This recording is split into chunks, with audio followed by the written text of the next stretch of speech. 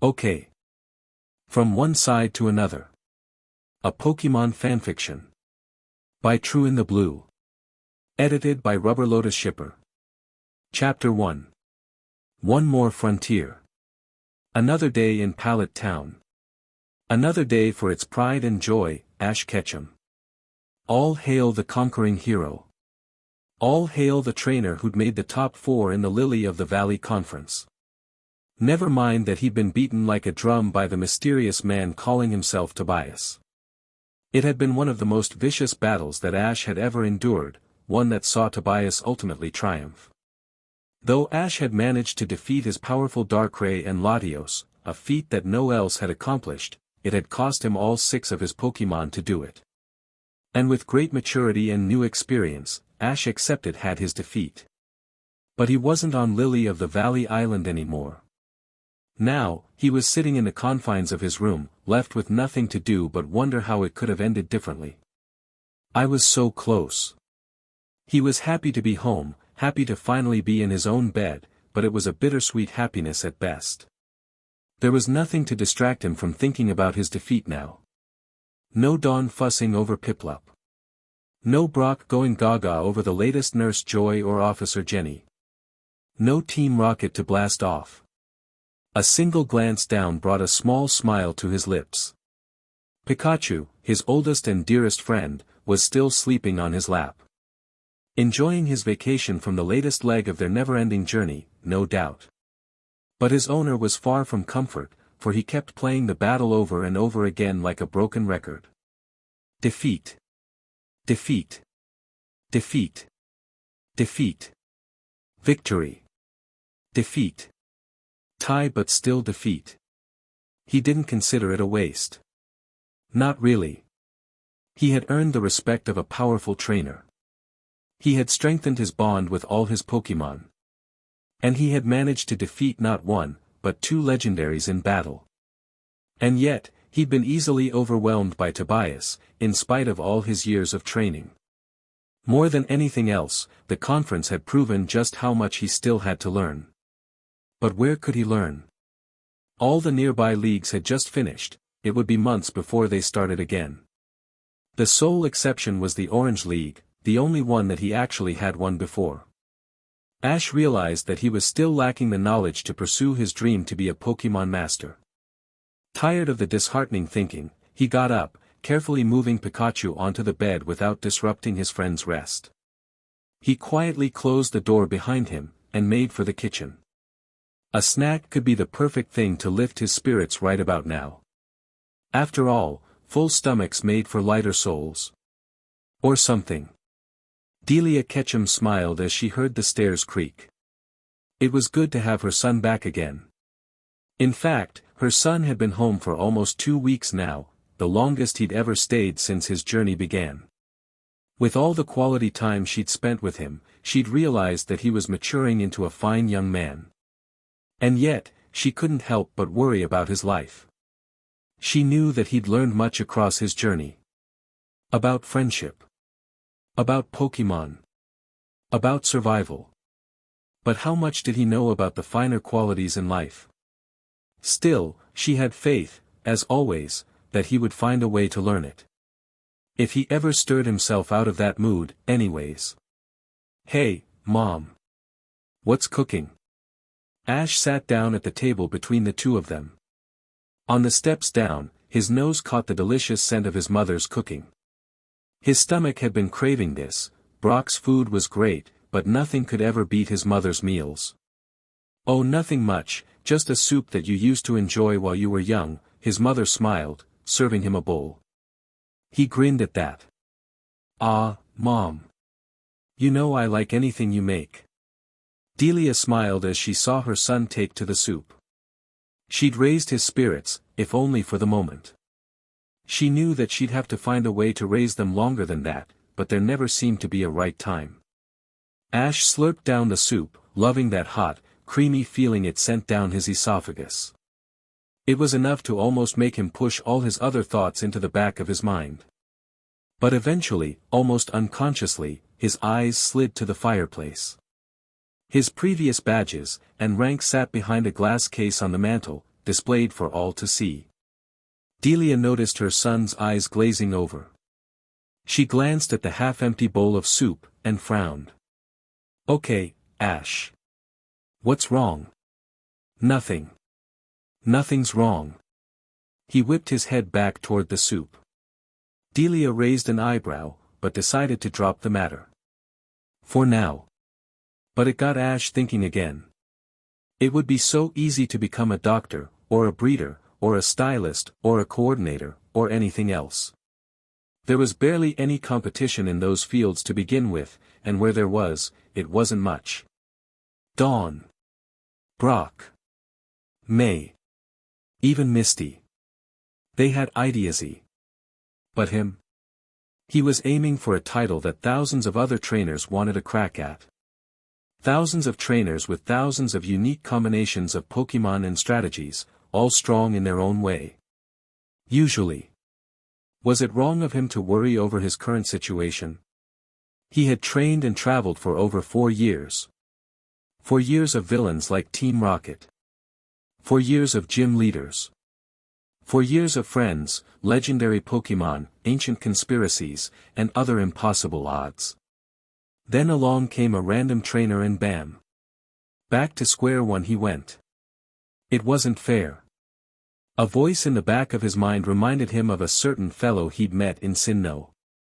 Of how strong that fellow's Pokémon were. He swatted it aside. He would never resort to Paul's methods. His Pokémon deserved better than that. So he turned his head and glanced at the glass case in the side of the wall. Every badge and trophy he'd ever won stared right back at him. Kanto. Orange Islands. Johto. Hoenn. Sinnoh. They were laughing at him. Flukes. Those were his victories. His head tilted down. What could he do?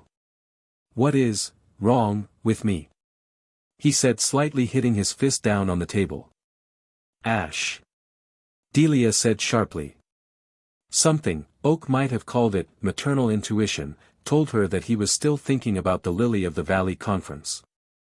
"Oh, sorry Mom, I didn't mean that," Ash tried to catch himself. "Oh, no you don't," she scowled.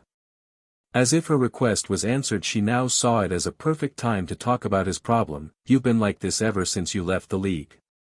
Instead of answering, Ash tilted his head further down.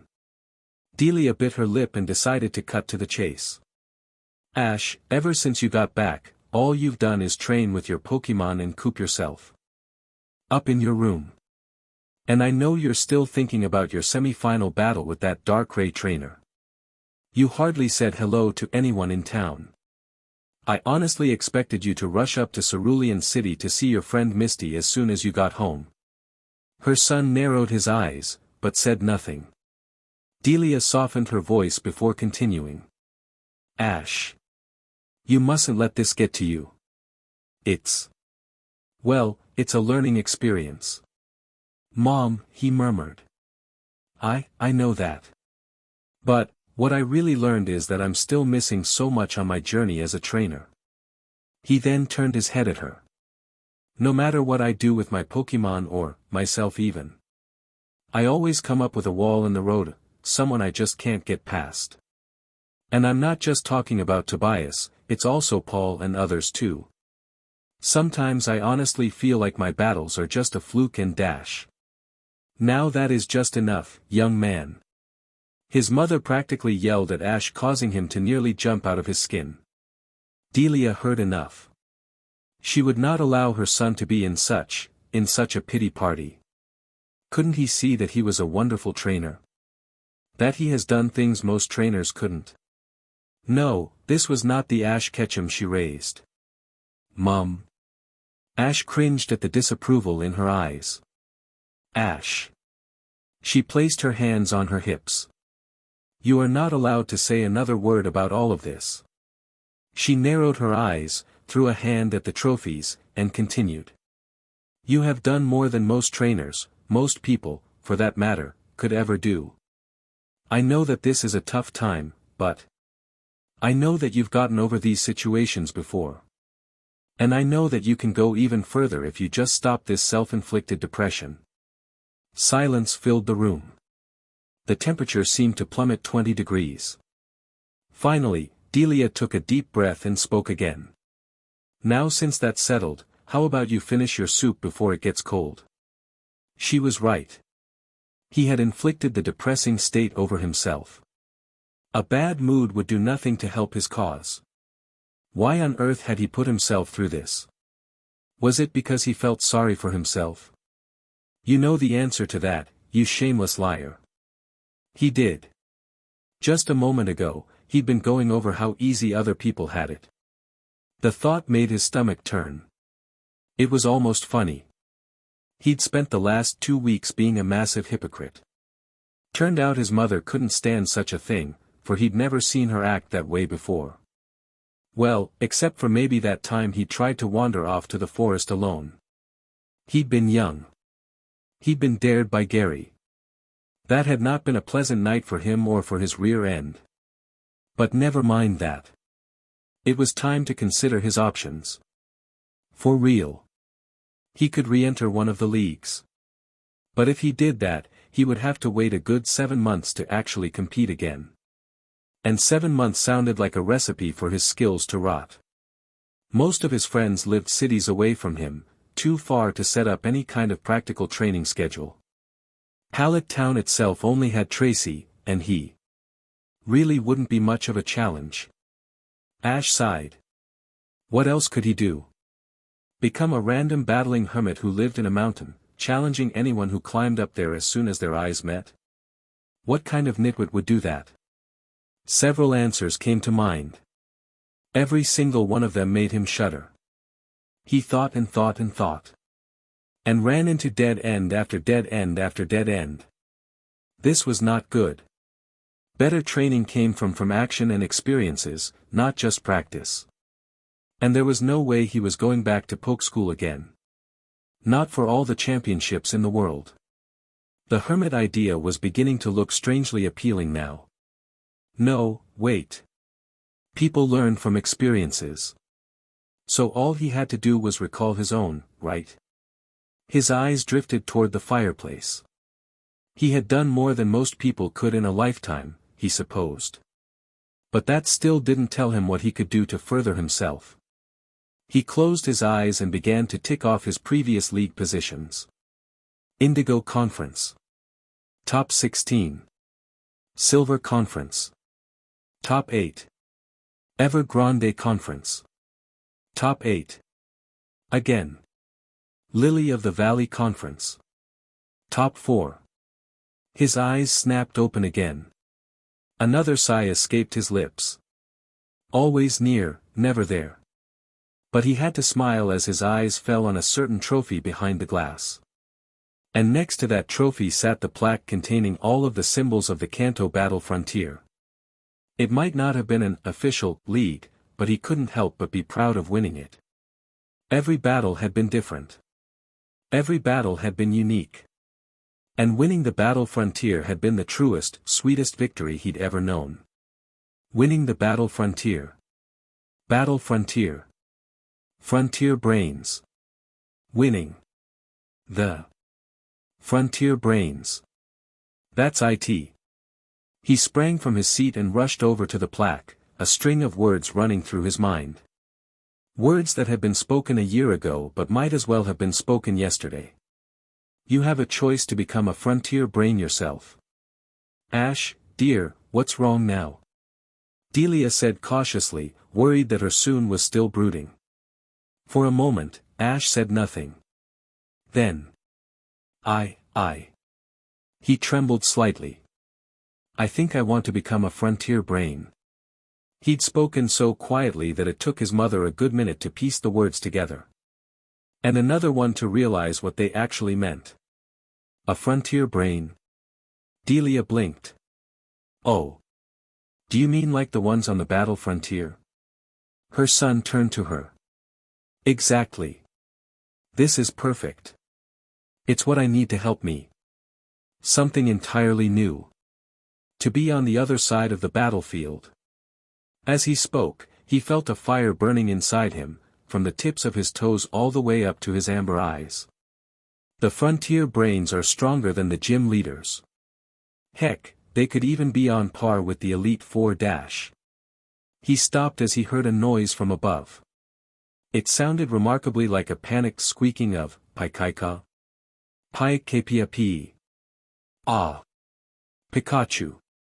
Before Delia could blink, her son was already halfway up the stairs, a trail of dust in his wake. Ash rushed into his bedroom and grabbed Pikachu by the paws. Without missing a beat, he began to spin in place, swinging the small Pokémon around by the arms. Pika! Pikachu yelled. His efforts were now split between figuring out where his trainer's sanity had gone and making sure his lunch stayed it belonged. And quite frankly, didn't have high hopes for either goal. What do you say, Pikachu? Ash asked as he finally stopped spinning, all excitement spent. For now.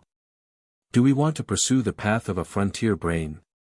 Pikachu made a warbled noise that might have been a PPIK, distorted beyond all recognition, and promptly slumped over. Ash took that as a yes. End of Chapter 1. From One Side to Another. A Pokémon Fanfiction. By True-InTha-Blue. Chapter 2. A Phone Call Away. X. It took 5 minutes before Pikachu was able to focus again. It took twice that long before he and his trainer's mother could actually calm down said trainer and teach him the fine art of coherent speech. Now dear, are you sure about this? Delia asked in concern. The prospect of her son going on a new journey didn't worry her much. The fact that the journey involved something that Ash had zero experience with was another matter. Yeah. Ash exclaimed, a sheen taking over his eyes. And all of a sudden, he was 10 years old again. This could give me a whole new perspective on battling. Plus, the other frontier brains could help me out. Delia blinked in confusion. What do you mean, Ash? I thought that most league members don't interact with each other that often, besides special occasions. Ash shook his head. That's what I thought too. Then I asked Max to look up some more info about the battle frontier when we had time. Turns out they actually get along with each other real well. They've got meetings every so often, and they talk about all kinds of new strategies and methods about battling. Delia breathed. And according to Max, they've got the ins and outs on what's going on in all the Pokémon leagues. We're talking exclusive info. Ash paused for a moment to let it all sink in. It's a done deal, Mom. Mrs. Ketchum was still not thoroughly convinced. For all his bravado, her son might not be ready to take on the delicate responsibility of being a frontier brain. They were, like he'd said, stronger than typical gym leaders. And they probably had additional duties on top of it all. But while Delia mused, Pikachu was almost as ecstatic as his trainer was. Having Ash back on his feet was encouraging enough. The prospect of them learning how to get stronger was even better. Pika Pi. That's right, Pikachu. Ash picked up his oldest friend again. We'll get to see all the frontier brains again. Betcha can't wait to see Brandon, and Lucy, and Noland, and Tucker Dash. Pikachu gave him a look. Okay, maybe not Tucker. But there's still Annabelle, and Greta, and Spencer. Who knows what more they can tell us? Delia perked up. You and Pikachu seem to know these people pretty well for just battling them. Both of them nodded. Yeah, well, they helped us out a lot with my battles. Even though they were trying to defeat me, they also, I guess, wanted me to learn. Pikachu and I remember almost every detail about the battles. They were incredibly fun. Pikachu. The mouse Pokémon agreed. Shaking his head to collect his thought, he asked, so can I please do it? Something's telling me that this could really change a lot of things. Can you think about it? What he didn't know was that she had already been thinking about it, from the moment she'd first heard him say it. Every word that came out of Ash's mouth showed her that he was maturing. This was not the rashness of a boy who saw something new, but of a young man who felt in his heart that this was the way to go. Maybe, she thought. This is what will lead him to a finer life. Ash. She looked her son straight in the eye. Most people would consider this decision a very rash one, especially when you're only 14 years old. Oh. Ash's voice grew much, much smaller. Pika. Pikachu's ears drooped. But. Two heads perked up in unison. Delia began to smile. But I see that you are ready for this. Believe it or not, Ash, you're growing up. I should let you follow your heart again, especially when it's carried you this far. So yes, you can go out and become a frontier brain. Ash's eyes widened. Really? Ah, geez. Thanks, Mom. She watched her son high-five Pikachu. A second later, both of them had peeled out the door. She sighed, hoping that she had made the right choice. Pikachu ran alongside Ash down the road that led to Professor Oak's lab. Though they could have used his mom's phone to call Scott, they needed the professor to get the phone number. While Ash was a great trainer and all, it was kind of hard for him to remember a 10-digit number that he'd been given a year ago. They picked up the pace as they headed up the stairs. They were almost to the doorway around the corner when... Oof! Pikachu turned around to see his trainer sitting on the hard cement ground, rubbing his rear end with a look of mild pain. A second later, Ash perked up with a scowl. Hey! Why don't you? Oh, Tracy. I didn't see you. Lo and behold, it was his old friend from the Orange Islands, bandana, backpack, and all. Scrambling to his feet, Ash gave Pokemon Sketcher a hand up. Heh heh. Sorry about that, Tracy, Ash grinned, a hand clapped to the back of his head.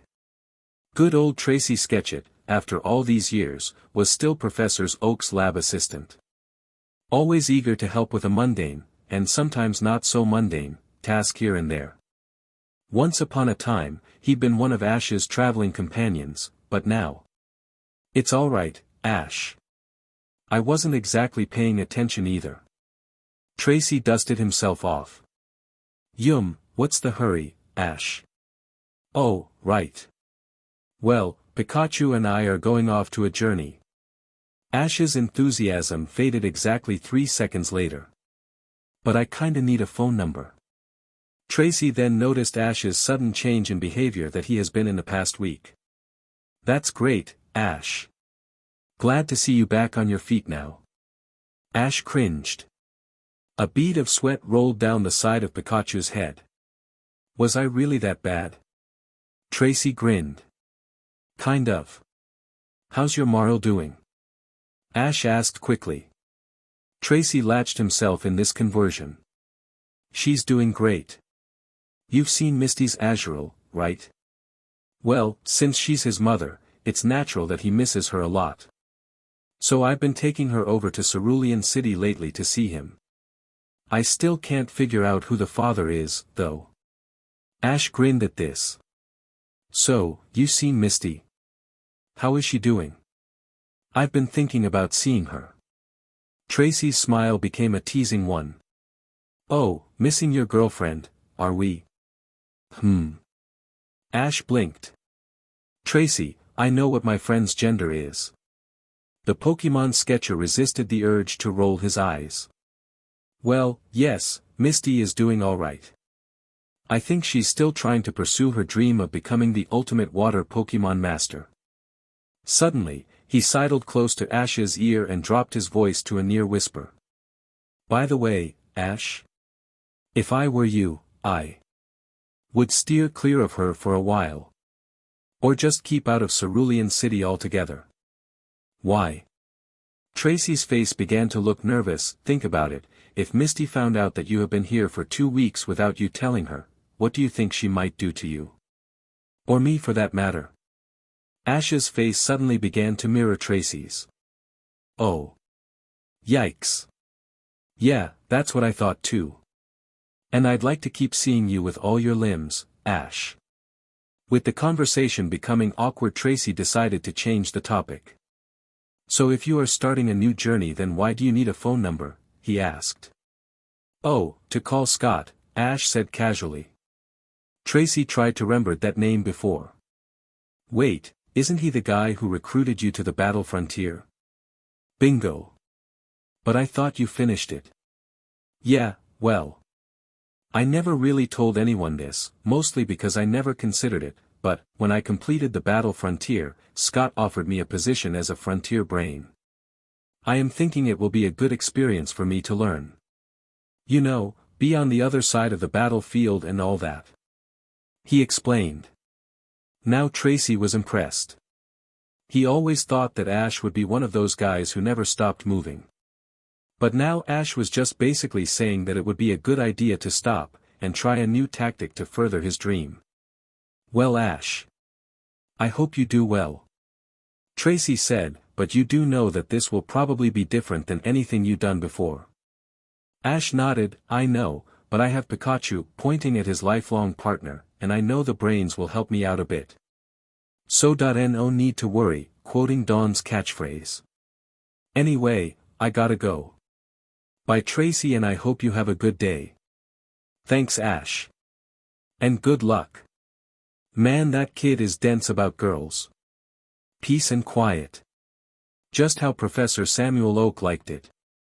No people bothering him for tips on Pokemon care that would take 5 seconds to look up in the Pokédex. No Pokemon making noise or hugging him. Just himself and his very important work in peace, calm and... Bam! Gah! Crash! Hey Professor Oak, a very loud and very familiar voice rang in his ears. I was wondering if... Figures. At this point it's quiet, too quiet, should probably be declared some universal law. Professor Oak. What are you doing lying on the floor like that? Ash yelled, seeing the Pokemon scientist on his back with his chair in the air. Oh, it's you Ash. I should've known. Oak struggled to his feet. He was getting too old for this. What do you need, Ash? Make it quick, because I am very busy. Ash had to smirk. Actually, you're doing poetry. To further his point, the young trainer gestured toward Pikachu, who was holding the professor's latest haiku and giving it a once-over. Pika-pai, Pikachu offered his expert opinion as he put the paper down. Yum.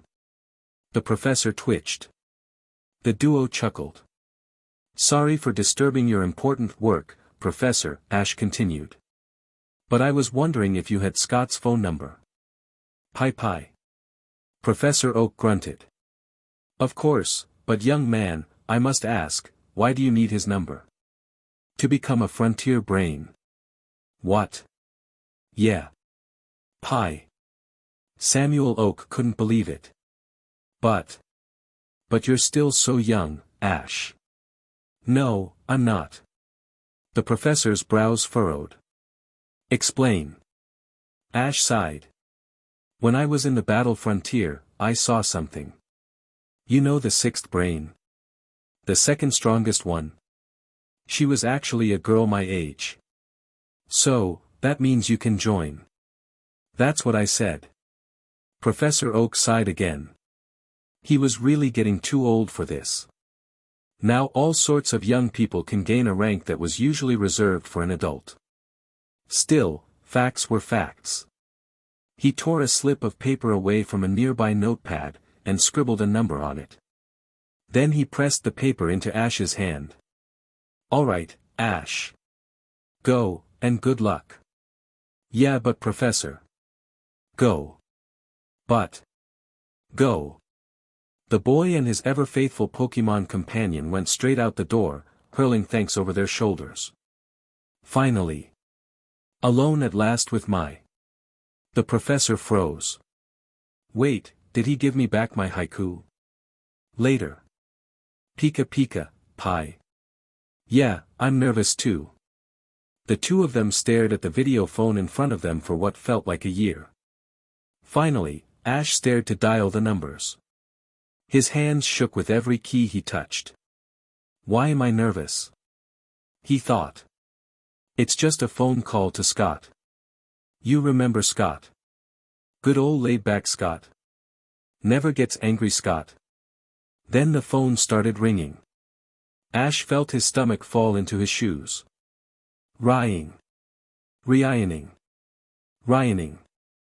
Ryin. Hello. A portly man filled the screen, all decked out in a blue flower print shirt and sunglasses. And Ash's nervousness vanished into the ether just like that. Hey Scott. It's us, Ash and Pikachu, you remember? They saw Scott tilt his glasses down to get a better look. Wow. Is that you, Ash? You have grown since Sinnoh. Man, the TV did not lie. Wait, you been watching me in the league? Scott chuckled. Well, why wouldn't I, Ash? And it's not just me. All the brains have been keeping tabs on your journey. Why, we were even rooting for you when you faced off against Tobias. I mean, what a match that was. Just the sound of that name was like an ice pick through the gut. Ash felt his enthusiasm plunge. Maybe this isn't such a good idea after all. While Ash got lost in his thoughts, Pikachu decided to engage the conversation. Pika Pikachu. Hi Pikachu. Well, it's nice to see you too, Pikachu. Tell me, have you gotten stronger? Pikachu flexed his paws and let sparks of electricity fill up his cheek pouches. Pika. The Battle Frontier head laughed. He honestly loved the enthusiasm just radiating off the two. But then he noticed that one of them wasn't looking so enthusiastic after all. Hey, Ash. Are you alright, pal? Ash snapped out of his thoughts and wiped the glazed look off his face. Oh, yeah. I just got distracted by something. Alrighty then. So, why did you call me, Ash? And I can tell it wasn't just for a friendly chat. Ash turned to look at Pikachu, then back to Scott. And he let go of a breath he wasn't even aware he'd been holding.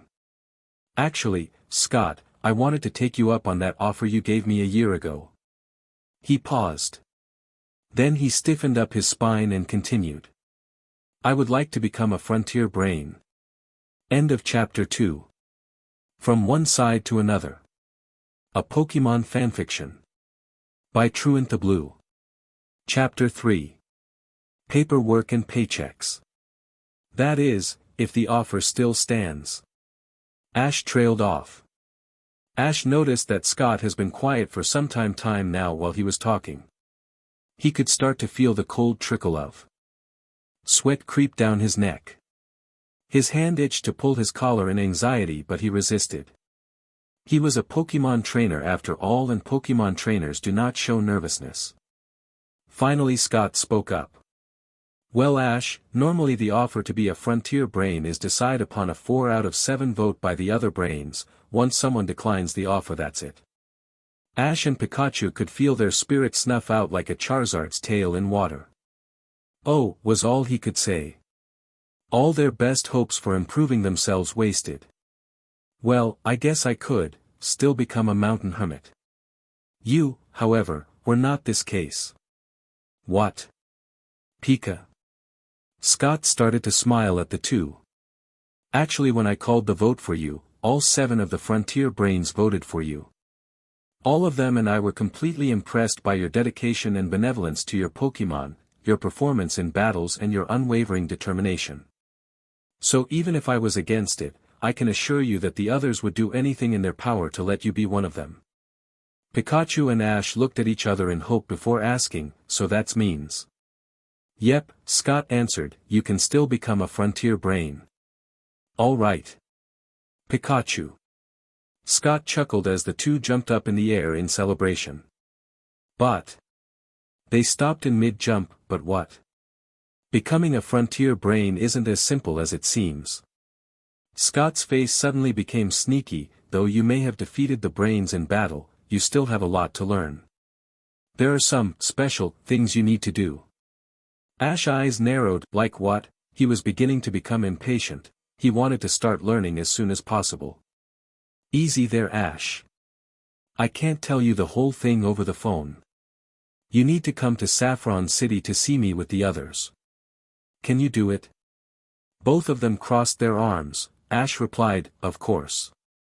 I can even get there today." Scott's sweat dropped at this.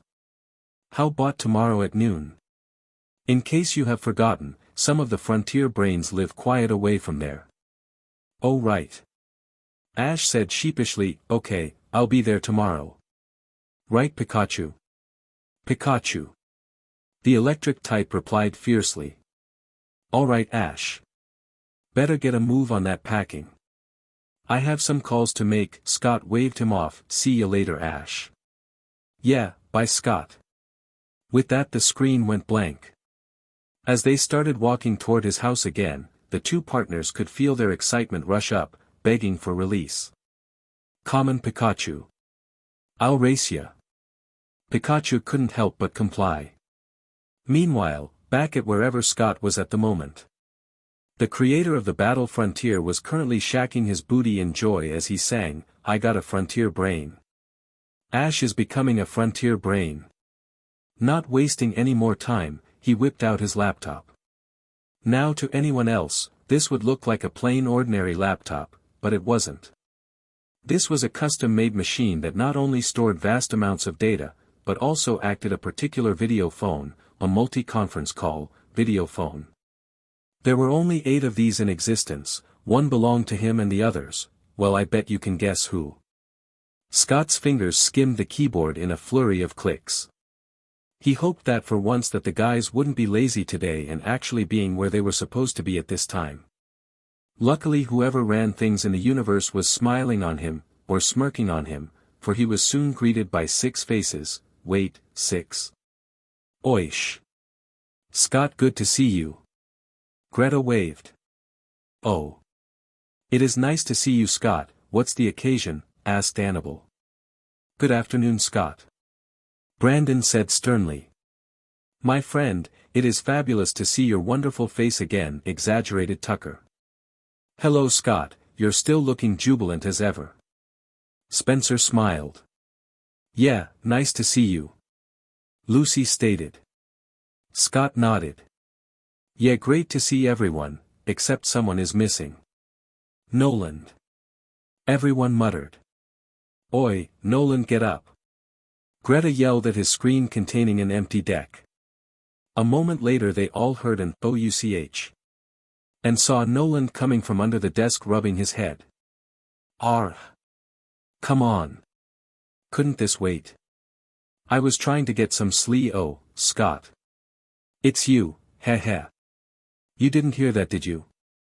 An annoyed look crossed Brandon's face. "You do know that this is the time we are supposed to fill out important paperwork, instead of sleeping under the desk like a Snorlax." "Yeah, well. I can't be the only one who doesn't always do the forms." "You better be." Scott quipped at him. "He is, right guys?" Instantly the others began to look preoccupied with anything else than looking at Scott. If he didn't have his glasses on, you could see his eye muscle twitch.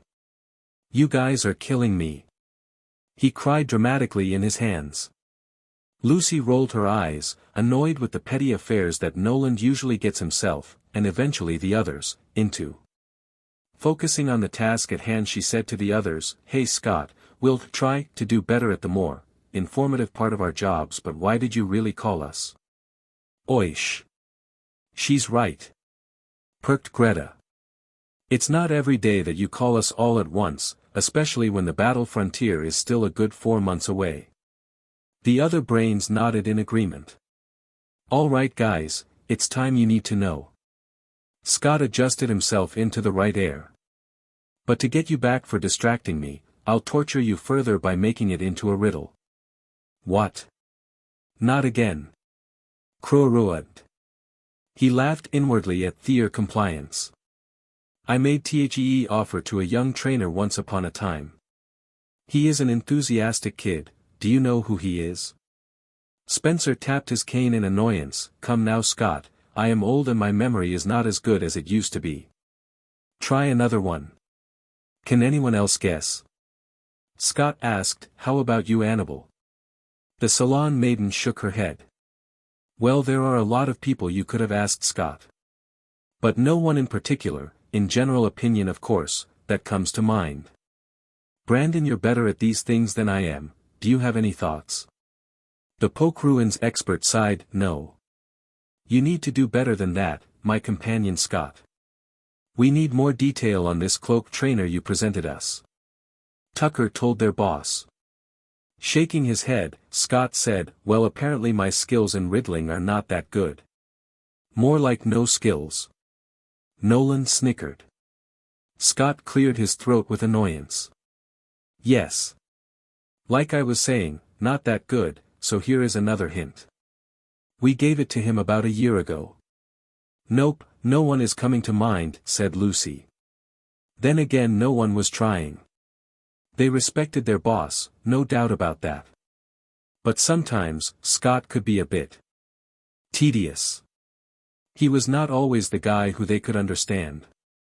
Besides, this was getting boring. Brandon really wanted to check out some new maps of some ruins he found. Annabelle was itching to test out a new move with one of her battle tower participants. And Tucker was in dire need to find a new wardrobe. He didn't want to get dull for his fabulous fans. It was obvious to everybody that this conversation was getting nowhere. Now Scott was a calm guy, he prided himself for remaining a cool cat in any situation. But no one, except the frontier brains could make him snap. Oh, for pet's sakes. We started his fan club. It was almost painful for him to watch the guy's eyes widen on the monitor in realization. He could practically hear their thoughts go, ugh. It was a good thing he wore sunglasses or they would have seen his eyes roll.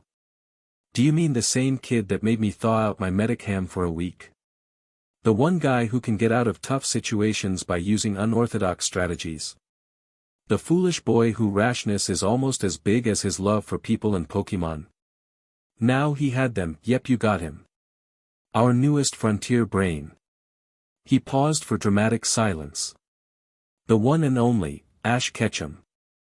Adding a pose to boot, he waited for their response to the good news. He did not, however, expect the silence that came after it. Why didn't you say so? The voices were so loud that Scott was almost sure that the speakers would burst.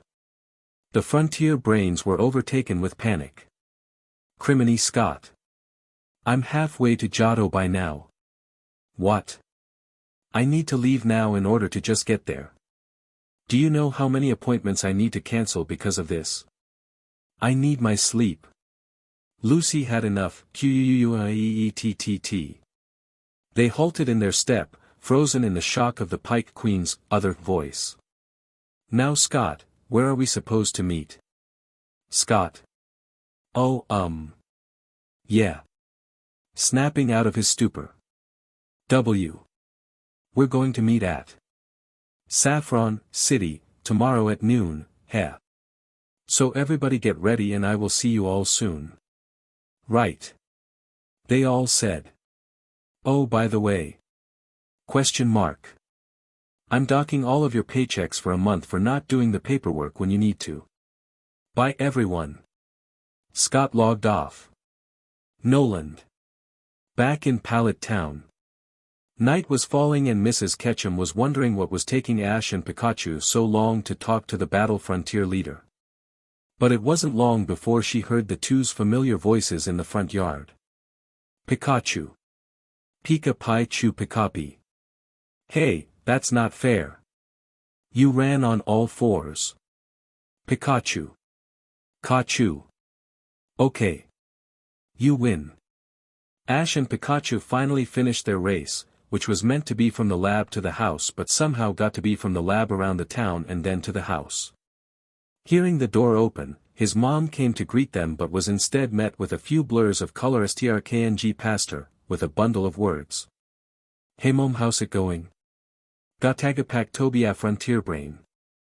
Ash zoomed up to his room, with Pikachu trailing behind him. Mrs. Ketchum sighed. So this is it.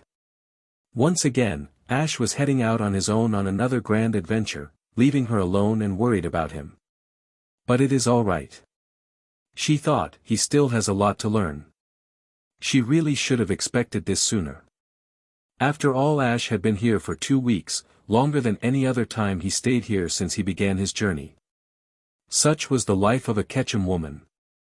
After a little while Delia had a dinner ready for her son and his Pokemon, she figured that he and Pikachu would be hungry after all the running they did earlier.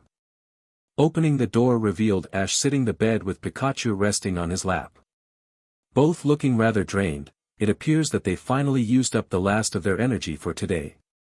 Hearing the noise of someone approaching, Ash looked up to see her. "Mom!" he mouthed, slightly surprised. Setting aside Pikachu, he went up to her. Delia smiled at him while saying, "I brought up some dinner for you in case you were hungry." She almost laughed at the relief on his face when he took his meal. But then he did something unexpected. Instead of chowing down like he normally would, he set his meal aside to talk to her. "Hey Mom. I wanted to say thanks. I kinda didn't do it this morning." He turned away shyly. "So. Thanks for talking me out of my pity party. Smiling, Delia turned around to head out, knowing that everything will turn out alright. End of Chapter 3. From One Side to Another. By True-in-the-Blue. Chapter 4. A Flying We Go. If chaos could be personified, then it would be the Frontier Brains right now. They had no warning about Scott's sudden announcement, thus throwing them into a loophole of turmoil and disorganization. They rushed to get themselves ready to head out to Saffron City, but they were all excited for Ash's initiation into the battle frontier. As night got nearer, things started to cool down. Nolan prepared his biplane. Unfortunately he trouble with the screws. A bunch of energetic Aaron tried to eat them. There was also the trouble of picking which Pokemon he wanted to bring with him. They practically begged him to come with him, except Articuno. The legendary bird couldn't go with him despite that it wanted to, but he had to explain carefully to it that a legendary uncaptured Pokemon would cause a pandemic. Greta was hung up telling all her trainees at her dojo that she had to go for a few days. Everyone, especially the men, were crying for their tycoon's departure. But to calm them down she promised that she and her Pokemon would kick their butts when she got back. Her men stopped crying, whether it was out of fear or joy, she couldn't tell. Tucker already had his Pokemon ready. They were prepped and rested. His waved his many fans off into the night and signed all their autographs. His precious battle dome all cleaned. Now he faced the greatest challenge once again: which clothes should he wear? Lucy was finally able to get rid of her women posse. She took things slowly, the initiation would come and she would be ready. After looking over her squinty-eyed Pokemon she began to think about tomorrow. But mostly she was thinking of our favorite spiky-haired boy who can't help himself when he sees a girl. She didn't care much for the initiation, but she was wondering if Ash would be traveling with the object of her hidden affection. Spencer was taking things easy. First he would get a bottle of water, then he would call over his Pokemon from the forest and... Alright, this is slow. Let's just skip him. Remember during Scott's conference where that one guy was halfway to Johto? That was Brandon. As soon as the call ended, Brandon had to rush to the pilot's room and immediately told him to head to Saffron City. Unfortunately, making such a sudden change of schedule would cause problems with a lot of museums and appointments with quite a few elite scientists interested in his work, all resulting, for poor Brandon, with more accursed paperwork. Then there was Annabelle. She was more than capable of dealing with the sudden change of schedule. All she had to do was announce to her Battle Tower competitors that a building would be closed for a few days. Now, with not much to do, she could keep her mind off Ash. She couldn't help it, she really, really liked him. He was everything that she liked in a person. Funny, excitable, honest, and compassionate. She was amazed by his dedication to both his friends and his Pokemon. She watched his defeat on the Sinnoh League, and being a person who could detect emotions much more easily than the average person, she could tell that something happened to him over there, and from what Brandon told her about his latest run-in with Ash, well, that only proved her theory. But no matter what, all the Frontier Brains had one thing on their minds. Which one would he choose? The next day, just before they left for Saffron City, Ash was fixing his Sinnoh cap on his head while he went over in his head to make sure he had everything for the trip. Sinnoh garb. He looked down. Check. Poke dollars, about 100,000. He felt the large wad in his backpack. Check.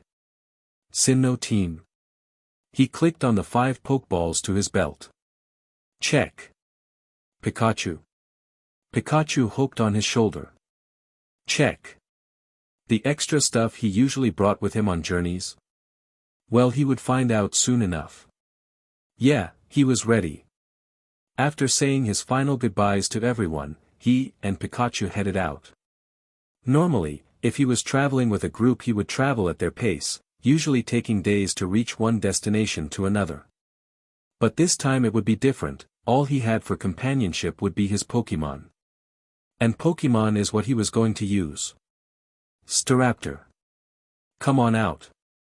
He cried, throwing one of his Pokeballs. In a flash a light appeared, a fierce hawk-like Pokémon, its talons as sharp as razors, and red eyes that showed friendliness. Storer. He cried. Ash petted the predator Pokémon. Hey Staraptor, enjoying your time in my home region? Staraptor nodded its head, fiercely agreeing with its trainer. The weather in Kanto was warmer than Sinnoh, which meant it was easier to fly higher to feel the sun on its back. Smiling, Ash asked, would like see more of it, especially Saffron? He tried to be subtle. Star. Alright, I kinda need a ride. Realizing he failed. Rolling his eyes, Staraptor turned around and gestured to his trainer to get on. Thanks. After making sure Pikachu had a good grip on his shoulder, he got on the bird Pokémon. As soon as he did, Staraptor started to flap its powerful wings. In a few seconds they were off to the blue sky. The view was amazing, and Ash saw they weren't the only ones up there. Natus, Jumpluff, Taillow, Windgull and all sorts of flying types were riding the wind across the sky. The sight called a previous experience when Ash flew with his Pidgeot, causing a feeling of nostalgia to weld up inside of him. He will always miss his first flying-type Pokémon, but he has made new friends to help patch up the hole in his heart, never replacing it but helping to sew it up. After a while Ash began to get worried. The sun was reaching nearer toward the center of the sky and Saffron City was still a bit away. He was conflicted to ask Staraptor to go faster. He could tell that the Pokémon was tiring by the wing beats getting slower and slower, but he really didn't want to be late for the battle frontier. He knew that first impressions had a big effect on them. He then felt Pikachu tugging on his shirt. Pikapi. Pikachu Pi. He saw him pointing toward an object in front of them. Looking at it closely, Ash saw that their destination was close. He could see Saffron City's golden light just ahead. Sensing his trainer's impatience, Staraptor kicked it up a notch, focusing on the goal at hand. Ash and Pikachu were too, focused completely on the city. However, this would prove to be a grave mistake. For they didn't notice when the other Pokémon in the sky fled in terror. They didn't hear the mechanic noise of a metal arm was up to them. What they did notice is that, as soon as they reached the outskirts of the city, Staraptor was taken right out under Ash.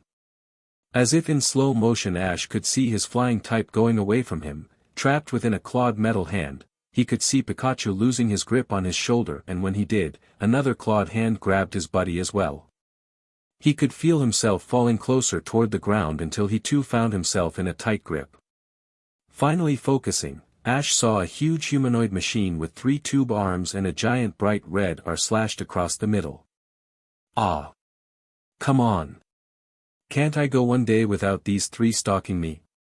He thought angrily. Ash huffed and tried to think of a plan to get out before they started to sing that annoying song. But the song didn't come, neither did the familiar voices. Instead, a different tune came out of the mecha. Look out! Here comes the tide. Crashing in and sweeping you aside. Bring destruction and ruin across the plain. Hold on tight now, you're going to be in pain. Cassidy. Butch. Shuckle. They struck a pose. Filling this world with fire is our quest. Don't try to stop us because Team Rocket is the best. Ha ha ha ha ha. Now that Ash got a good look at them, he instantly remembered these other, and more capable, members of Team Rocket, almost. Cassidy. Ann, Bill. No, that's not it. Bob. No, that's not it either. As Ash mused, Cassidy quickly turned to her partner to see his reaction to the common mistake to his name again. And once again Butch was seething in anger, and with good reason. The twerp just heard his name 5 seconds ago, so why didn't he remember it? Whatever the reason was, Butch wasn't going to let it go. Hey twerp. He yelled, I just told you my name in our song seconds ago. Despite of the situation of him being captured, Ash huffed and retaliated, well maybe I would remember it if you guys would actually say my name. It's not twerp just so you know.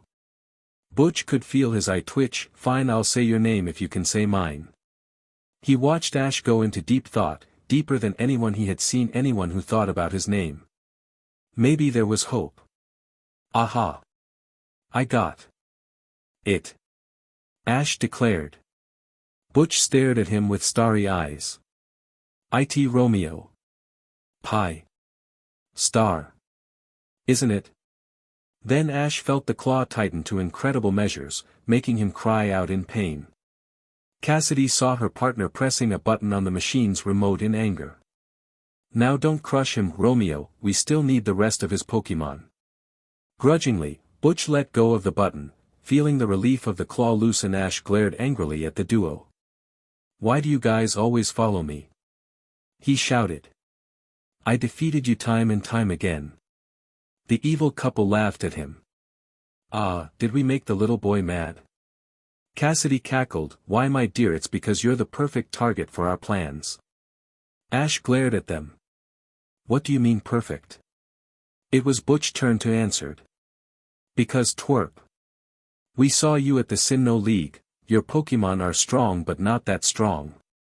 They are capable enough for the faculty we are trying to infiltrate. Butch stopped himself before revealing too much about Team Rocket's secret plans.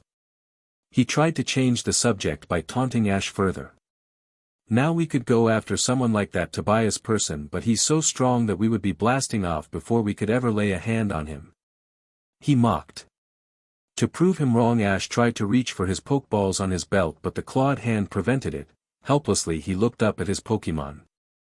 Their faces were worried for him and themselves. His eyes narrowed and his fist clenched. He wanted to defy them, to show them that he was strong enough that they shouldn't lay a hand on him. But a tiny voice rang in his mind, twisting a truth out of Butch and Cassidy's malicious words. It's true. It said. If you were stronger you wouldn't be in this mess. The twisted two were laughing their heads off at Ash's predicament.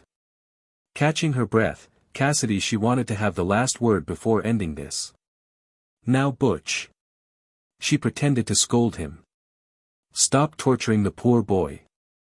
It's not his fault that he's so. Venusaur. Use Razor Leaf. Huh.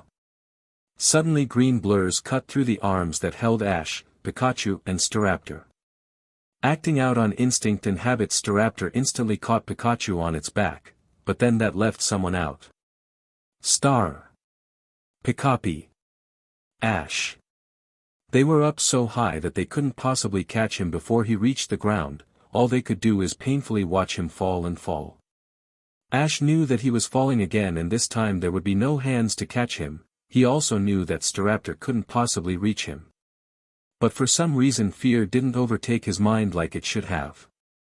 No, there was only one thing coursing through it, his tactical mind as a trainer. Images and methods flashed through his mind, deciding which way would be best for him to survive this. Wasting no time, Ash adjusted his body to survive the fall. He closed his eyes and waited for the impact of the hard cement road. He did hit something. But it wasn't hard cement. It was soft, and polleny. Venusaur. Opening his eyes, Ash found himself in a giant flower, or to be exact, a Venusaur's flower. Immediately, he jumped down to be met by the face of the flower's holder. Detecting that this wasn't someone's random Pokemon, Ash took a close look at its face until something clicked in his mind. Wait. Aren't you Spencer's Venusaur? He better be Ash. Or I would have been carrying the wrong Pokemon. An old friendly voice answered him. That wouldn't be the first time, snapped another. Recognizing these voices, Ash's head whipped around to see figures going toward confronting the giant rocket robot. The first 6 Battle Frontier brains. Ash blinked because he didn't recognize them, but it was only for an instant. They changed their clothes. Noland was dressed up in an old pilot uniform but still kept his red hat. Greta sported a red tank top with a pair of hakama, traditional samurai pants. Tucker discarded his uniform for a black business dress suit with giant white buttons in front. Lucy changed the least, still keeping her slacks. She only changed her tube top for a plain purple shirt. Spencer was, still the same. Annabelle lacked her Victorian-styled cloths in favor of a white shirt, a pair of capri pants, white shoes and striped socks. With accessories of a fanny pack, an orange bandana around her neck with a camera. One of the most significant of these was the green hat that topped it all off. Guys! He cried in relief and amazement. The Frontier Brains quickly greeted him with a, "Hi Ash," before turning their attention back to Team Rocket with Spencer's grass-type joining them. The duo was currently shocked on how easily they were caught off guard. And by an old man no less. "Hey idiots!" Noland yelled. "Normally I would like to battle with you bad guys, but we and Ash over there are going to be late for an appointment. So can you like leave?" An insult, Butch and Cassidy thought.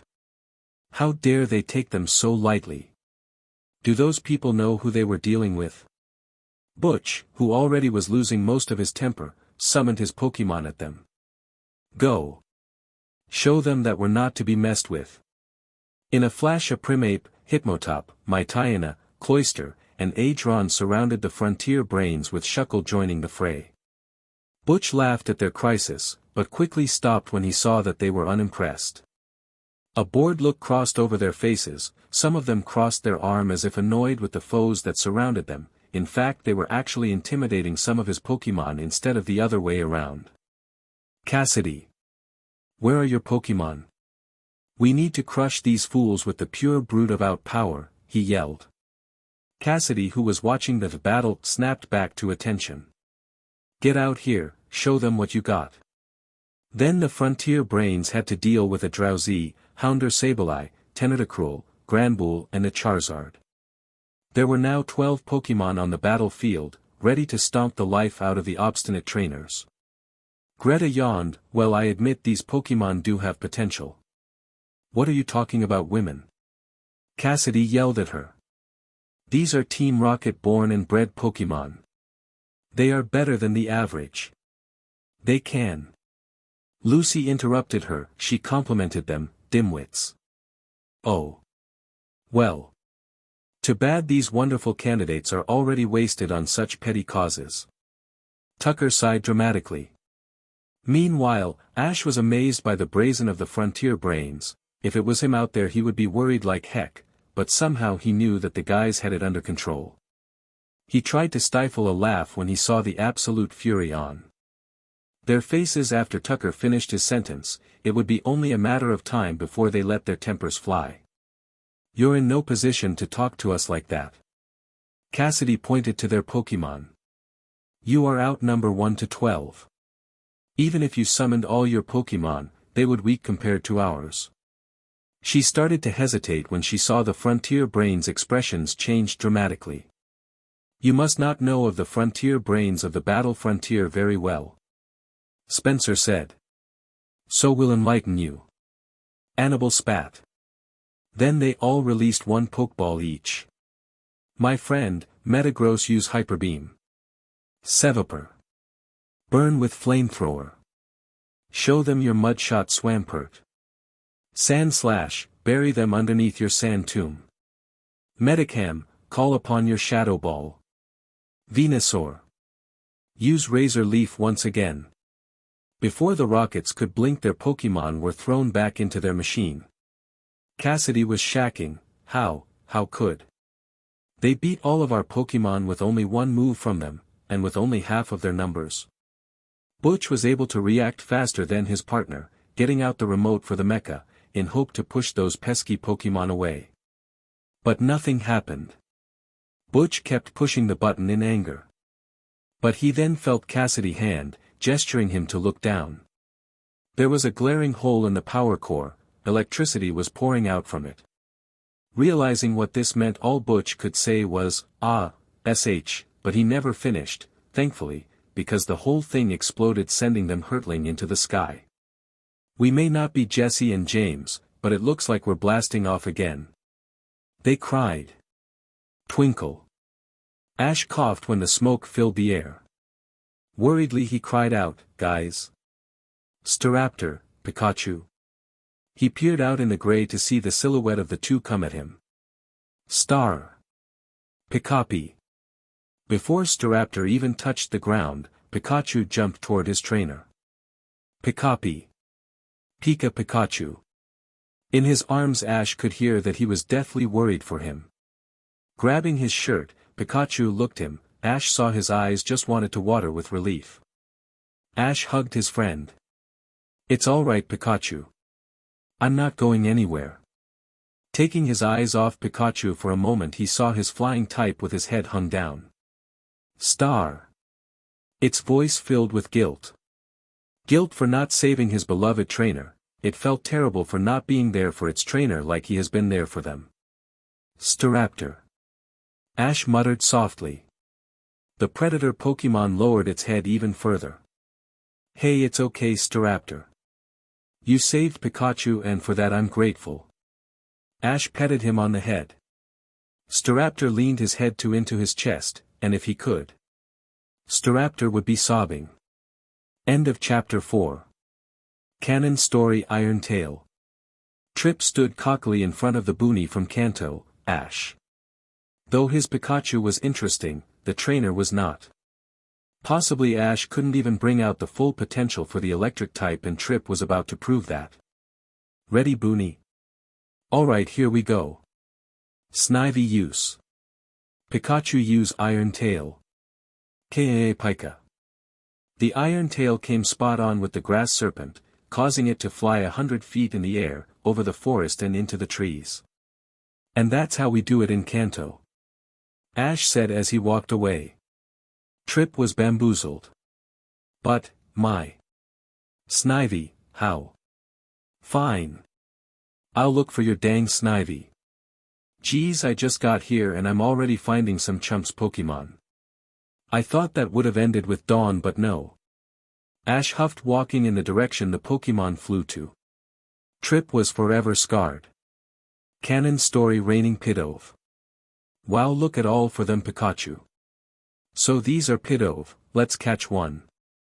Ash exclaimed as he viewed the field of flying types. He got an idea. Pikachu used Thunderbolt. Paiakea. The whole field was engulfed in a bright yellow light. When it disappeared, Pidove sprawled on the ground, some were even falling from the air, fainted from the sheer power of the attack. Ash was horrified. Dang it. I didn't expect this to happen. He looked around to see them all, looking across each individual. All of them, fainted. I don't know what to do. Pikachu, he called for his partner. Which one do I choose? Canon Story Nuke Attack. Ash faced against the Striaton City gym leaders. Panzage, Pansear and Panpour were all on the battlefield facing his one Pikachu. The gym leaders thought this would be an easy win. Iris was too, currently thinking that Ash was probably the dumbest trainer in the history of Pokemon battles. Obviously they never seen him on TV. Pikachu used Nuke Attack. Ash cried. Nuke Sillin began. Attack. Iris finished. The field was covered completely by electrical pulses. Next thing everyone knew, all three of the monkey Pokemon were fainted on top of each other. The gym was silent except for Ash, who marched over to the three and took the badge from them. Why do I have a feeling that this shouldn't happen? Ah well, I got my badge, so see ya. From one side to another. By True-in-the-Blue. Reunion. Chapter 5. It's good to know that you are still treating your Pokemon rightly. Ash heard a voice say after he recalled Staraptor. Instantly recognizing it, Ash had turned around to see Annabelle. As he ran toward her, he saw that she was followed by the other Frontier Brains. Pretty soon he was bombarded by handshakes and friendly gestures. It's great to see you again, Ash. I hope that Sceptile of yours is recovering well. Spencer said with a tape of his cane. Oish. You better be careful next time. Greta slugged his arm. I hope you're ready for the big time. Annabelle teased. Ash grinned at the faces around him. Thanks everyone. I really owe you guys. Don't worry about it, kid. Nolan patted him on the back. Besides, if there is anyone you should thank Annabelle. Annabelle? He said as he turned toward her. Kachu-Pika. Pikachu jumped toward her arms. Hey, it's great to see you too. She petted the electric type before answering his trainer's question. We all arrived at the same time, so we were heading to where Scott was to meet us, but when I saw the giant robot thing with the Team Rocket R on it, I sort of summed up two things. You in trouble. Ash shook her hand in gratitude. Well, thanks for that. We never get a break from those guys. The three of them laughed until Nolan interrupted. Hey, to break up the love chat, but we are going to be late. Quickly Annabelle handed Ash Pikachu, trying to hide the sudden blush on her face. Quickly she caught up with the group without too much hassle. Ash, being the clueless playboy he is, didn't notice anything particular about the comment. For now. Catching up with the group, he now realized that someone was missing. Hey, where's Brandon? He asked. There. They all said monotonously. Just then the signature flying pyramid flew over their heads. Oh. Pika. The group finally reached their destination, Sylph Company headquarters. Ash smiled, seeing the company hasn't changed since the last time he saw it, except for Brandon's pyramid sitting next to the giant building. Seriously, how can that guy get away with parking that thing everywhere? He whispered to Pikachu. The Pokemon just shrugged for an answer. Upon entering the facility, they were greeted by a friendly face. Great to see ya again, Ash boy. Scott greeted. I hope you are ready to become a Frontier Brain. Both of them pumped their fist. Heck yes, we're ready. When do we begin? I'll take on any of these special things you asked. Pikachu. Everyone smiled at their eagerness. All right, Ash, we will get to there in a moment. Right now we need to get on with the initiation. Together they walked across the hallways, soon reaching the end and another figure. Ash saw it to be Brandon leaning against the doorway waiting for them. Walking up to the Pyramid King, Ash greeted him. Hey Brandon. It's good to see you again. How is the reconstruction on Snow Point Temple? Brandon turned his attention on the young trainer. The construction is going well, and with my legendary golems it will be better than ever. But are you doing well, Ash? Huh? Brandon shook his head. Never mind, boy. Let's just get on with this. He pushed the doors open to a conference room reserved for them. Once they all got to their designated seats, Scott started to speak. All right everyone, the initiation has now begun. Let the current Frontier Brains please start roll call. Factory Head Noland. Arena Tycoon Greta. Dome Ace Tucker. Pike Queen Lucy.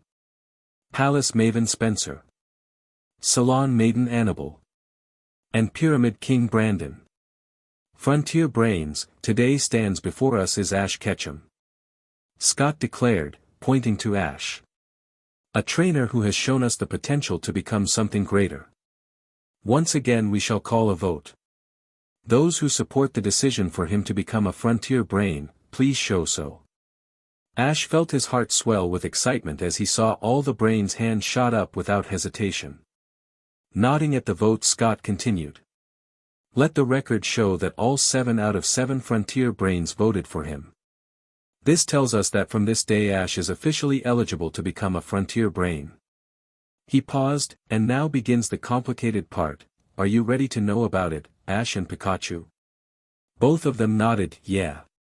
Common Scott, we've been waiting for this part the whole time. What do we need to do? Okay then. Scott took a deep breath. In order to become a full Frontier brain, you need to serve a full 3 to 4 mouths under their command. Wow.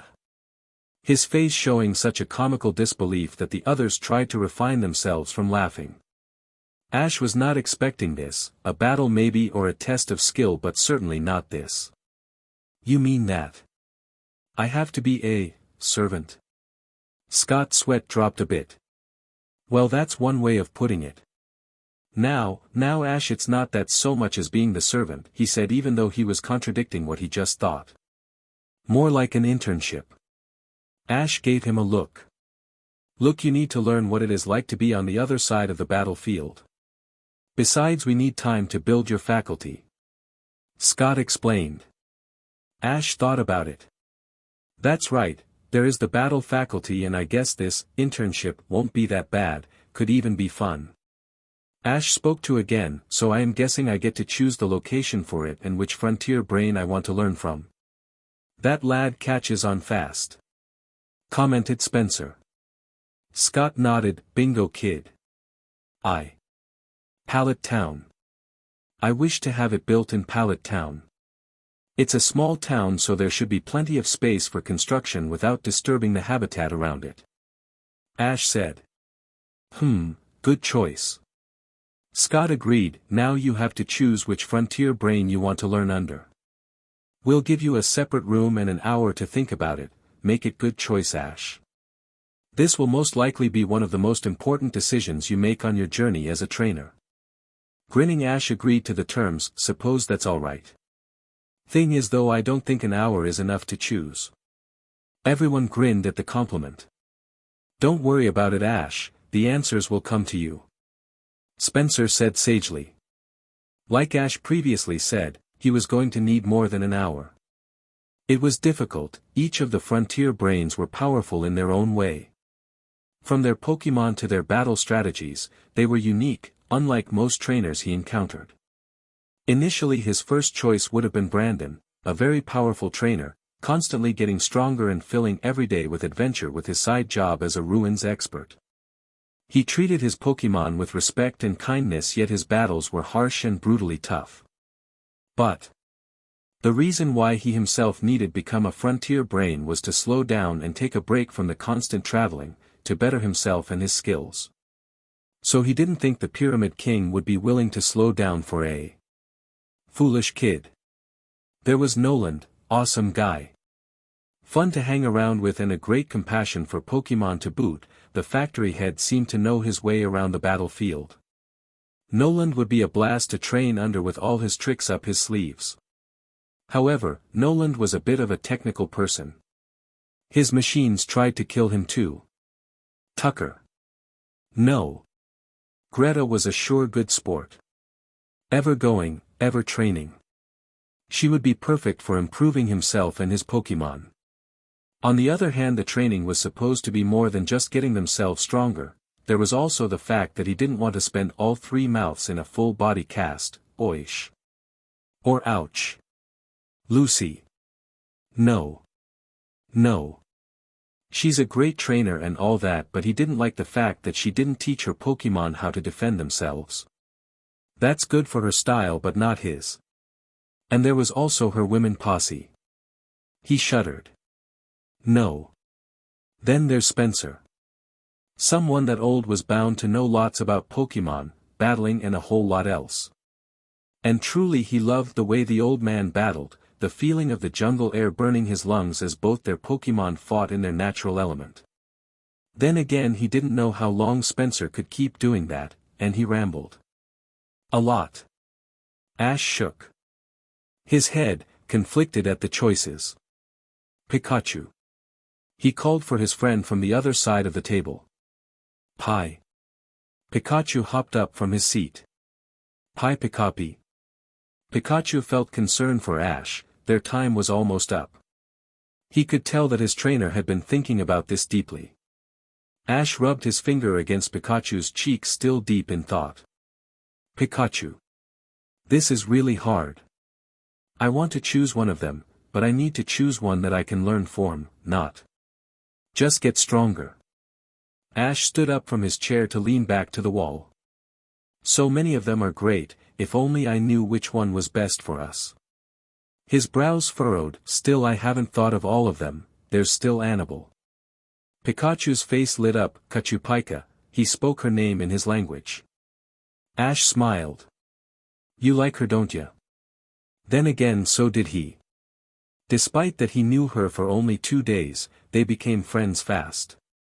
His aim was to defeat her, yet she still treated him with courtesy and even offered him to teach him and May her ability of understanding Pokemon. He saw her powers as a trainer, and she obviously had more skill than most of the frontier brains.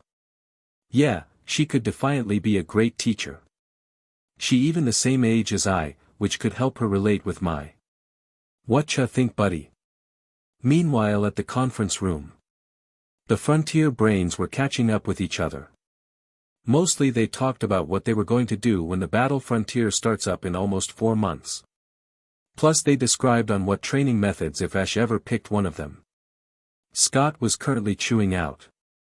I mean, talking with Noland about his little habit when he is supposed to be doing his paperwork. When he left Noland a quivering wreck, he spotted Annabelle leaning with her back toward the wall. She was not really interacting with anyone, instead fiddling with her hat, deep in thought. He walked up to her saying, Hey, excited for our new brain? Annabelle snapped out of her thoughts and grinned. Yeah. This will be an interesting year. Can't wait to see what he's got for our challengers. Scott quirked his eyebrow at her. Oh. Focusing on what happens after the 3 months after, are we? I thought you would be ecstatic that the fact that there is a possibility that he might pick you.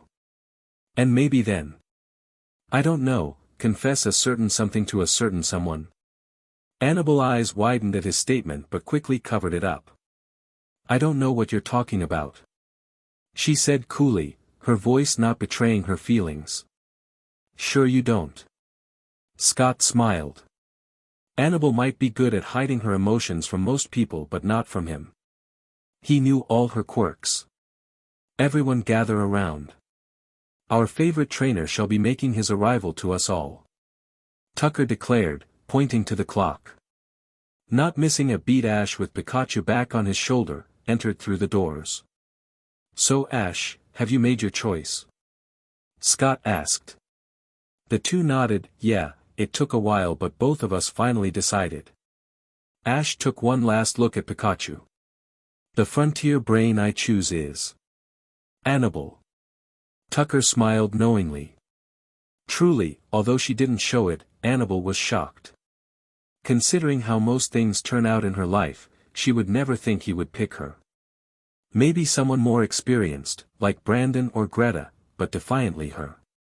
On the other hand, the frontier brains were greatly pleased on the choice. It would be good for her in both her life and in her ability as a frontier brain. A wide grin appeared on Scott's face. This was going to be interesting. Good choice, Ash. Though Annabelle has been a frontier brain for only 3 years, she has proved to be one of the strongest out of all of us and still has a lot of potential to be shown. You will help her as she will help you. Now it was Ash's turn to be shocked. She's only been in the battle frontier for 3 years. That means she joined when she was just 11. I knew she was tough, but she could be out of my league. Annabelle walked up to him, her extra scenes detecting Ash's emotions that he was feeling right now. Excitement. Joy. Uncertainty. And something else. Something negative, almost like fear. She was so focused on the emotions that she almost missed Ash talking to her. I'm really excited about this. It was a hard choice, but Pikachu and I believe that this will be great. Pika Pika. Pikachu agreed before jumping in her arms again. Ash smiled. Pikachu is the one who really helped me pick you. He did he? Annabelle asked. She hugged the electric type closer, earning a squeal of delight from him. Why thank you Pikachu. I'll be sure to help you to the best of my ability. Pikachu Pika Pikachu Pika. Really? Then I will keep that in mind. I'll be sure to help him get out of that slump. Ash rose an eyebrow. Don't get in what? He asked, assuming they were talking about him. His assumption was proven right when the Salon Maiden said, oh, just something about a certain trainer being more emotional than an angry Agron. Ash glared at Pikachu. You know there's a reason why people aren't supposed to understand other trainers' Pokemon. Scott came from behind them, slugging his arms around both Ash's and Annabelle's shoulders. This is it for both of you. Now, go out and show not only me but all of us that you can become a frontier brain. End of Chapter 5. From One Side to Another. By True-InTha-Blue. Chapter 6. Growth and Filler. I hate filler. The next day. When Ash woke up he realized that he was not in his room. Panicking, the trainer quickly got up, ignoring Pikachu yelling at him for disturbing his sleep. He quickly looked around his surroundings. Unlike the cramped, slanted, cluttered with knickknacks bearings of his room, this one was clean and posh, with a white smooth floor and a window that filled it with light. What? Huh? Where is my room? Wait, yesterday, that's right. I'm in Annabelle's house now. Flashback. Whatcha thinking about Ash? Annabelle asked when they left Sylph Company. It was only just midday when the meeting ended. Ash was currently looking down and Pikachu was in Annabelle's arms. Nothing much, just what happened. It all went by a lot faster than I thought. He said, looking up. Oh, that's normal, happened with me too. She started to pet Pikachu. Ash put an arm behind his head. Yeah, I keep forgetting that you went through it as well. Man, if I didn't know any better I would have thought you were always in the battle frontier by the way you're so casual about things. Pikachu spoke up to him. Pi Pikachu. Pika Pi Chu Kachu. Annabelle smiled. What did he say? Ash asked, wanting to hear his partner's speech. Annabelle smiled. Thanks Pikachu.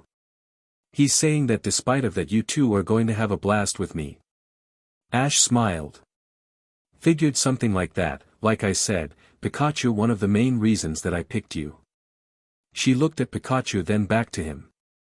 You've gotten better at understanding your Pokemon since the last time we met. This caused the trainer to smile again. Thanks, but it's nothing compared to what you do. It's pretty awesome that you understand what Pokemon are saying. Little did he realize that his compliment had an unknown effect because Annabelle was currently struggling to keep down a blush rising to her cheeks. She turned away slightly to hide it. Thank you Ash, but it's nothing more than an empathetic ability. She tried to keep her voice calm. He shook his head. Then that's some ability. Getting uncomfortable with the discussion, she changed the subject. Is your flying type alright now? Staraptor.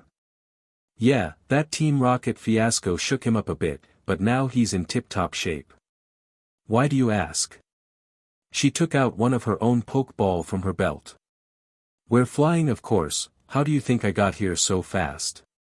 Battle frontiers are needed to get around quickly at any moment. It's standard procedure Ash. Ash didn't answer when she threw it in the air. Togegakius.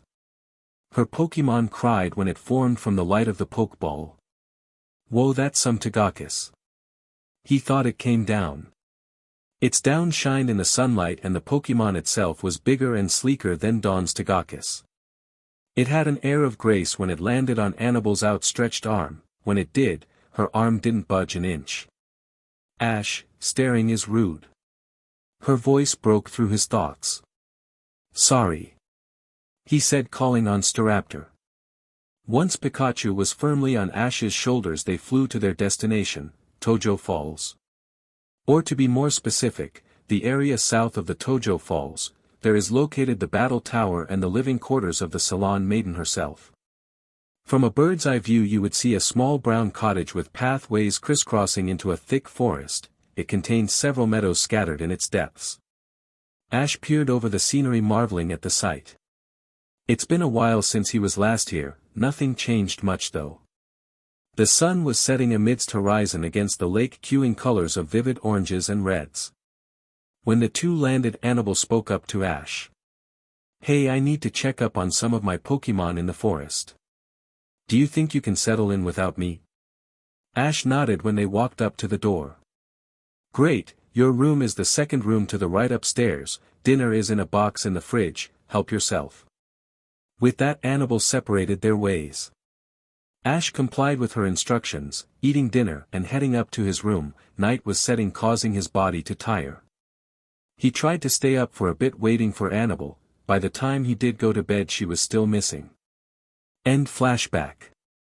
Ash snapped out of his thoughts when he heard Pikachu calling his attention. He thought that his electric type wanted an apology for disrupting his sleep but saw a note in his paw instead of an angry face. The note he saw was handwritten with a fancy type of penmanship. It said, "Dear Ash. I apologize for coming so late last night, something's came up but there is no need to worry though, everything is fine. Please get ready and head downstairs at 7 o'clock. It's a bright and early start today. Sincerely. Annabelle." "Oh crap. I'm going to be late." Ash yelled when he realized what time it was. Quickly he got dressed and grabbed the sleepy Pikachu. When he bounded down the steps he came to an abrupt halt to see an Absol casually walking down the hallway. An Absol? What would an Absol be doing here of all places?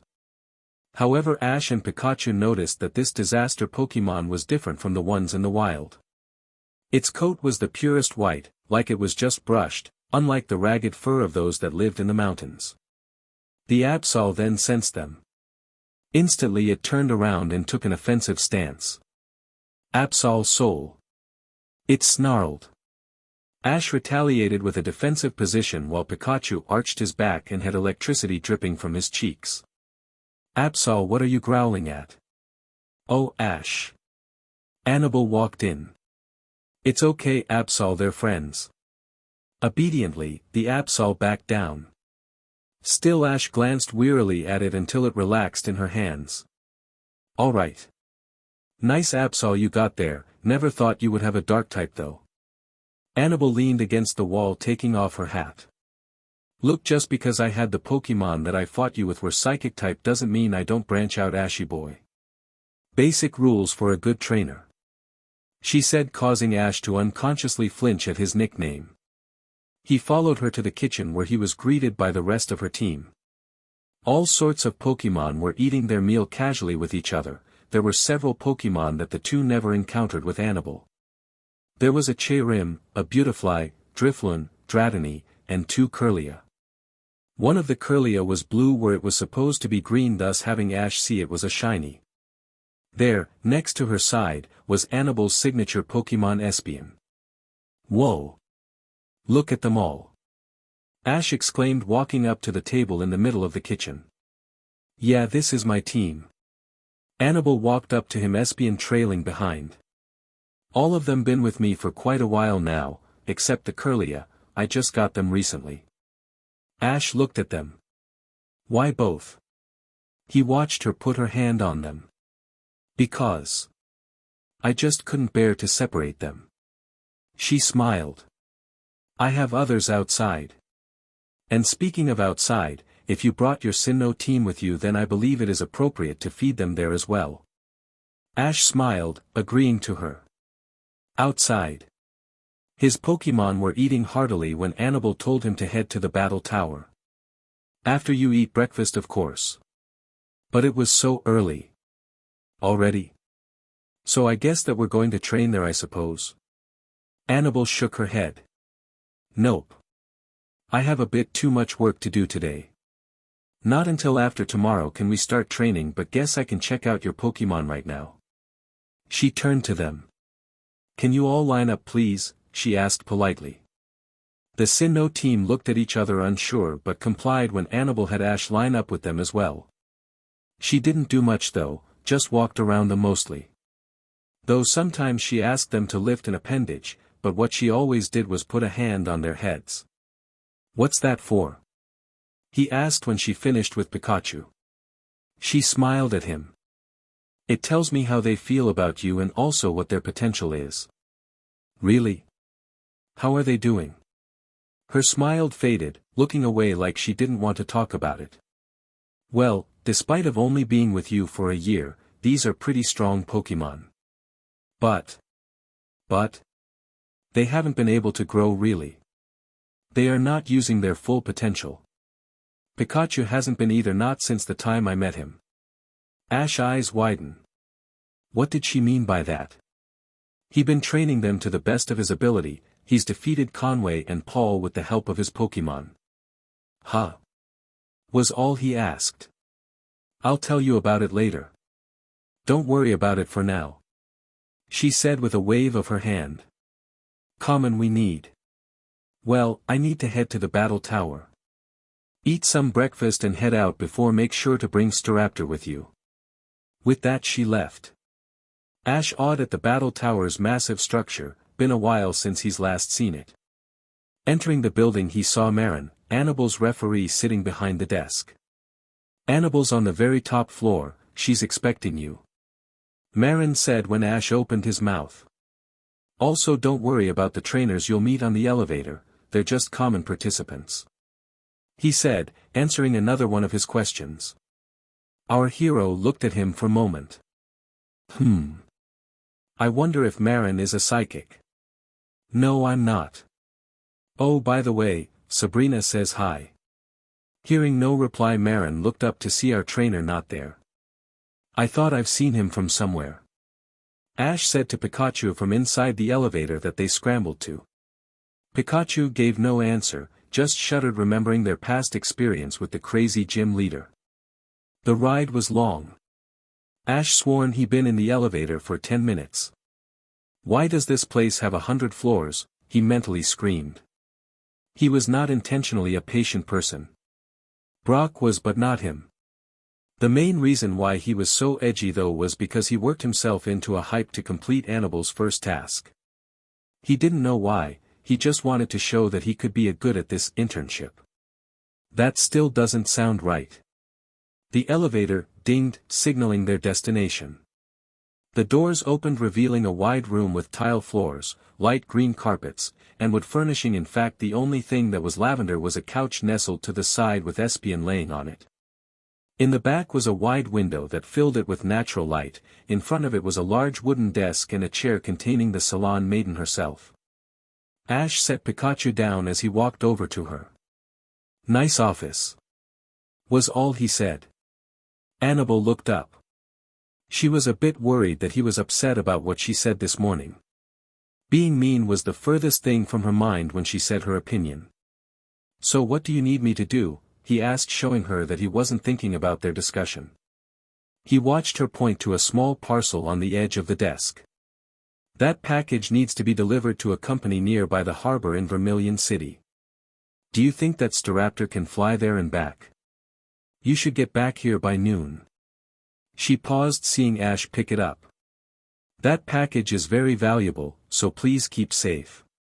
Ash nodded and took care to put it in his backpack. "Of course. I'll be back before you know it." "Pikachu, come on," faltered, seeing Pikachu fast asleep on the lavender couch. The trainer raised an eyebrow. "You know what? I'll just take Bizel. Inside a secret base." "You idiots." A voice echoed in the hallways of an unknown location.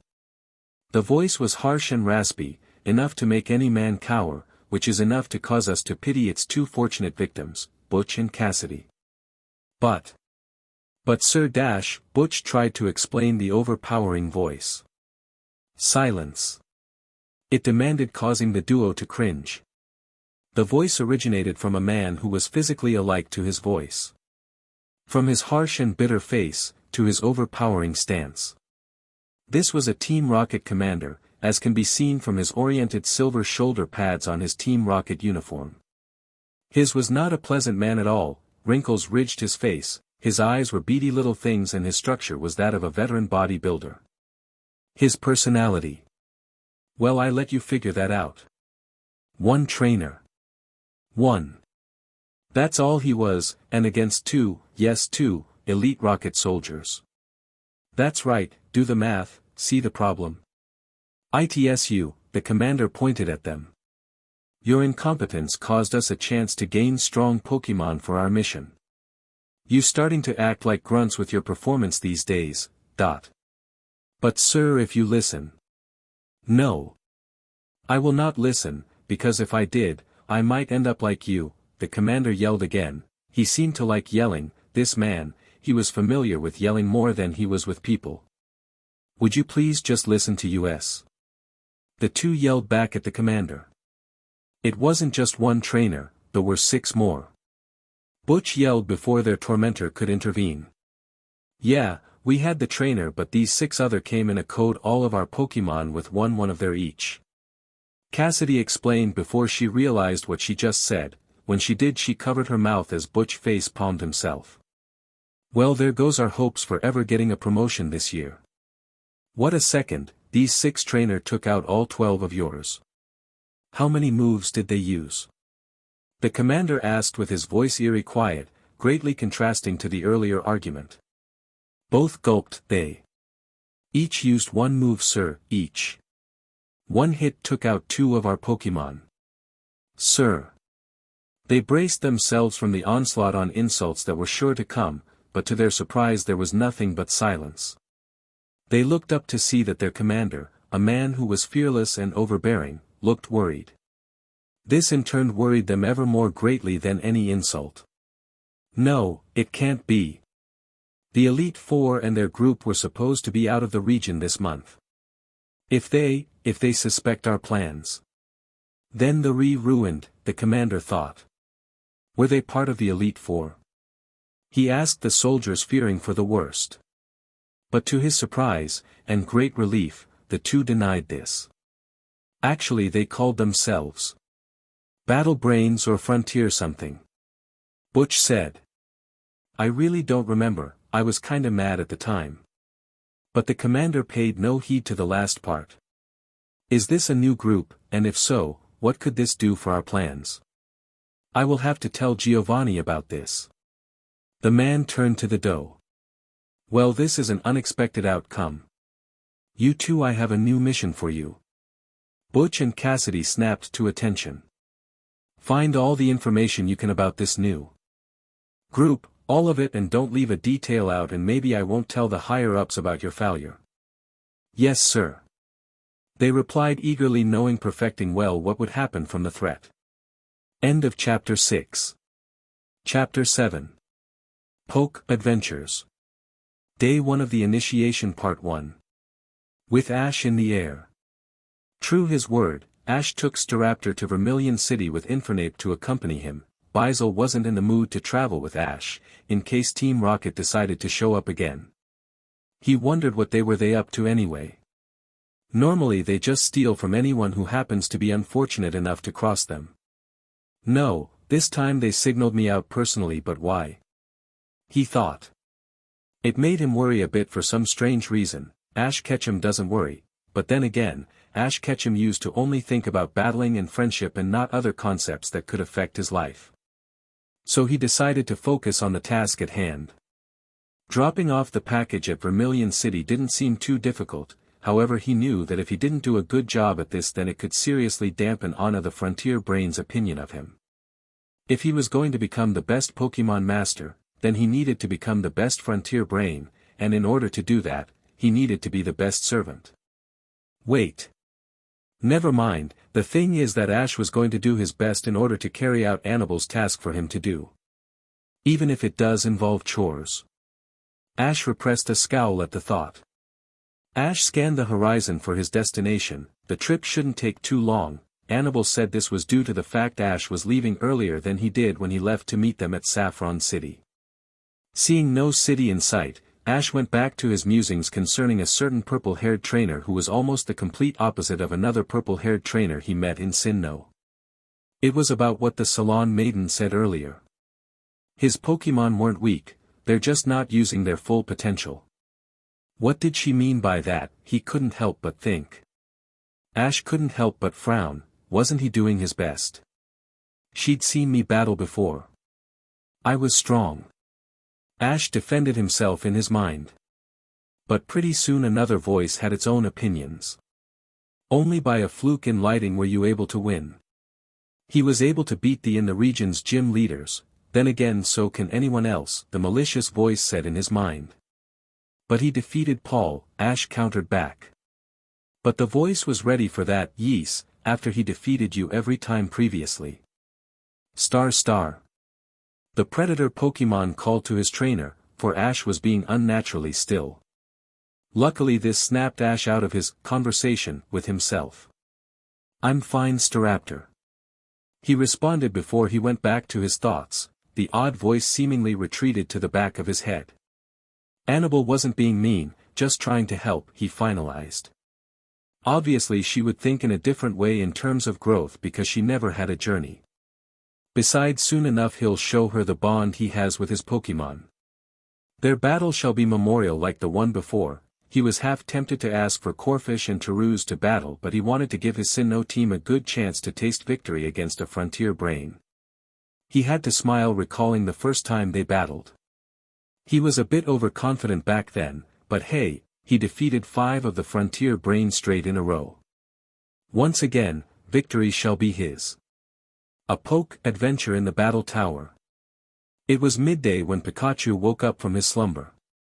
The electric type didn't mean to sleep on his trainer, but the couch was so comfy, it would have been a crime to deny him of this pleasure. "Bought time you woke up."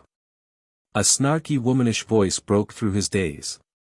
"You should have seen your trainer's face when he saw you sleeping." Quiet humorous.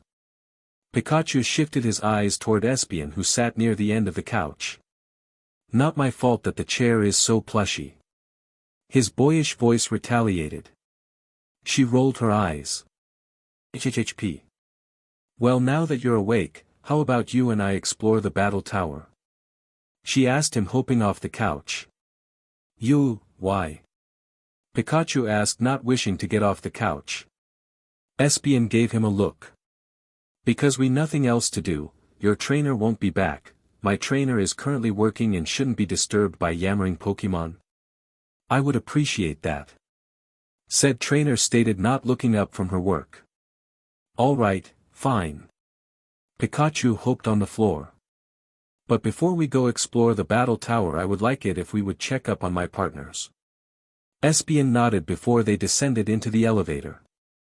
"Is there any other way to get around faster?" "It took about 7 minutes for Ash and I to get up here," Pikachu complained. "Nope, 1 speed only," Espion said before she used her psychic to push the first floor button. As they began their ride down, Pikachu decided to strike up a conversation to prevent awkwardness from rising. "So, what have you and Annabelle done this past year?" he asked, shifting from one foot to another. Espion just shrugged her little shoulders. "Nothing as exciting as you and your trainer done. We just did our normal routine, train for the upcoming year, help the other frontier brains out, manage our faculty, help wild Pokemon out, get some new Pokemon." "Wait, you and Annabelle don't travel much, right?" Pikachu asked, noticing something. "Yes." "Then how come you guys got Pokemon from other regions?" Espion explained how Scott, or as some of the Pokemon call him, the chubby boss, goes around to other regions on his time off and collect Pokemon with potential for the battle frontier every year. How he does it, she explained, is a mystery, not even Annabelle knows. Sometimes he brings one or more, then, when he reaches a frontier, he doesn't just give them their Pokemon, the brains has to battle for them first. Gaining the Pokemon is their victory in the end. Of course, that doesn't mean we don't travel to look for a new partner once in a while. We even traveled the Sinnoh League once, we just don't take a year to get around a region like some people who don't know how to settle down. Pikachu quirked his ears at the jab. "What's that supposed to mean?" he asked, his eyes narrowing as Espion feigned innocence. "Wait, you guys traveled the Sinnoh League?" "When?" "About 4 years ago." she replied. Pikachu rubbed his chin thinking. Then how come Ash didn't see you at the Indigo League? We were recruited to the Frontier Brains, before it started, but that's a story only my trainer should tell. The elevator dinged, giving way to the first floor. Out stepped the two, passing a sleeping John. Pikachu couldn't help but stare at the Battle Tower referee. He felt another repressed shudder. What's wrong? The Sun Pokemon asked. Oh, we just found out that Marin came from Sabrina's gym. Espion raised an eyebrow. What's wrong with that? The people in Sabrina's gym were nice when we visited. Wait, did Sabrina battle you with a haunter? Yeah, why? You live a blessed life. Okay. She said when they headed out. This Pikachu is one strange Pokemon. She thought to herself. I wonder what he has to offer to the battle frontier when this is all over. Espion looked over to the electric, seeing that he was deep in thought, as though trying to judge something. Strange indeed. Hey Espion, you're a psychic type, right? Pikachu spoke up when they descended on the dirt road formed the building. Obviously. Came her smarmy reply.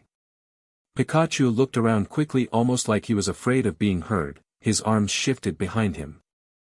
Then you can sense the mind and all that jazz? Espion quirked her head. Yes, where is this going? Well, have you noticed anything odd about my trainer?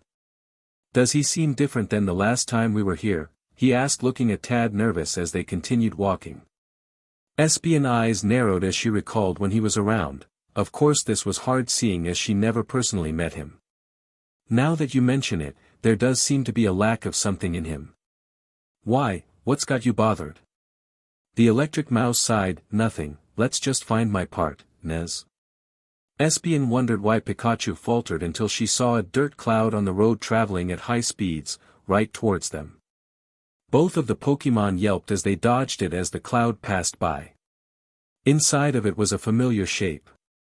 Why don't you come back here and fight like a real Pokemon, you Oranberry stealing dragon, a rough voice shouted from behind. Bizel? What's going on? Pikachu asked the seething water type when he caught up to them. Bizel ignored him, instead focusing on the dust cloud ahead of them. With a shout of water pulse, the sea weasel Pokemon released a swirling mass of water energy towards it. The dust cloud stopped, revealing through the dirt to be Gible. The dragon Pokemon said nothing as it used Dig to escape the oncoming attack. TCH, idiot managed to do something smart. Bizel spat, seeing his attack miss. Excuse me Bizel, but what's going on? Pikachu called from behind him. The water type jumped up a bit now, noticing the two there. Oh Pikachu. It's nothing. He said quickly, scratching the back of his head. The electric type was unconvinced. He knew Bizel enough that, whenever he decided to attack someone, it was never for nothing. Then why are you attacking Gible? At the mention of the Pokemon's name, Bizel's body went rigid as though he was containing pent-up fury. Because that blasted Pokemon took my Oranberry. He went into a full-blown rant, causing Espion and Pikachu to back up from his fury. There I was minding my own business, about to have a delicious snack. When all of a sudden he took it. That dim-witted Gible managed to catch me off guard with a dig and then plucked my berry like it was still on the branch. He panted heavily when he finished, receiving odd looks from the two. What? He barked. Have you ever considered just getting another one? Espion asked. A vein appeared on Bizel's forehead with his eye twitching. No, he had never thought of that, and he was angry that he didn't. Curse. You. And. Your. Logic. Bizel clenched his paws before saying, I can do that. But. I still want him to apologize. Pikachu and Espion both sighed at Bizel's stubbornness. This day just kept getting longer and longer. Alright, how do you suggest we find him?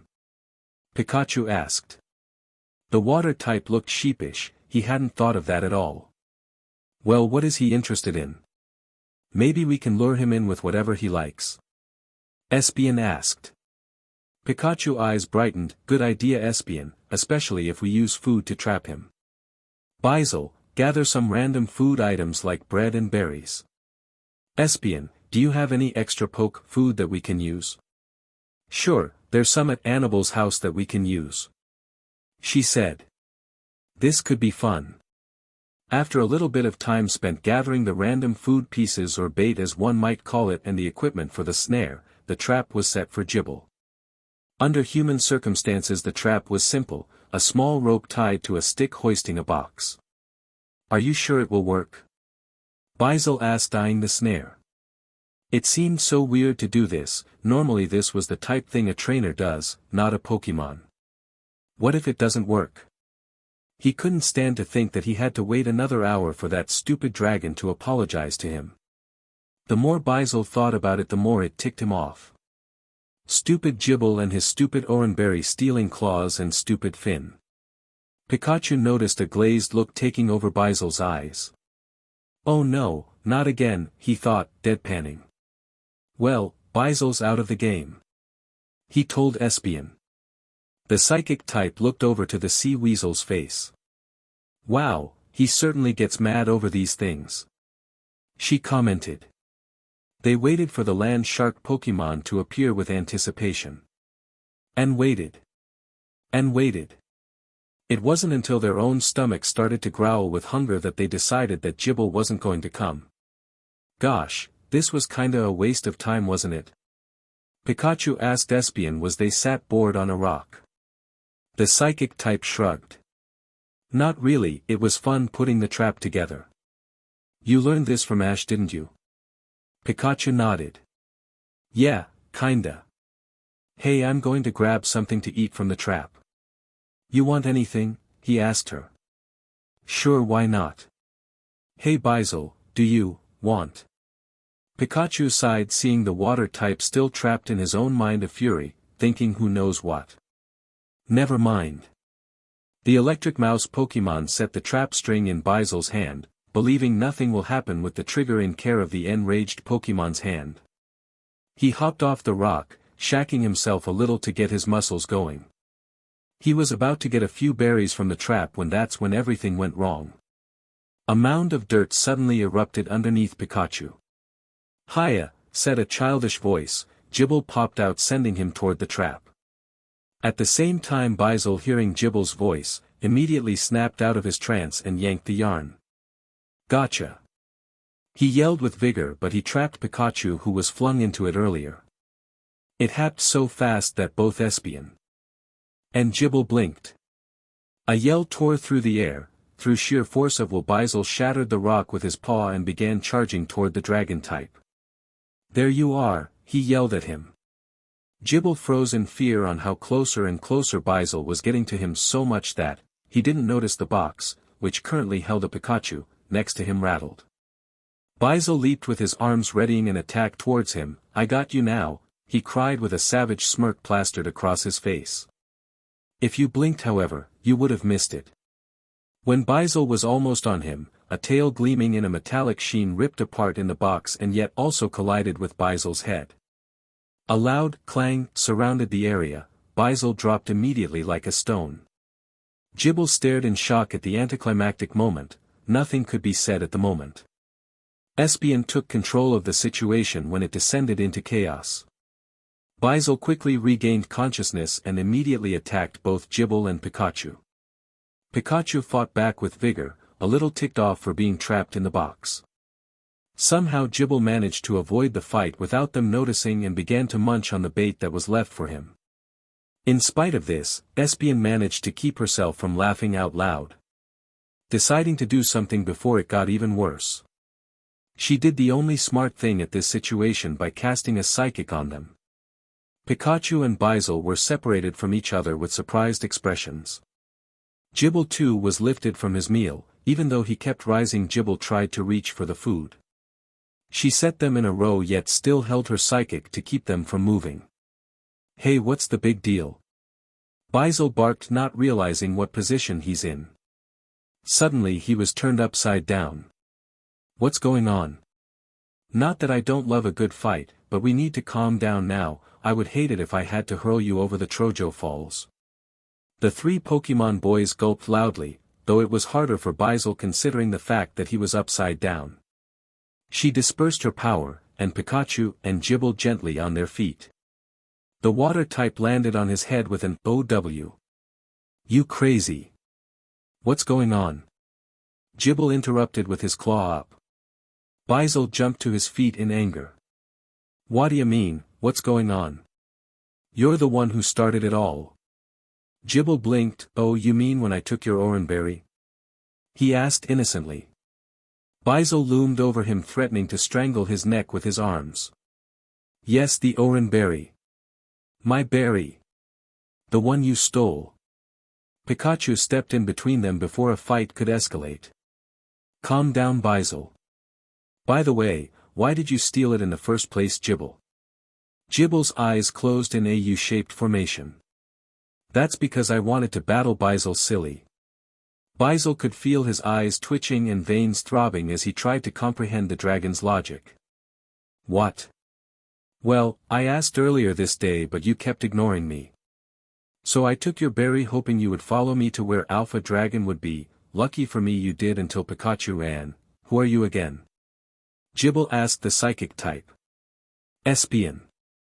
"Right, Espion. Until you ran into them."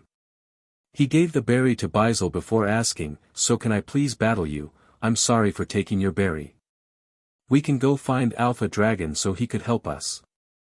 Pikachu spoke up. "Gibble, I hate to say this but Ash will be away for a while." "Gone? But why?" he asked, not understanding why their caretaker would just leave. Pikachu looked to Espion then back to him. "Well, you know the, purple dragon lady we saw earlier?" Gibble nodded. "Well, she had something to do for him. He'll be back but not till the end of the day. You understand?" Gibble blinked trying to digest what he just heard. "Oh, now I get it." He started. "The purple dragon gave him orders because she's his mate." Red blush rose over Pikachu's face, and to a lesser degree Espion's, as he desperately struggled not to burst out laughing at the statement. He covered his mouth to prevent the string of snickers coming out of it. Bizel looked at the land shark Pokemon like he was crazy, and Espion couldn't help but shake her head at the notion. "SNRK. No, Gibble, key. No, it's something, oh gosh, something else entirely." Pikachu said between giggles. "Wow.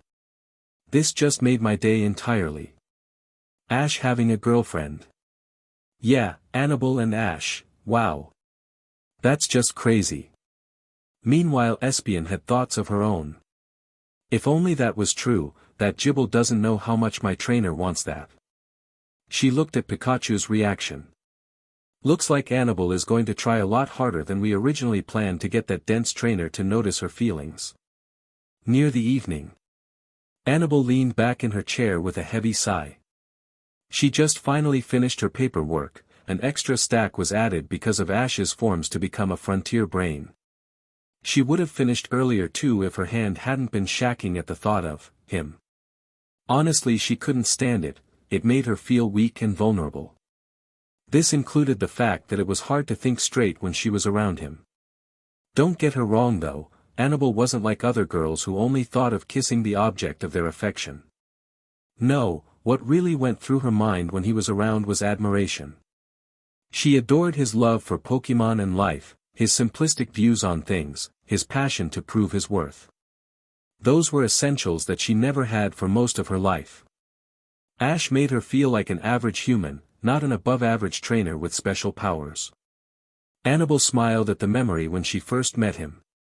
Even when she told him of her ability, he still treated her like she was just a strong trainer. He didn't despair when she held the advantage in battle, he never questioned her mentality when they hanged around each other as well. How wonderful it'd be around someone like him, even if he's quiet a silly boy. However, despite of all the good qualities Annabelle held him to, she was not blind when it came to the less desirable ones Ash possessed. Such as the incredible denseness of his. She thought. The salon maiden knew Ash was not the sharpest tool at the shed, though she didn't mind. It was just a case of using Sue's ability of not being a good tactic when making Ash notice something.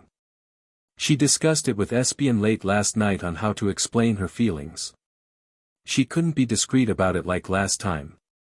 She read his emotions to the best of her ability and there wasn't much there, except for friendship and maybe something else, but it was buried deep, deep down in his mind. Annabelle could be blunt. That is if I wanted to embarrass myself. You're way too shy for something like that, Annabelle. She thought with a small frown. Espion told her to wait it all out, but Annabelle couldn't help but be afraid that it will be too late. She let out another sigh, tired that her thoughts keep going around in circles. For what's it worth, one day I will be able to tell him what I really feel. But for now, Annabelle, relax, take it easy, and be the best friend you can be for him. You still have 3 months. She said out loud. She got up from her chair as her thoughts switched to another subject that had her worried. And I'll start being the best friend for you by figuring out what happened to all that potential that you once had. If Brandon and I are correct, then this month will be painful for both you and I, Ash. End of Chapter 7. Chapter 8. A Battle Before Battles. Day 1, Part 2 and 2, Part I of the Initiation. With Annabelle in the battle tower. When Pikachu and Espion came back from their small misadventure, they still saw Annabelle waiting for Ash to return. This concerned Pikachu, worried what might have happened for him to come back so late. Pikachu? He asked the salon maiden. Annabelle simply frowned. I don't know where he might be, Pikachu. He should have been here a lot sooner. She sighed before crouching down to the 2 Pokémon. I'm afraid we'll have to wait for him at the house. If he doesn't come back before nightfall, I'll send Tagakus to look for him. Is that all right? Pika Pika. He said before his ears started to twitch. He turned away from her to get a better sound. It was coming from the elevator. Something wrong, Pikachu? She asked him as the 2 Pokémon kept staring at the elevator. Annabelle frowned again. There shouldn't be anyone coming up now. Someone would have paged her. Well then, she would just have to politely tell them that she's done for the day, she thought, marching up to the elevator. The doors opened and she didn't even have a chance to open her mouth before she was loudly interrupted by the boy she was worried about earlier. Annabelle. I'm so sorry that I'm late. Ash stopped in mid-sentence, crashing into the salon maiden Annabelle, thus causing her to fall backwards. Before he had time to think, Ash quickly caught her around the waist. Annabelle, are you all right? I didn't mean. Ash, can you please let me go? Annabelle interrupted meekly, her face turning as red as a blaziken. Oh.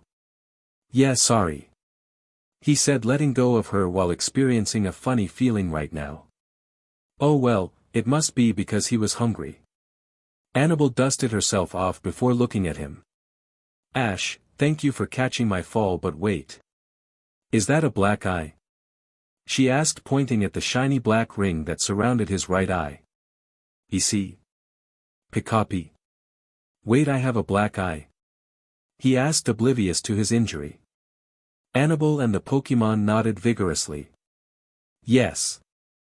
How did you get it? Did you get into a fight with someone? She asked, her voice rising slightly. Ash denied this. No, not really. Though it may have happened when I tripped on that bluff. What? Or it could have happened when that golem punched me for accidentally tripping over him. Ash said, rubbing his chin.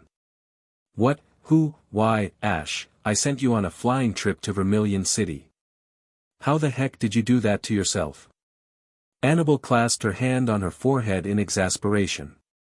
Ash's eyes darted around the room, looking sheepish. Well, I did get there on time, but then the company I delivered the package to asked me to do a few favors for them, so I kinda exhausted Staraptor too much and then I had to run all the way here. On the way I also got chased by some golems and got lost and tripped down a bluff. That's sort of why I'm late. Once again, I'm so sorry for being late, Annabelle. I tried to get here as fast as He was silenced by her upraised hand. You ran all the way here? Her voice was surprisingly calm now.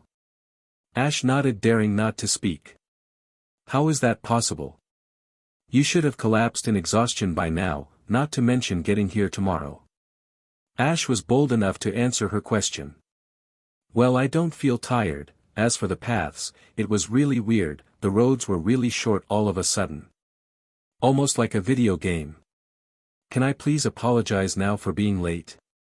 Despite of the ridiculousness of the situation, hearing this, Annabelle smiled kindly at him. There's no need to be sorry, Ash. I understand your predicament, just, don't go around doing favors for everyone you meet and then tiring out your Pokemon. We need you and them in tip-top shape, okay? Ash nodded enthusiastically, grateful that he wasn't going to get yelled at. Pikachu, Pikachu. SB, Epsilon. Annabelle laughed, you're right, he's still rash. Ash frowned at them, picking Pikachu up. Okay, I won't do something like that again. Can we go to your house now? I'm starving, and I'll even make dinner if we leave now. Both were relieved when they headed out of the tower, after Annabelle checked up on everything. When they did get back, Ash started to get the meal going, due to the deal, as Annabelle said she had to get something from the other side of the house. Next thing he knew, he had an ice pack on his eye and a Pokenavi in his hand. What's this for? He asked, eyeing the familiar device in his palm while his other hand held up the ice pack. This is for contacting me in case anything comes up, like today for example. You know how to use one? She asked, pointing at it. Ash fiddled around with the buttons.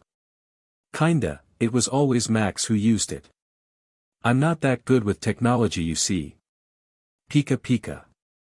Agreed Pikachu. Annabelle sighed, mentally adding to teach Ash about tech on her to-do list. So what are we having? She decided to change the subject, looking at the ingredients of their dinner were currently displayed on the counter. Something simple, was his reply. Do you think you can feed the Pokemon while I work on this? Yeah, sure thing, just don't burn the house down while I'm gone. She laughed when he cried out an indignant "Hey," as she headed out the door, followed by Pikachu and Espeon. There was only a shimmer of the sun left over the horizon, the color purple almost swallowed the entire sky by now. Annabelle sensed the presence of both hers and Ash Pokemon in the thick woods when she retrieved the poke food to lay it out on the lawn. They headed out, call for them. Pikachu, pie. Pikachu said worriedly, as they traveled deeper within the dark flora that surrounded them. Don't worry, Pikachu. No one will hurt us here. Annabelle soothed him, sending out calming emotions. To anyone, it would be considered dangerous to go wandering about a forest at night. Of course, not everyone is Annabelle. Most Pokemon, both wild and tame, would never consider harming her. She was a friend to all. Espeon. The psychic type called out when she spotted the silhouettes of the Pokemon. Switching to Pokemon translations. Hey everyone, time to eat. The Pokemon whipped their heads around towards her voice. They rushed past her, eager to get to their meal, saying thank you as they ran. Annabelle just smiled at their behavior while also letting Pikachu go off with them. Whether you were a Pokemon or a human, the reaction is still the same when it comes to the glory of food. Taking both hers and Espeon's time, Annabelle walked slowly while trying to think about today. Who knew that the first day could be such a hassle? She managed to finish her paperwork, but now she was left with an injured trainer and a fear to send him out again in case something worse might happen. What could she do now? Mistress, what's wrong?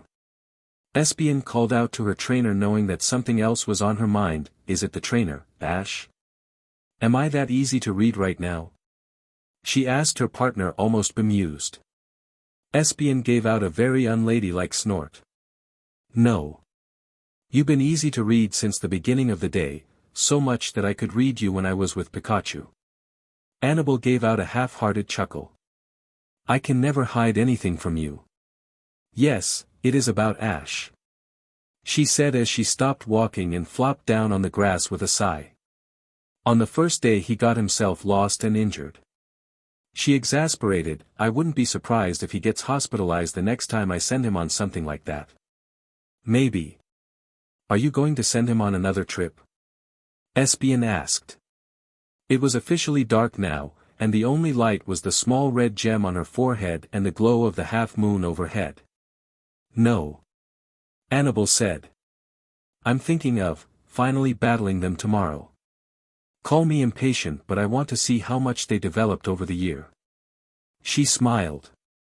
I guess it's my trainer side that wants to have a good battle again. That, and you just want to have a way to get a stress reliever from your emotions. Espion jibbed. A small blush came over Annabel's cheeks. Yes, that's one reason too. She got up. Come on, let's go home, I'm starved. Hey Annabel. Annabel. Where is she? Ash called out for the night. He held 2 plates in his hand and wearing green apron he found. Annabel, where are you? Right here Ash. Annabel called from behind. Wah. Ash jumped up from surprise. Hey. Don't sneak up on me like that. Annabel smirked, ignoring him, and swiped a plate for herself. So, what did you make for us tonight? The meal, like he said earlier, was apparently simple, a sandwich cut into 3 small triangles, with a creamy filling within and an orange sauce covering it. Nothing much, just something I learned from Brock. He said with a slight frown, still a little miffed at her for sneaking up on him like that. He watched Annabel take a small bite from her sandwich and observed her eyes widen in surprise. Wow Ash, this is really good. She exclaimed as they both sat down on the porch. Have you ever considered being a chef perhaps? This is delicious. Ash unknowingly felt heat in his cheeks for the unusual compliment, though he would later believe it was because of the tomato berry he experimented in the sauce. He would try to be more careful next time when testing the berry that continued to plague him. Nah, not really, I'd rather be a Pokemon trainer, but thanks anyway. They took a few bites before Ash brought up the conversation again. So, what will I be doing tomorrow? Annabel hesitated for a bit. Well, how would you say that we battle tomorrow? Hearing this, Ash immediately jumped up in excitement. Really? That would be awesome. I've been wanting to battle you ever since I got here. He could hardly keep his excitement down as he began to hope from one foot to another. She laughed a bit at his antics. I guess that's a yes. How does a simple 3-on-3 match sound? Great. Are you going to use different Pokemon this time? I would love to see them in action. He exclaimed, his enthusiasm not calming down. Yeah. I will. But secretly Annabel peered at him, gauging his emotions. Obviously he was thrilled, and there seemed to be nothing else. No discomfort, no caution, nothing negative like Brandon told her about when he judged the battle between Ash and the Sinnoh trainer Paul. Maybe we were wrong. She hoped. It could just have been a simple misjudgment. The next morning. The sun was rising and Pidgeys were flying through the open morning air. We see our hero, Ash, in front of his Pokemon, clearly deciding which one to best combat the Salon Maiden while giving them a talk to what's to come. Alright everyone, listen up. Ash called the attention of his Pokemon lined up in a row, including Pikachu. We are about to have a very important fight this morning. And I'm not talking about a gym leader type of fight, guys, this more similar fighting an Elite Four member. The Pokemon, except Pikachu, began to look at each other nervously. Seeing his team faces, Ash quickly explained things. Don't worry, they're not as strong as an actual Elite Four member. This is a frontier brain, and the one we will be fighting will have a special ability to call out attacks to her Pokemon, and we won't be able to hear them, but don't worry, I know her strategy. We'll be able to win this battle, guys, are you ready? The Pokemon began to cheer, letting out their respective shouts. Bui Bui. Torterra. Infer. Staraptor. Pika Pikachu. Alright. Hey. Where's Gible? Ash asked to them, noticing his land shark Pokemon nowhere in sight. Gible. Chomp. Ah, there you are, Gible. He said causally as said Pokemon munched on his head. Ash took him off of his chewed-on cranium, holding the dragon type up to his face. "Did you hear everything I said?" To his great relief, Gibble nodded. Finally, with his team prepared, Ash called them all to their pokeball. When he was finished, Pikachu hopped on his shoulder as they headed off towards the battle tower. Things seemed to be looking up to Ash. He had a great breakfast prepared for him earlier, he got to train his Pokemon for a little bit, his black eye faded and hurt less now, even the weather was being favorable. He knew that this was going to be great win for today. But in the back of his mind he could hear a dark chuckle, causing him to unknowingly lose his confidence in himself. "We'll see about that. Pika Pikapi. Pi Pi Pika." Pikachu tugged on his partner's clothing. Ash slowed down, walking for a bit. Ash heard his starter's voice and smiled at him, telling him in a way not to worry. Ash secretly shrugged to voice off, just like he did in Sinnoh. He wouldn't let it deteriorate him like other times. Unfortunately, he seemed to have forgotten that those other times started out just like this.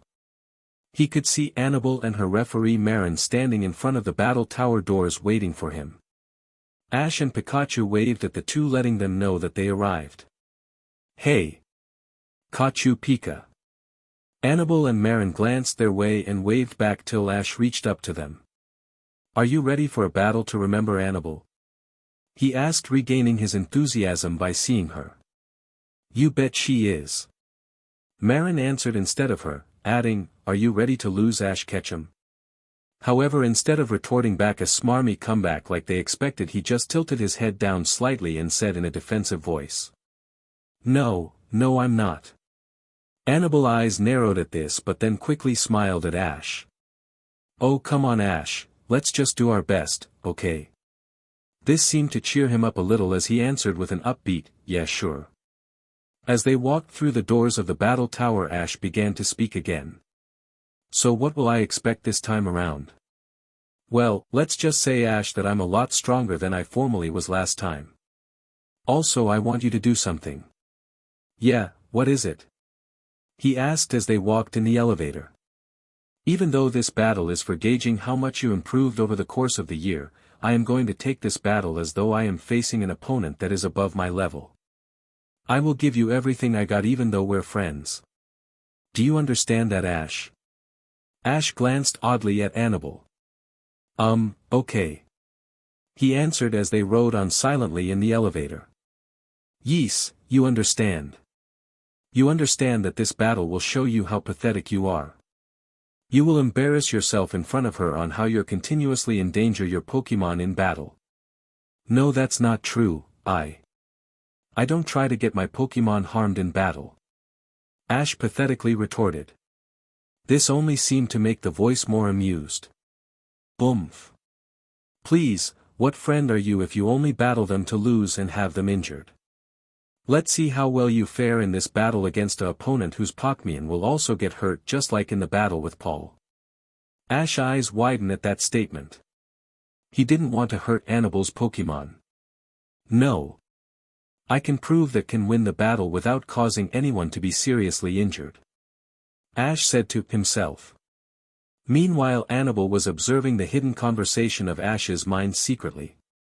She could feel his resolve, confidence, pride and emotions shift and turn like a roller coaster on hyperdrive. "I knew that it was too good to be true. Alright, so it only comes out when Ash's resolve really matters. Now I need to see how much it hinders him." The elevator dinged, snapping the two out of their thoughts. Pikachu looked at them, both concerned about their quietness on the elevator ride.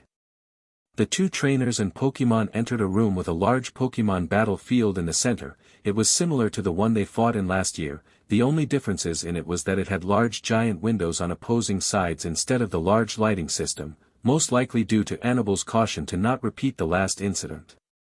They both went to the opposite ends of the field and began to stare at each other until Marin began to officially announce the match. The battle between the Salon Maiden Annabelle and the trainer, Ash Ketchum, will now start. This will be a 3-on-3 single battle. When all Pokemon on one trainer's side are knocked out, the battle will be decided. Since this is a normal battle, both trainers shall be able to call on substitutes during the match. And Begin. Let's start this off strong. Basil, I choose you. Ash called, throwing his Pokeball in the air. In a flash of white light, the Sea Weasel Pokemon was standing on the battlefield.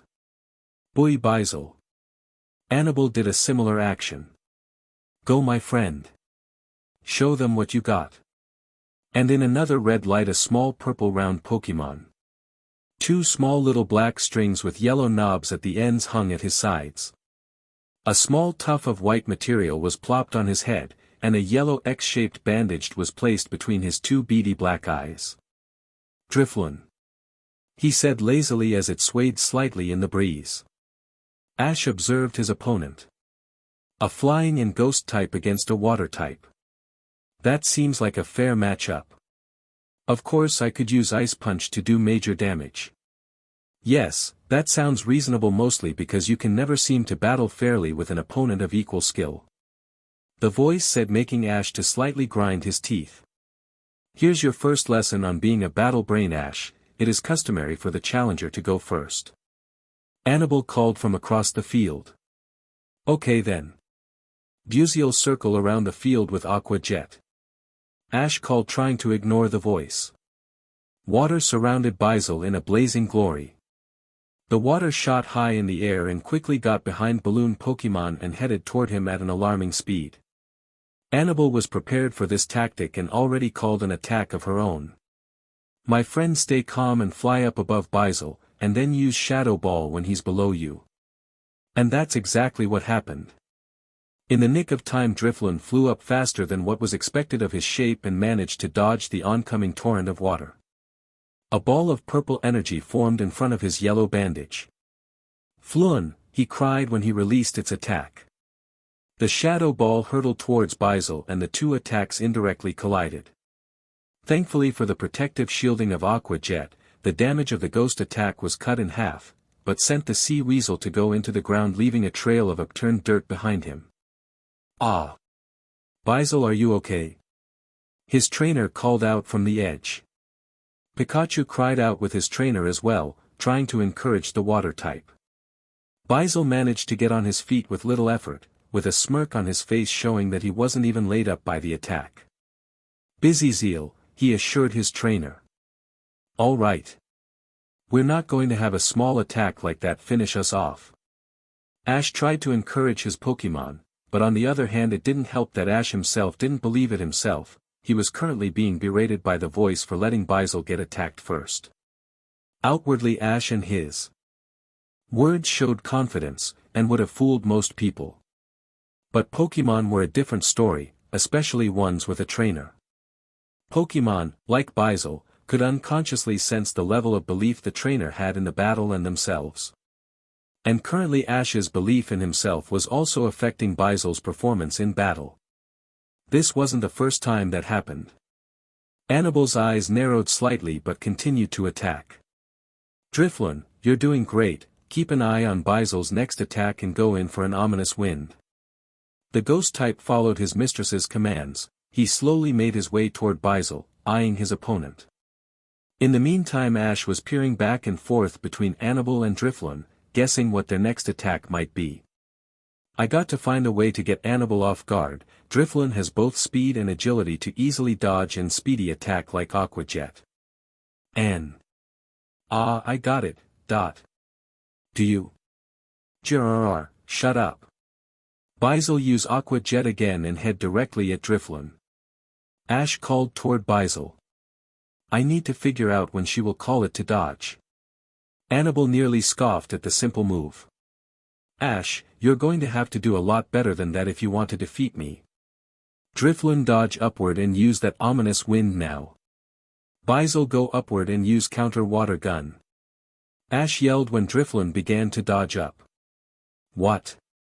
Basil. Basil yelled, taking the Aqua Jet above the balloon Pokemon.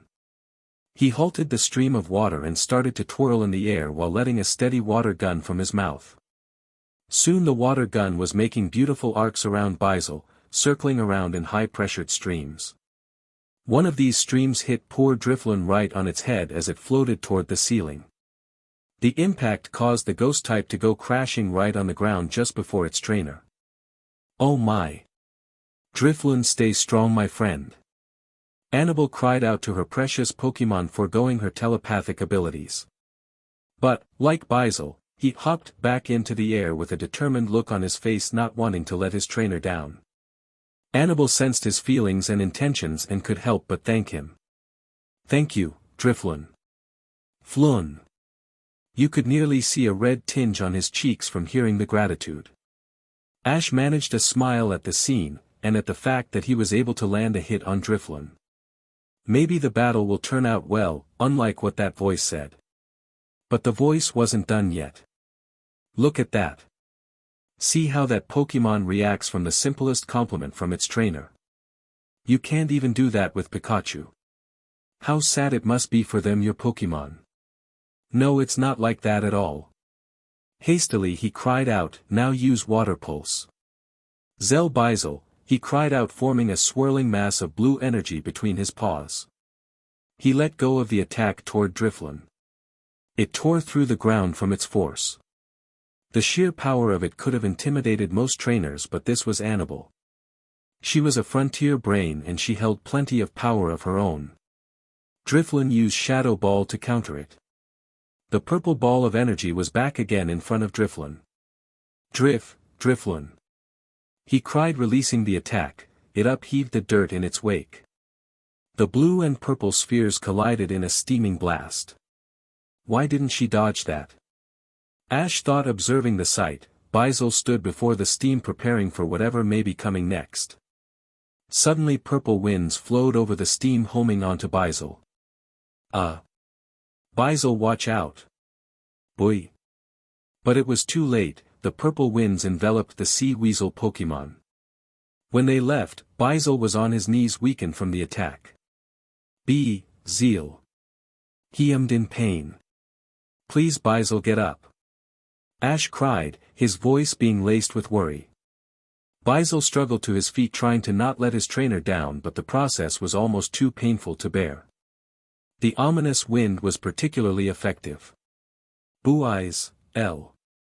Bizel managed to rise to his feet, despite of his injuries, and tried to reassure his trainer with a thumb up. But regardless of this, Ash couldn't help but feel bad for letting the attack reach to his Pokemon. I should have paid more attention to the field. Gosh, I'm so stupid. Heh, a simple tactic use of a smoke screen, didn't you use something like that once? Arg. I said be quiet. Ash nearly snarled, I guess I have no choice.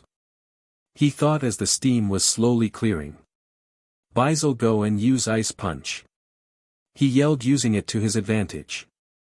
Bizel summoned what's left of his strength to rush at a higher speed than previously seen, causing Annabelle to be caught off guard. Bizel's ice blue paw made contact with Drifloon's surface, causing major damage with the super effective attack. Drifloon. The ghost type cried out in pain. He bounced on the dirt. No, Drifloon. Annabelle cried. She didn't expect Ash to respond so quickly. But she had to calm down for her Pokemon's sake. His performance depended on whether or not she had faith in herself as she did in Drifloon. She looked at the exhausted as ready to faint Bizel and the exasperated Ash. Based on her knowledge, someone of Bizel's temper would have fared better with this much damage. But she knew that Bizel was losing faith in himself, just like Ash was losing faith in himself. I know you can do it, Drifloon, I'm here for you. She called out to him, and though Drifloon took a direct powered-up water gun and ice punch, the balloon Pokemon slowly but surely rose up from the ground, hearing his trainer's voice. He would not let her down, he would prevail. Ash stared in amazement at Drifloon's feet as he heard Annabelle's voice call out to him. Ash, this has been a good match, but now it's time I end this. She called to her Pokemon for the final attack, not bothering to use her telepathy. Drifloon, use Thunder. Ash's eyes widened when sparks of electricity circled around her Pokemon's surface. Knowing what was coming, he desperately cried out for Bizel to dodge it. No. I can't let Bizel get harmed like that. Bizel, use Aqua Jet to get out of there. The water type tried desperately to summon the energy to dodge, but its previous injuries were hindering him greatly. When he managed to just barely jump to move and avoid it, it was too late. A huge bolt of lightning struck our hero's Pokémon in such fury that Baisel couldn't even cry out before he was knocked out. Baisel cannot continue for this battle, the winner of this match belongs to Annabelle. Baisel. Ash cried out in vain. Heh, you're pathetic. Now the first round of Ash and Annabelle's battle has been decided, Ash down to 2 Pokémon and Annabelle still holding 3. How will Ash be able to come back this situation? Find out next chapter on, From One Side to Another. End of Chapter 8.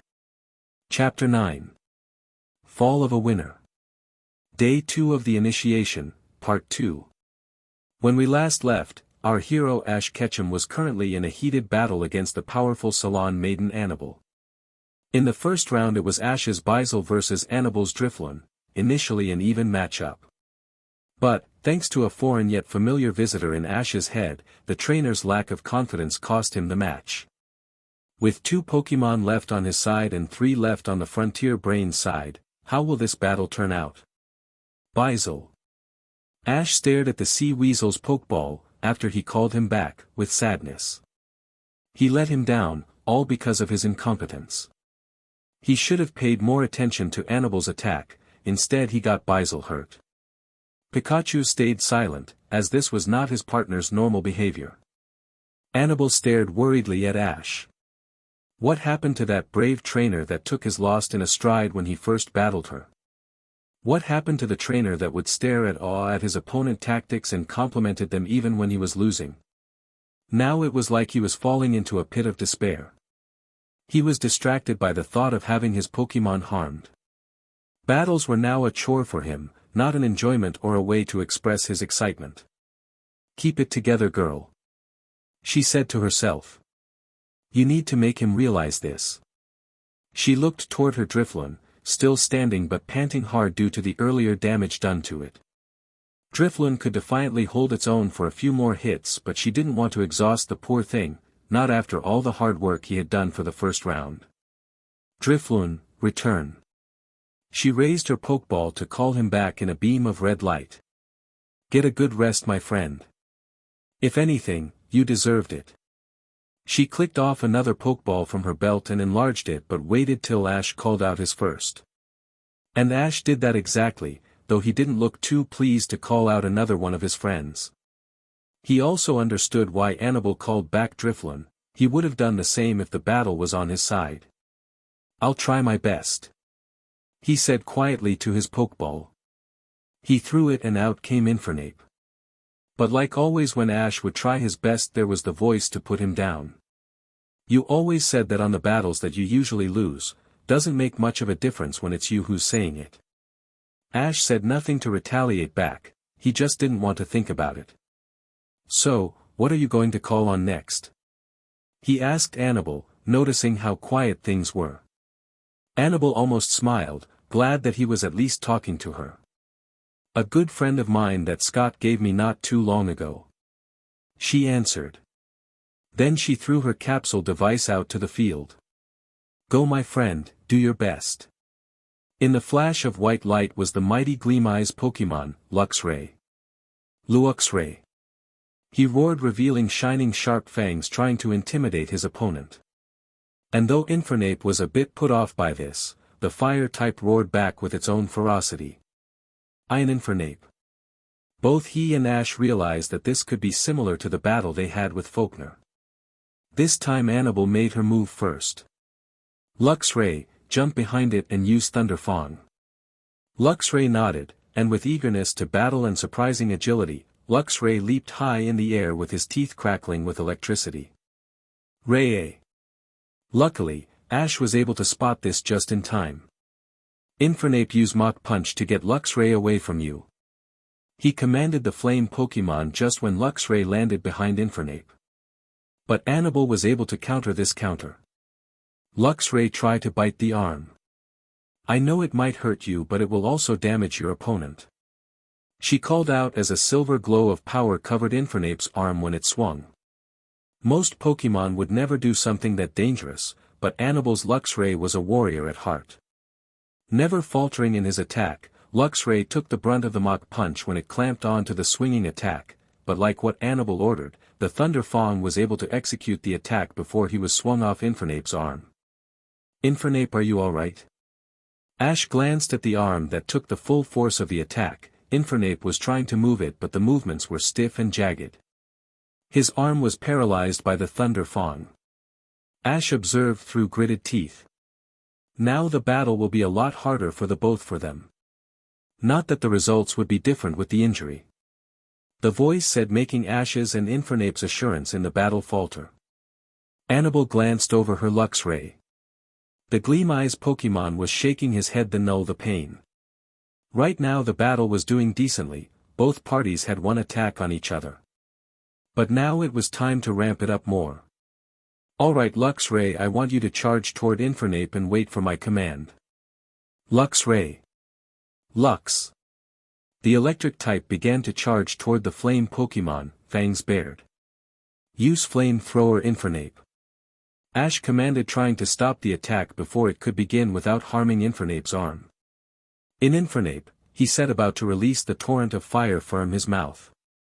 Annabelle frowned, expecting it. "You know that you're too experienced to go for the direct attack, Ash." Luxray, jump and use Signal Beam in his face.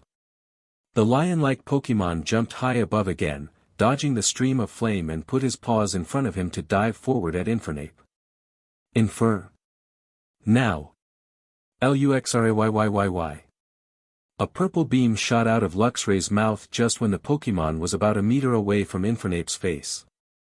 Initially, a bug-type move would not have that much effect on a fighting type, but at point-blank range, and with the fact that Luxray is a Frontier Brains Pokemon, it wouldn't matter much. Infernape clutched his face in pain from the attack, backing away from Luxray. Ash stared in horror as he observed his losing battle. How could he have missed that? This was just like the time with Bizel and Ominous Wind. And other battles as well, don't forget. As soon as someone actually puts strategy in a battle, you fall apart. "You're weak, catch 'em and always will be." Ash said nothing, too weary of arguing with the voice. He needed to focus more. Infernape's almost out of battle and wait. A fiery aura surrounded Infernape, and his irises shrunk into minuscule size. Ainfirarapp. His crown of fire burst into a new level of fury. Annabelle stared at the spectacle in awe of Infernape's remarkable ability. She grinned, hoping that this will help Ash. "Get into spirit." Luxray sensed this, and barked mentally to her to take another look. Ash's face was that of desperate resolve. He was clinging on to this ability to at least do some damage, but not to win. It was dangerous for anyone with that mindset. Ash could harm himself greatly if he kept that up. Ash kept deciding what to do. When Infernape is like this, that means he can only take one more hit, but his attacks are boosted. "I need to end this. I believe in Infernape. I need to depend on him and trust his skills. Even though your skills are nothing short but useless." Infernape used Flamethrower on the ground. He ordered, knowing what he had to do next. "I'm depending on you. Fair Fernape."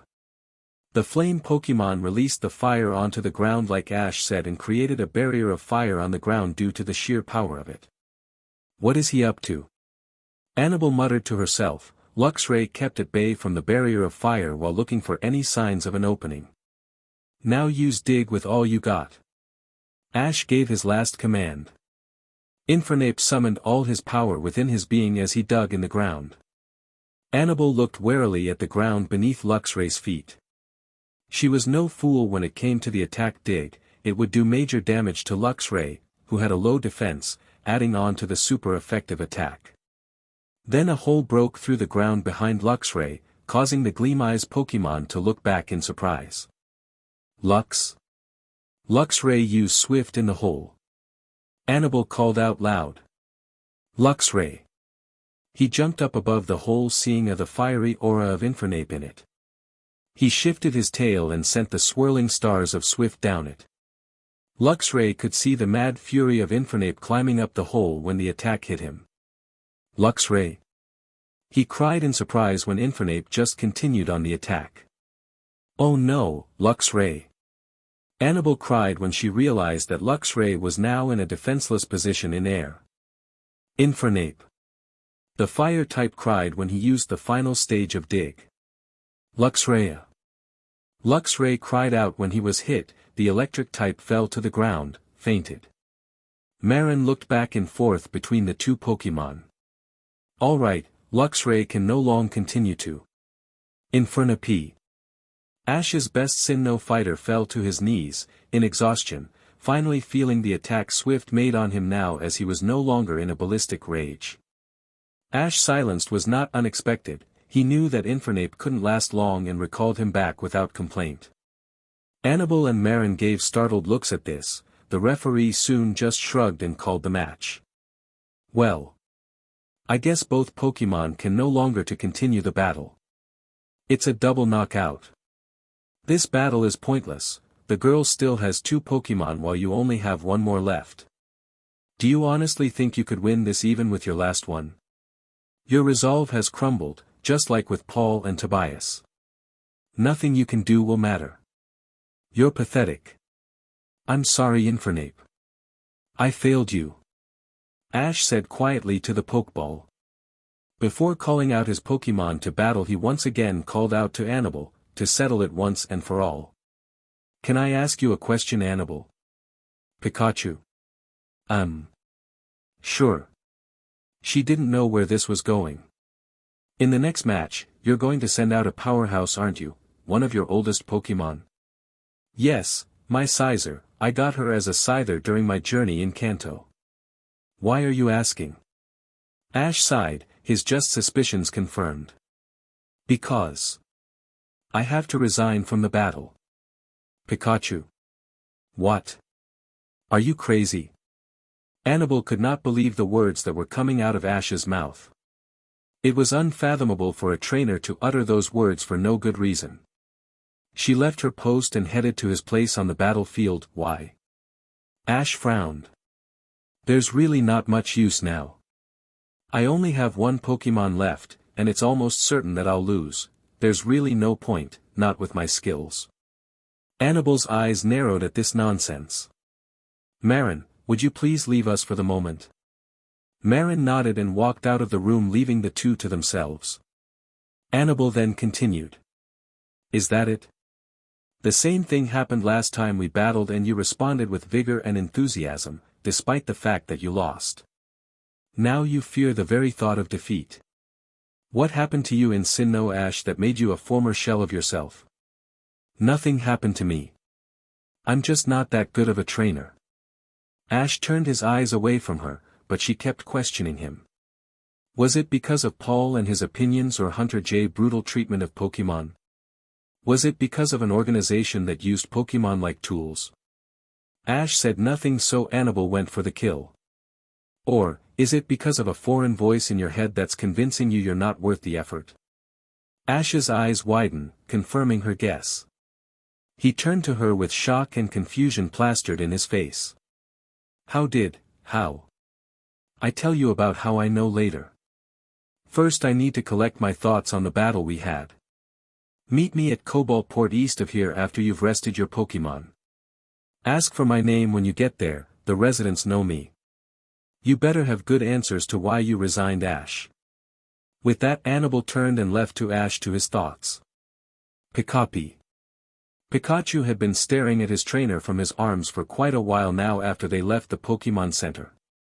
Not even a peep has come from Ash's lips. The boy was in deep thought, deciphering what it could mean on Annabelle knowing about his small problem. Speaking of which, the voice had been silent, now that the battle was over. But it was to be expected, the voice usually only came out during battles. What's wrong? He finally responded to Pikachu. The electric type gave him a hard look as he put his paws on his hips. Oh, right.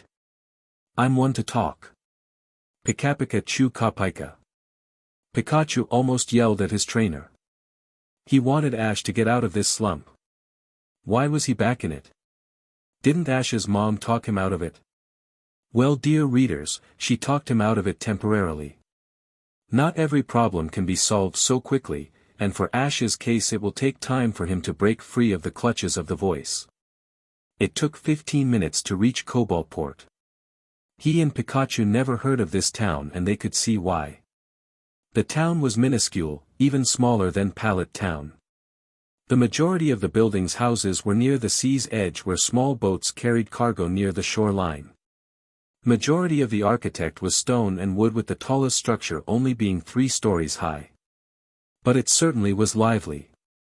People bustled about their business, from the workers lifting boxes from the docks to people working in their small gardens in the back of town. There were lots of Pokemon too. Flying types were carrying letters and small parcels back and forth from each house, grass types helping the plants stay healthy and fighting and ground types working with heavy construction. One could say this would be the ideal small town to grow up in. Ash marveled at the sight, almost wishing he lived here for his youth. Pikachu, Pikapi Pikachu Kachu Pika. Pikachu tugged on his sleeve, shacking him out of his thoughts. Right, we need to find Annabelle. Ash saw someone walking by them and decided to ask him. Excuse me, sir. The man stopped and turned to them. Yes, what is it? Do you know where I can find a girl named Annabelle in this town? To Ash and Pikachu's great surprise, the man's face broke into a massive grin. Well, of course. There isn't a person who wouldn't know the famous Salon Maiden. He pointed to a white and brownish building of the left side on town. She's right over there. Then the man looked slyly at Ash. You wouldn't happen to be on a date with her, are you? Ash became very confused at this. A date? Why would anyone think that? No, I'm sorry. Pika, Pie. Ah well, have a good time and I'm glad I could be of service. The man waved them off as he left. All Ash could say was, that was weird. But the man spoke the truth as they saw Annabelle sitting in the courtyard outside of the building. She was in a fine wooden chair with a small table between her and another chair, her green hat off to the side. Annabelle saw them and smiled sadly but was still glad that Ash had the willingness to come. Just when Ash and Pikachu were about to sit down, another man came from the building carrying a tray full of desserts. Ah! So your guest has arrived.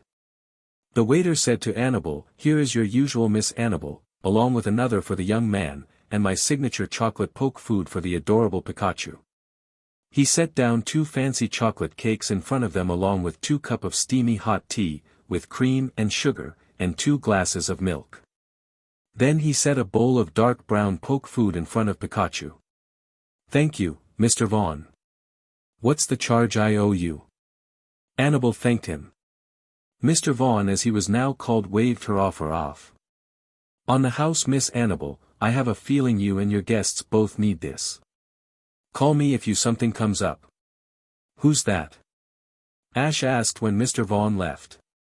Things today were just getting more and more confusing.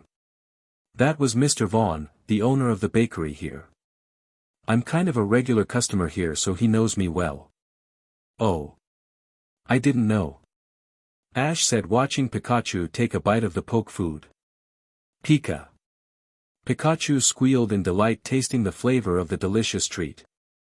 Pikachu Kachu Pika. Pika Pie Pie. Why, you are welcome, Pikachu. I'm glad you like it. Annabelle smiled before turning to Ash, who had just taken a bite of his cake, his eyes widening at the rich flavor. It's good, is it not? She asked him. Ash had a small smile on his face. Yeah, it really is. Take a sip of the tea, the two combined make a really delicious accent to each other. Annabelle said, taking a bite of her own cake. This was her favorite treat to get at this place. No matter what mood she was in, it always helped to lighten the day. But even with this, she had to go into a deeper topic. So, why do you think you are not a good trainer? She asked when Ash was drinking his milk. Instantly he frowned and sighed. Isn't it obvious? He asked, looking at her as she should know the answer. No. It's actually very confusing to me. Ash scratched his head. I lost. So I lose too, but I know I'm still a good trainer. She frowned, he was avoiding the question. Ash, tell me what is going on. About what? He gave her an exasperated look, one that carried the tiredness he felt in battle. About what you were thinking during the battle. What is that voice telling you that makes you so hesitant in its midst, makes you lose your resolve, and that makes you fear to lose so much that you shied away from our final stage of it? She stared at him with concern covering her face, so much that it made our hero shift uncomfortably in his seat. I don't know why I listen to the voice, I just do. Most in the time in Sinnoh I could ignore it, but now. Now it's overwhelming. He said a bit harshly. Ash. Pikapi. I just don't want my Pokemon to get hurt, that I only win through blunders and that I'm afraid that I would treat them like tools in the heat of the match. Annabelle nearly laughed at the irony of it all, she of most people could. So, that's the reason. Well Ash, I can understand where you are coming from, especially from someone who goes the extra mile like you often do. But you are missing something important Ash, something that most trainers don't realize but are always aware of. What's that? Ash asked bewildered after he took another bite of his cake. Instead of answering, Annabelle took a pokeball from her belt and released the Pokemon inside. Esp. Espion called from the ground. Espion, do you mind jumping on the table so we can see you better? The sun Pokemon did hop up and greeted Pikachu. Espion. Pikachu. He offered her some poke food which she gladly accepted. Now Ash, what do you see? Annabelle asked gesturing towards the Pokemon. I see Pikachu and Espion. Ash asked densely. What else was he supposed to see? Annabelle smiled ruefully at his thickness. No, there's something else Ash. Oh, now he realized. I see my starter, my best friend who I would do anything for. I see your best friend as well Annabelle, and in some aspects who is my friend as much as Pikachu is yours. Good answer but not what I was looking for Ash. She petted Espion who leaned to her touch. Lately you have been seeing them as humans Ash and I must admit that is natural considering their remarkable emotions. But they're not, they are Pokemon Ash. The young trainer looked at Annabelle, befuddled at her words, yet accepting that he had been seeing them a bit like that. So what does that mean? With all their vast differences, Pokemon have one thing in common that humans always have differences on. They love to battle. They crave a good fight, don't you guys? Pikachu. Es Espion. Ash's eyes widened realizing she spoke the truth. He couldn't remember a Pokemon who didn't love the taste of battle. Annabelle continued on. Pokemon don't really care if they win or lose most of the time, though winning is great and all, but what they really want to do is to grow strong and show off their stuff. They accept that they will get hurt in battle but they really don't care whether or not it is their blunder or their trainers. That is why they can love humans so much. Humans can bring out that inner potential which they can never achieve in the wild. You understand, don't you? Ash scratched his head again. Yeah. I do, just that I never thought Pokemon to be like that, I guess. You know a lot about Pokemon Annabelle, lot more than I do. She could feel the ghost of a blush on her cheeks. Not as much as I would like to Ash, but thank you anyway. Now to go on the next subject. Which is about you were winning through blunders. Ash cringed when he heard this. It's true. He said before taking a drink of milk. Even with my battle with you last year, I only won through losing the lighting. Annabelle rolled her eyes. Do you know that only a handful of trainers win by pure tactic and skill alone? Ash shook his head. Do you also remember how you won against the other frontier brains? It was with skill and tactic alone. Yeah, but most of my battles I've won have been through blunders. Yeah, and a good trainer knows to use them their advantage Ash, just like you do. True strength is not shown by skill alone but by also using circumstance to your advantage. Most trainers I have fought never consider using them to help them with the battle. In fact, I think you're the only one who did it in the past 3 years. The only other one was this guy I fought during my first year, but then again he lost to me 3 times before using a circumstance to his advantage on the 4th battle. Really? Ash asked, honestly surprised. He couldn't help but wondered if that previous trainer was Reggie. Yep. Now about using Pokemon as tools in battle, and I have to say that probably the most ridiculous thing I ever heard someone like you say. She said, making Ash sink his head down. You know far better than that, Ash. And so do your Pokemon, right, Pikachu? Pai-Kachu Pai-Cha. Pikachu rubbed alongside his arm to prove his point. But Ash still wasn't really convinced. How do you know about the voice? Do you know what it is? He asked. Annabelle rested her chin on her hand. I'll tell you as soon as we're finished. As for the other question. I have theories. Theories? Ash almost snorted but then agreed that they should finish their dessert. It was not every day that he and Pikachu could have chocolatey delights. In fact, he couldn't remember the last time someone treated him to dessert. Hey Annabelle. He spoke when he finished his cake. Thanks for the cake. Not many of my friends treat me to these sorts of things. Pikachu and I really enjoyed this. Annabelle grinned. You're welcome, Ash. I'm more than happy to do this for you. Would you like to do this more often? For some reason, hearing this, Ash felt the funny feeling again bubble up inside him at the thought of him, Pikachu and Annabelle eating together like this again. Of course. Right, buddy? He asked Pikachu. Hi Pika. When they left after thanking Mr. Vaughn to the path back toward the battle tower, Ash had more questions to ask. Okay, if I'm not a bad trainer like you said, then how come I have been losing lately to people who are equal to my level of experience? Well, that is a good question, Ash, and not many people would be able to give you the right answer. It is because of your lack of confidence in yourself. Ash took on a confused look, not understanding why that would matter in battle. Can you explain a bit more? You have faith in your Pokemon, right? Ash nodded. But you don't have faith in yourself. I heard you during our battle. You kept taking all the blame for every little thing that went wrong, Ash. When a Pokemon becomes close to a trainer, a bond is formed between the two. Pokemon rely not only for the trainer to give the orders and to have faith in them, but for the trainer to have faith in themselves. You need to have resolve in your actions. If you lack that, then the Pokemon will start to lose their resolve too, you see. Just like what happened during Bizzle and Infernape, you started off confident and proud, but as soon as you began to second-guess yourself, your Pokemon weakened.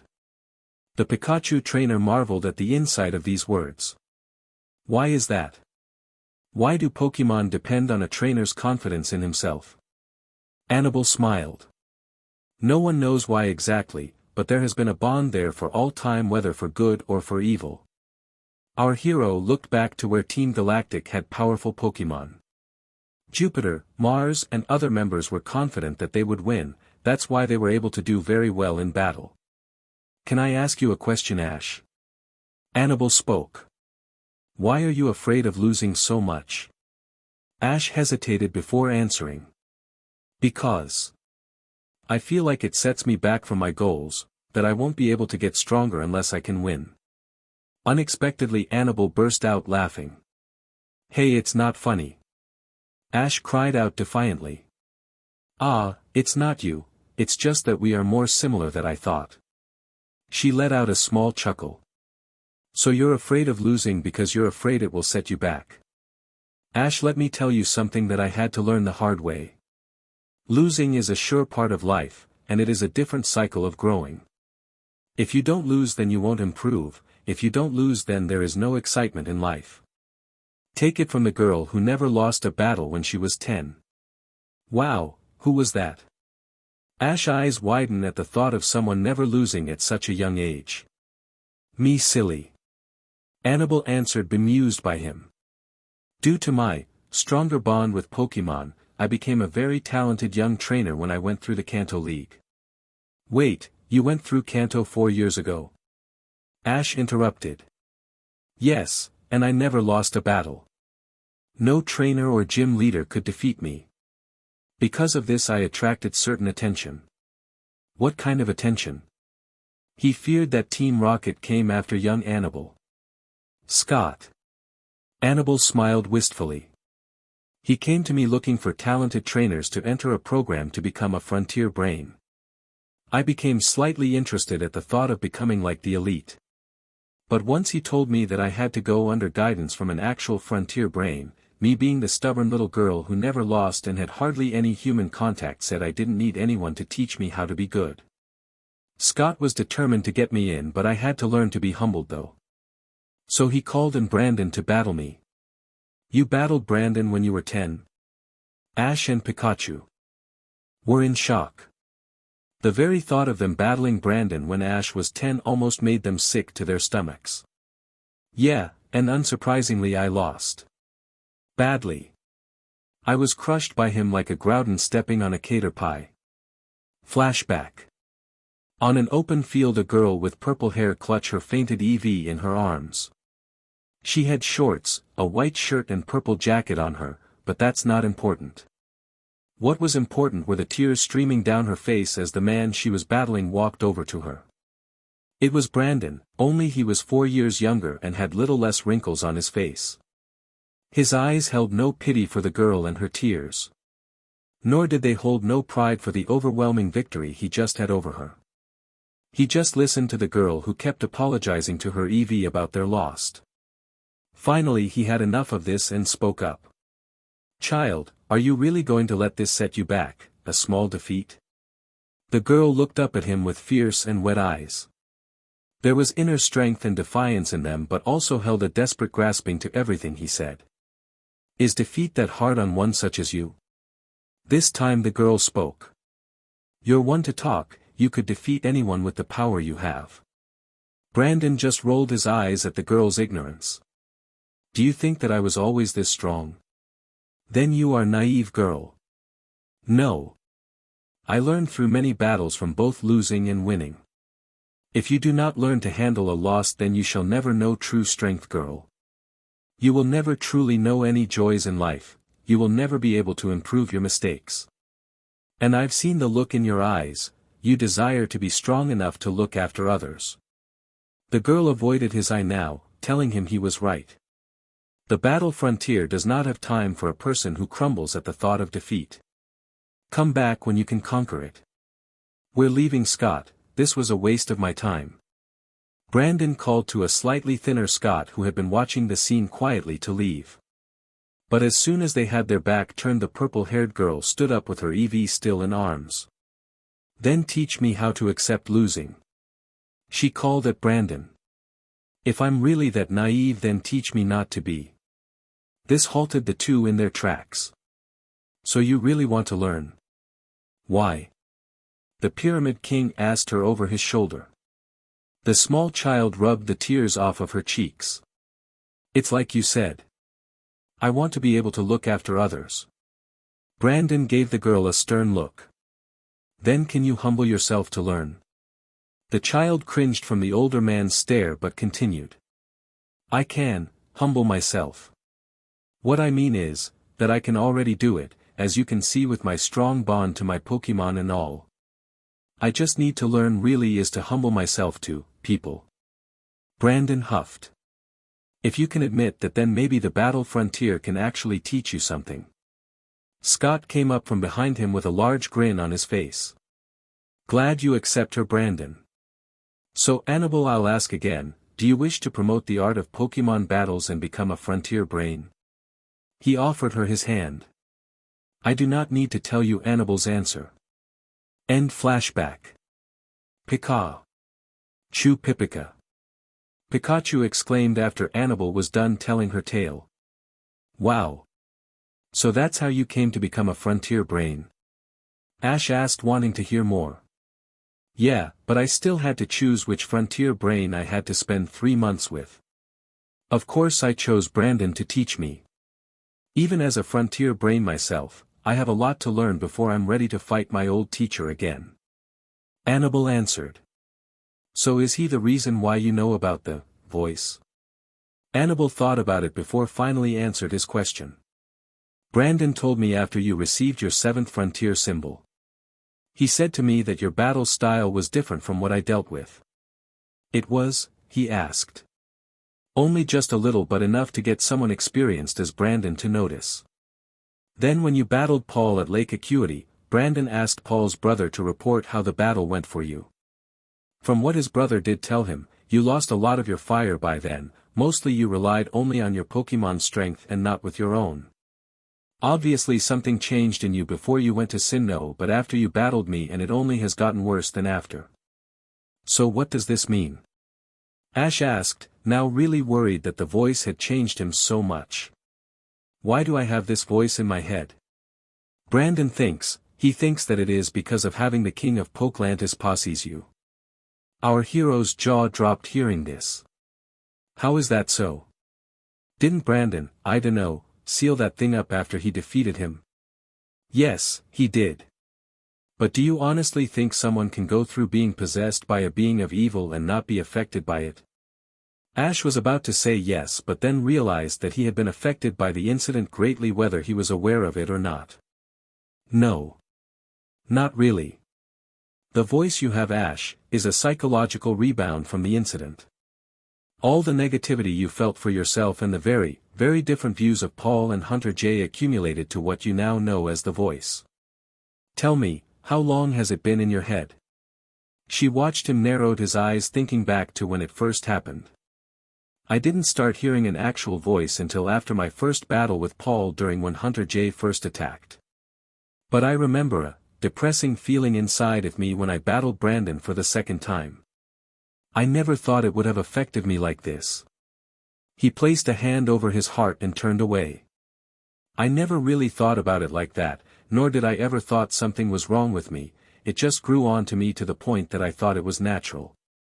Heh, I guess that's why I never told anyone this. Not even Pikachu. Pika-ka-pi Pikapi. Sorry buddy.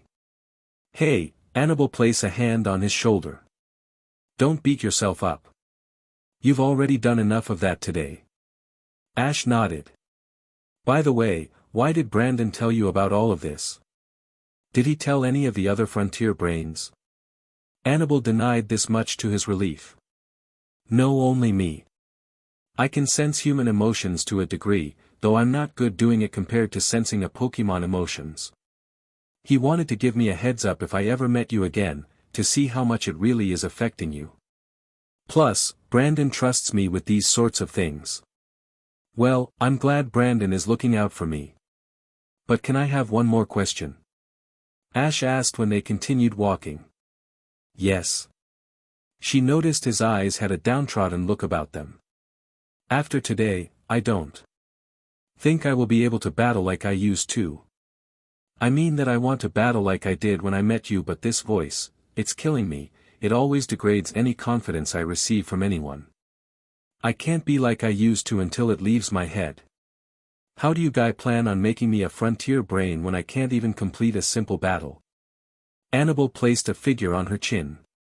Well, this is mostly a psychological problem with mythical properties, which means that it can't be cured by any modern medicine. One way we can cure it, is to go through months of long and agonizing therapy. Ash couldn't help but cringe. Gary used to tell him scary stories of therapy treatments when they were young. However, that would take too long and would be boring for both you and me.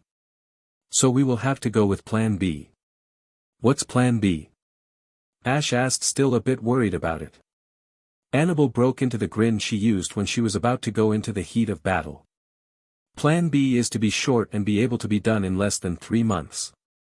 So what is it? We beat it out of you.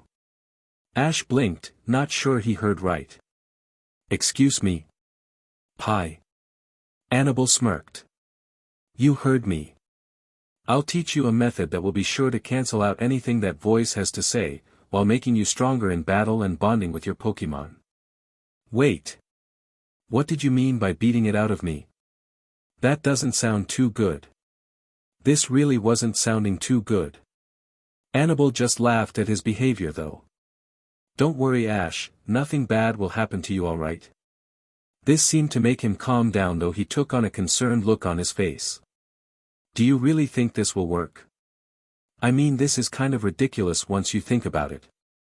Ash said. Annabelle scoffed and hit him lightly on the arm.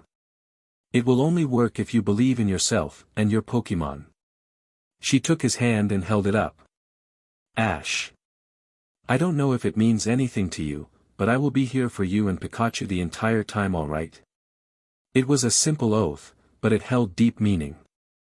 Ash took one look in Annabelle's purple eyes, then something clicked in his mind. She was no longer just his friend, she was his equal. Not a rival, an enemy, an elder or a good friend, but someone who would watch his back at all times because she can. With the best grin he felt on his face all day, knowing Pikachu would support his actions and with a promise to improve, Ash clenched Annabelle's hand in a firm grip and said. This means a lot. Annabelle, thank you. End of Chapter 9. Chapter 10. Fight with them, fight like them. Week 1 of the initiation. Ash woke from his slumber and stared at the ceiling from his bed. It had been 5 days since his breakdown and his talk with the salon maiden. Annabelle actually wanted to start with the training right away but then had a bombardment of paperwork thus halting her before she got started. From sunrise to sunset, the salon maiden worked in her office on the top floor in order to get done as soon as possible. However, this didn't stop Annabelle from teaching our hero some basics of the battle frontier. So far he's learned how to fill out paperwork, how to look over a battle faculty and the proper way to handle phone calls. Needless to say, Annabelle was a great teacher. She was patient with him when he goofed up, explained complex subjects when he needed help and encouraged him when the voice or his own wavering self-esteem started to beat him down. He was a bit tired of waiting around though. Both he and Pikachu were surprised that he could last this long without going nuts. But yesterday night, Annabelle was finally done with the very last piece of paper to fill out. Now today was the day that she will show him how to beat the voice and to help not only of his Pokemon to get stronger but also he himself. With a sigh Ash helped himself out of bed and woke Pikachu up as he got dressed. He finished when Pikachu helped himself of his trainer's shoulder. The kitchen was empty, differing from the normal scene of Pokemon eating their breakfast and Annabelle watching over from the counter they had grown used to. This told the two that they were already out and about. Pika Pipi Ka Pi. Ash stared from his breakfast to see what Pikachu was going on about. The electric type was excitingly pointing towards the window. When Ash peered outside, he saw Annabelle talking to a very tall Pokemon in front of her. It looked like they were in a deep discussion about something important. Do you want to see what they're up to, buddy? He asked Pikachu. The mouse Pokemon nodded in affirmation. Pika Kachu Pika. They both headed out to meet them. Closer inspection showed that Annabelle was back in her normal frontier brain gear. Now that they were nearer to Annabelle they could see who the Pokemon was. It was covered in bright red feathers that seemed to spark with fire and yellow feathers layering its feet. White feathers covered its head and shoulders, covering it like a jacket. The arms were muscled and its sharp beak grizzled and cracked, signifying old age. The Pokemon turned his razor eyes at the two. Blaziken. He alerted Annabelle to their presence. Oh, Ash, good morning, did you sleep well? Annabelle turned to the duo with a smile. Yeah I did. Thanks for asking, Annabelle. So who's this? Ash pointed to the Blaziken, ignoring the funny feeling that had been coming more often this week. Blaziken Blaze. The Blaziken interrupted, putting a protective arm in front of her. Ash stepped back a bit, obviously intimidated by the larger-than-average Blaziken. It's alright, they're the ones I was talking about. She soothed the Blaze Pokemon. Ash and Pikachu, it is my pleasure to introduce to Rook the Blaziken. She gestured to the Pokemon with flair. Ash looked to Pikachu for a moment. Rook? He asked her. He never thought Annabelle would be one who nicknamed name a Pokemon. I didn't name him. she said as if she read his thoughts. It's not uncommon for an elderly Pokemon to name themselves while they're still wild. Oh, I didn't know that. Ash scratched his head. He felt a little ignorant now. Annabelle smiled. Don't worry, Ash. Even Pokemon professors do not know this. Rook is the one who told me, and you know that most people can't communicate on that level with Pokemon. This made our hero feel better, but now he had to ask about training. So what about the training? You said we would start today. He stared at her as she started to walk past him. Indeed I did. Would you follow me please? Ash, Pikachu and Blaziken walked behind Annabelle as she led them deeper and deeper in the forest. Soon the overgrowth was so thick that it blackened the entire ground. Ah! Annabelle, not to be judgmental, but don't you think that this is kind of dangerous to be walking this deep in a forest without a path? Ash looked around. Strange Pokemon sounds were echoing throughout the woods, but it was so dark that you couldn't see them. Don't worry, Ash. I know where I am going, just keep following me. And just when she said that, light started to burst through the branches. A few more steps, the trees cleared out completely. The scenery showed a huge open meadow with a clear pond shimmering in the sunlight. Annabelle stepped out further in the meadow and turned around to face them. Gentlemen, I present you to my personal battleground. Here I learn how to focus myself to be a better trainer and help my Pokemon to learn about tapping into their inner selves. Ash and Pikachu's eyes widened at her speech. They could feel the excitement rising in them with every word. Annabelle continued. It is here that my Pokemon and I learn to work together with nature and our surroundings to bond further than any trainer we will fight. This is it. This was where Pikachu and he could finally get past his handicap. They will now learn Annabelle's secret to strength and power. It was now the time to. And now to start us off, you will be fighting Blaziken, Ash.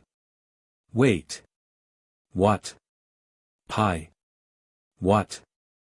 Ash wasn't sure he was hearing right. Annabelle wanted him to fight a Pokemon.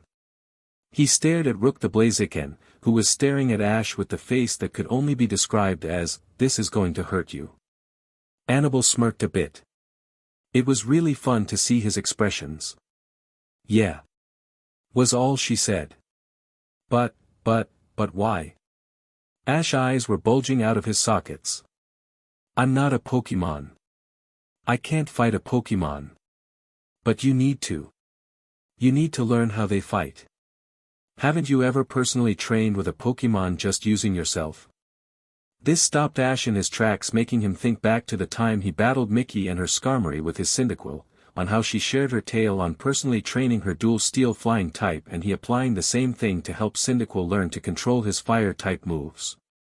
The results were awesome. Cyndaquil learned so much in just one day. Yeah. I did once. He said. Now she had him. And let me guess, it was a huge improvement. Ash shifted his poster, telling her all that she needed to know. I've been doing the same all last year, Ash. That's how I have been getting so strong, and it's given me so much insight to what a Pokemon is. Now it's your turn to learn. I know you can do this. But the ability to, he was interrupted when Annabelle threw a small object at his direction. He managed to catch it.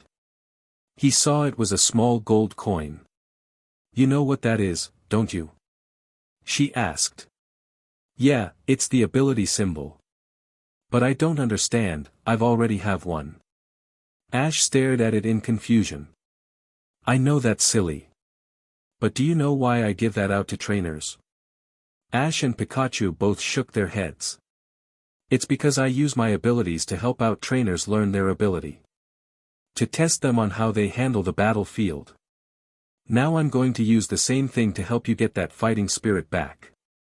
Ash looked at Pikachu before saying. Oh. I think I get it now. But I still don't get why I have to fight Blaziken. Blotsy. Rook shook his fist at him. I mean Rook. He corrected his mistake. That's because you need to get used to fighting a Pokemon. Rook here can teach a human that without harming them much. She added unhesitantly, but first I need to get you in the proper gear. She started to walk off but stopped when Rook cried out. Blazei. Wait Rook, he can't. Suddenly Ash felt Rook's fist collide in his stomach. The trainer was thrown back on the ground from its force. Pikachu jumped away from his shoulder in time and stared in horror at his trainer as Annabelle instantly went to Ash's side. Pikapi. Rook. Why did you do that? She began to look over Ash for any sign of anything being broken. Ken. What do you mean he's alright? Then Annabelle watched in amazement as Ash got up with little effort as though he didn't just receive a punch from a powerful fighting-type Pokemon. Ash, stay down, you might have something broken. Ash gave her a pained and confused look. What are you talking about? I'm fine, it just hurts a bit. What? I don't understand how. Rook placed a hand on her shoulder. Blaziken. This seemed to make her calm down some. You sure? Blaken. Alright. Is there something I'm missing here? Ash stared at the two in confusion. He was now realizing how awkward it was to be in a discussion he didn't understand. Pika. Pi Pikachu Chu Pikapi. Pikachu asked. Don't worry about it Ash and Pikachu, just something I need to figure out. Annabelle said, then she beckoned Rook to step in front of Ash. Alright, now Rook here is going to show you the basics. I need to run to the battle tower to get things settled. Despite of the situation he was in, Ash grinned.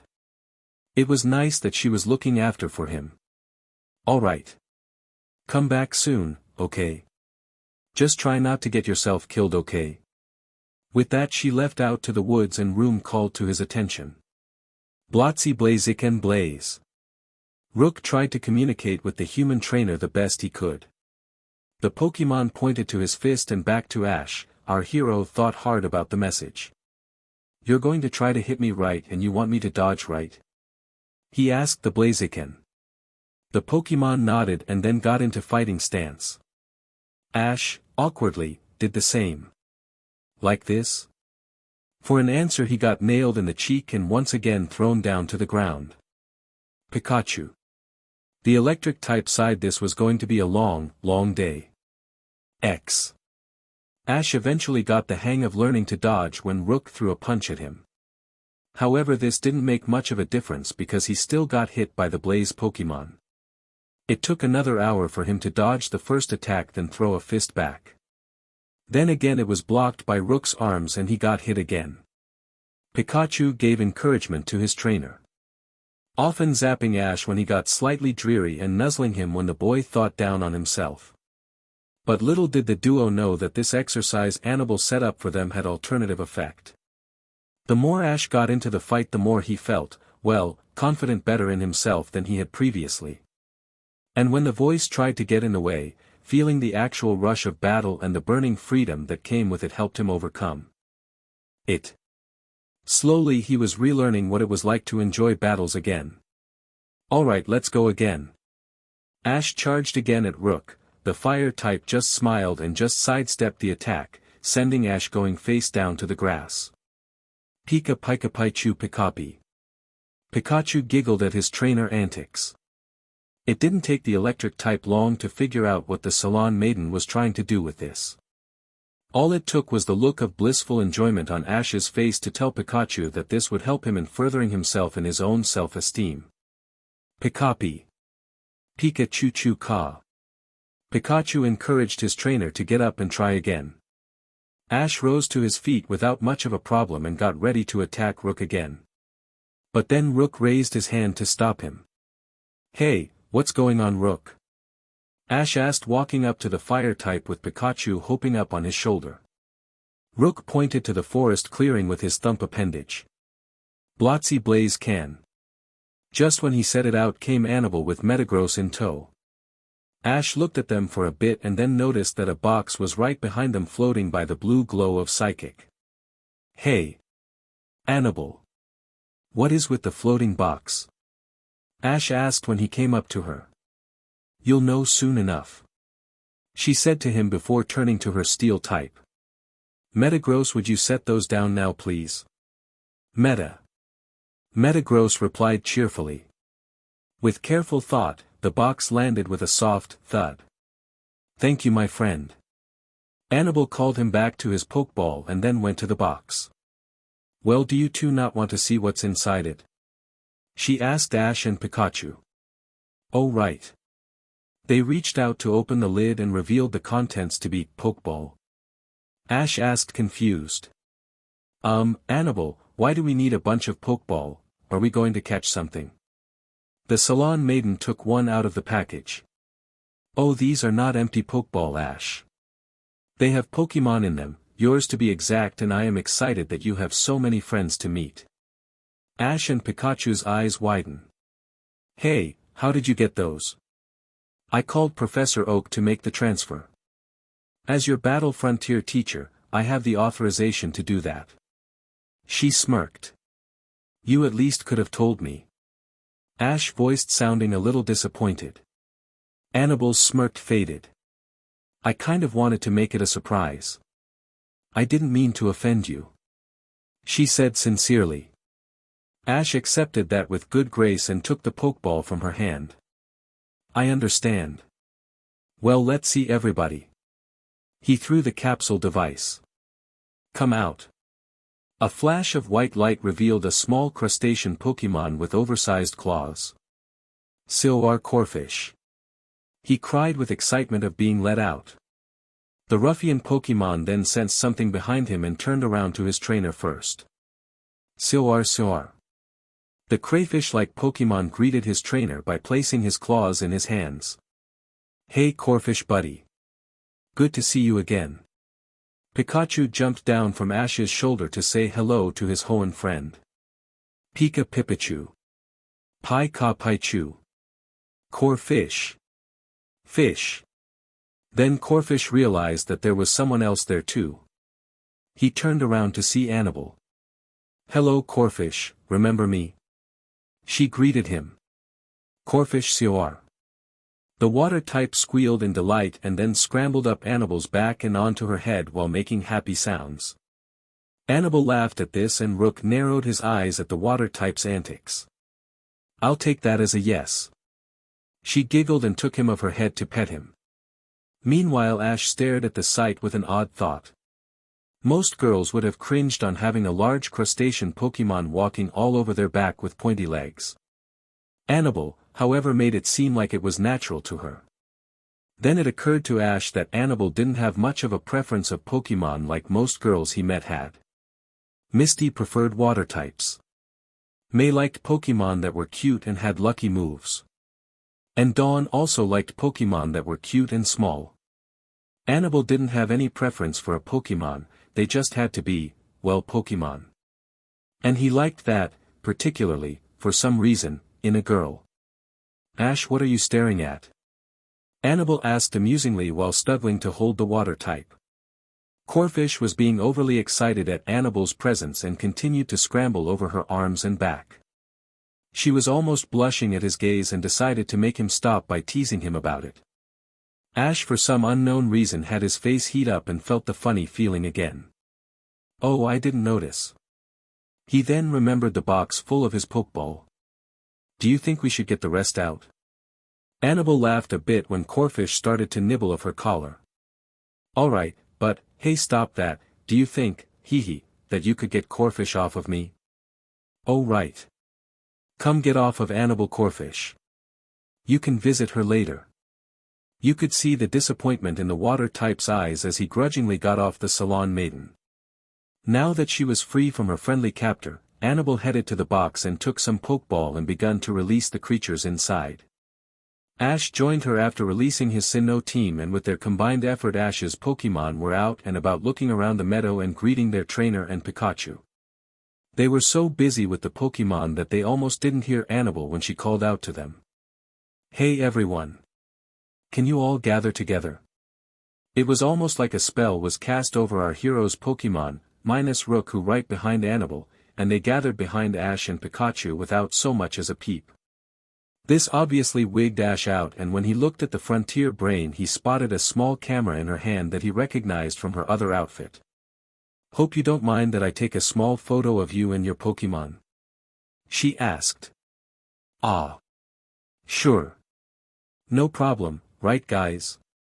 Ash asked his Pokemon. The loud chorus of agreement came from behind him. I'll take that as a yes. Pi-ka. Alright, now smile. Annabelle called out. As any Pokemon could, they showed their grins to the camera while surrounding their smiling trainer and his starter. X. After the photo, the Pokemon were still around each other, the only difference being Ash, Pikachu, Rook and Annabelle being in the front. Ash gave an uncertain look towards her before turning to his team. Well guys. I'm sure you're wondering why you are here. Well, Annabelle held up a hand, silencing him. She also made another mental note to teach him how to be ready for a speech. I need to get a pager to keep track of all of them. She thought with a sigh. I'll take over from here. She said to him before turning to the crowd of Pokemon. All of Ash's Pokemon. Listen. Your trainer, Ash, is now learning from to be a battle frontier brain by me. And he needs all the help he can get. Hey. He is now learning a new way of training to help of you all, and that involves all of you to give him your support. Loud cheers came from the Pokemon. Ash will be training with you personally, that means that he will take your attacks, handle your tackles and be your opponent in the fight. Can you do that for him? A louder cheer came from them. I know this might be cruel, but I really want to see his face. Annabelle thought with a smirk. Now go beat him up. With this said, Ash's eyes widened when the Pokemon with much enthusiasm charged towards their trainer. Soon enough Ash was being bombarded by them all and Annabelle was high-fiving Rook. When he did get out of the mess, Ash marched up to Annabelle with anger. Why did you do that? He yelled. Annabelle laughed at his face, her mission a success. To get them in the mood. She fibbed. Now which one do you want to start with? They talked about which Pokemon Ash should begin to battle. The Pallet Town trainer said he should begin with Pikachu as the electric type would be careful about harming him too much. Annabelle thought about it, but then said that wouldn't be a good idea. Pikachu is a very fast and powerful Pokemon. Pikachu thanked her for that. Ash needed to work on a Pokemon that still needed work and was big enough to handle it. So they decided on Bayleaf, who agreed with Annabelle to be careful around her precious trainer. Ash and Bayleaf started off simple such as dodging, tackling and few vine whips and razor leaves here and there. Annabelle observed the two with a smile on her face. Ash was looking like he was having so much fun as he fought with his Pokemon and he was lasting much longer than when she first started out. Once the trainer got the hang of it, other Pokemon begun to join in as well. Hey Ash. Annabelle called for him. Ash, who was currently dodging Quilava's flame wheels, stopped. What is it? He yelled out, catching his breath. Though he just started a few hours ago, already he could see improvement in their moves and the voice wasn't being a hindrance like it normally was. Do you mind if my Pokemon and I join in? Yeah, sure. We'll love to meet your Pokemon. He watched her smile and closed her eyes for a while. Aren't you going to call them? He asked. I already did. She said, opening her eyes. Just then the trees rustled behind her and out came all her Pokemon. Espeon, Alakazam, Cherim, Beautifly, Drifloon, Dratini, Scizor, and Luxray. Annabelle then released Metagross to join them. The Pokemon, including Rook, didn't need orders to know what they needed to do next. They immediately went to work with Ash's Pokemon with the training. Of course they weren't going full out but enough to work each other into a sweat. When it was time to take a break, Annabelle offered to go and get them some Pecha Berry juice while Ash looked over the Pokemon. Ash himself was a little flattered by the offer. Normally the girls he traveled with would have made him get the juice. Thanks Annabelle. He watched her smile and then headed off to the trees. He also observed Scizor and Rook follow after her, but his attention was turned elsewhere when Gibble began to chew on Luxray's mane. Gibble. Gibble. That is not eatable. Luuxx. X. Switching to Pokemon translations. My lady, wait up. Annabelle halted when she heard Rook's grizzled voice. She turned around to see her two eldest Pokemon following her. What's wrong? She asked, it a bit unusual to see the two together, especially with their fierce rivalry for being the strongest. The two caught up with her and bowed slightly. It is nothing much. Sizer said. Not with this hot head at least. Hot head. You have nerve to talk, young one. Rook shook his fist at the bug type. Before he could say anything else though, Annabelle interrupted. What's nothing much? Annabelle was curious to what they could be concerned about. The two stopped their quarrel and the Blaziken spoke first. It concerns the young human in your care. Do you think that teaching him how to fight will be enough to get that curse from his head? She sighed. Well, it is not exactly common for someone to have a negative second voice caused by a magical evil king, but battling seems to work. Brandon was able to expel the king of Poklantis by defeating Ash, so I'll follow the same method. The only difference is that Ash had to do it himself. Annabelle explained even though she herself didn't understand it. We understand, trainer. Is there anything we can do to help maybe? Sizer asked. No, it is all right. I'll let you know if anything comes up. They reach outside the woods. But what do you think of him though? He's different from the normal type of trainers. Rook huffed. I admit, he is better than the average. But he reminds me of a young Torchic I taught when I was still wild. The Pokemon was talented and had potential, but the young one was very inconsistent and still unseasoned. The boy is the same. If you can remind him of some of his past battles, you could help him further to triumph his opponents in battle, what I taught the Torchic. Annabelle thought about this. That's not a bad idea, honestly. X. For the next few days Ash kept battling and training with his Pokemon. Sometimes he had to fight against the Salon's Maiden's Pokemon as well. Our hero managed to get bruises, scratches, light burns and sore muscles. He felt great. He discovered new ways to battle. One involved using each of his Pokemon's body size to emphasize their attacks, and another one was to use close combat counter shields for physical attacks. Annabelle even offered to pair up with him against the Pokemon. Much to Ash's surprise, Annabelle was a good fighter. This was proven further when he went up against her and soon found himself on the ground with his arm twisted painfully behind his back. That day Ash and his Pokemon swore he would never ever get on her bad side, ever. It was one lazy afternoon when Ash held a huge grin on his face with Pikachu on his shoulder looking equally proud. Annabelle noticed this. You two look like you just won a Pokemon League. What's going on? The trainer pointed his thumb towards his chest. I finally perfected the 2 new strategies just now. He declared proudly. Well, congrats, Ash. I'm impressed that you did it so quickly. Of course, he had a lot of help from the Frontier Brain, but she didn't want to ruin the moment. Ash noticed this and quickly fixed his mistake. Well, you helped out a lot, Annabelle. It would have taken much longer if it hadn't been for you.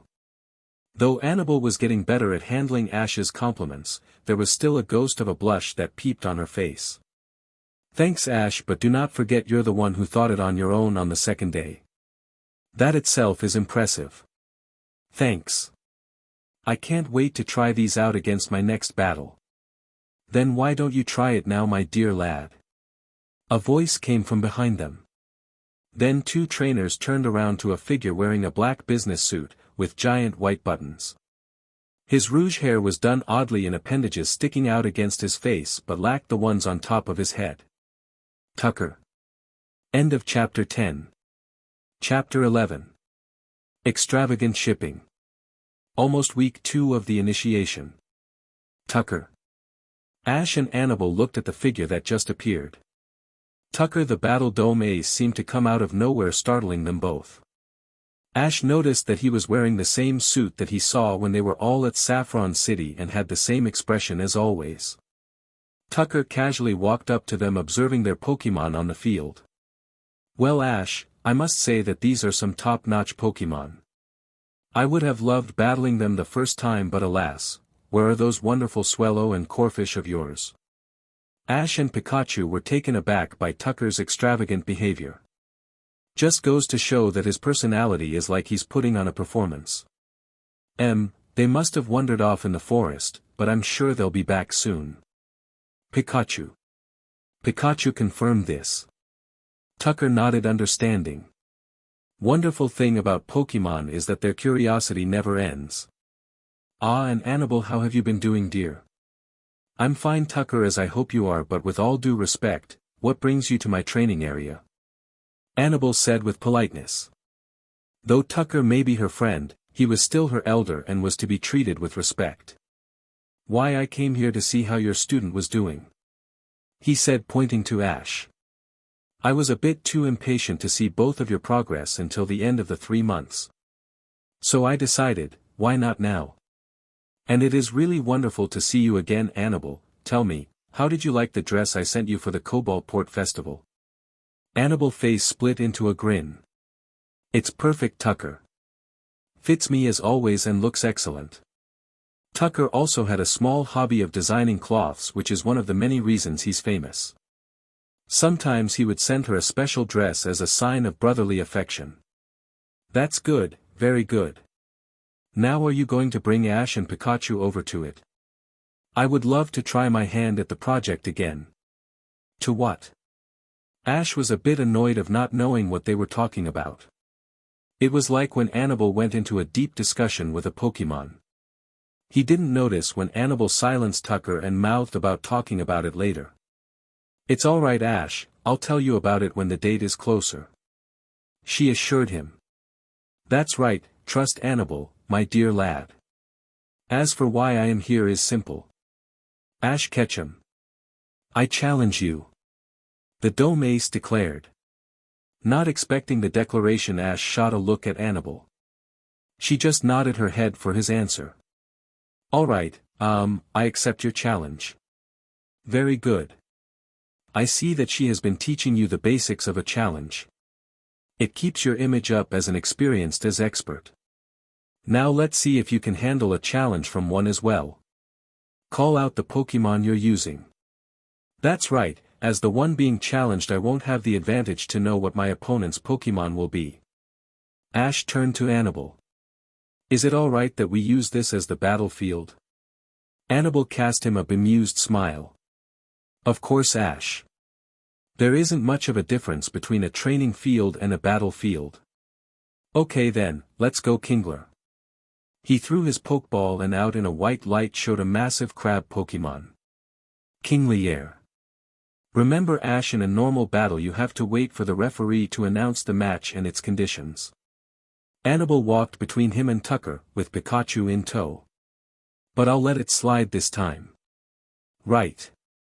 Sorry, Ash rubbed the back of his head sheepishly. Good call, Annabelle. Pie. Alright guys, this fight will be a one-on-one battle.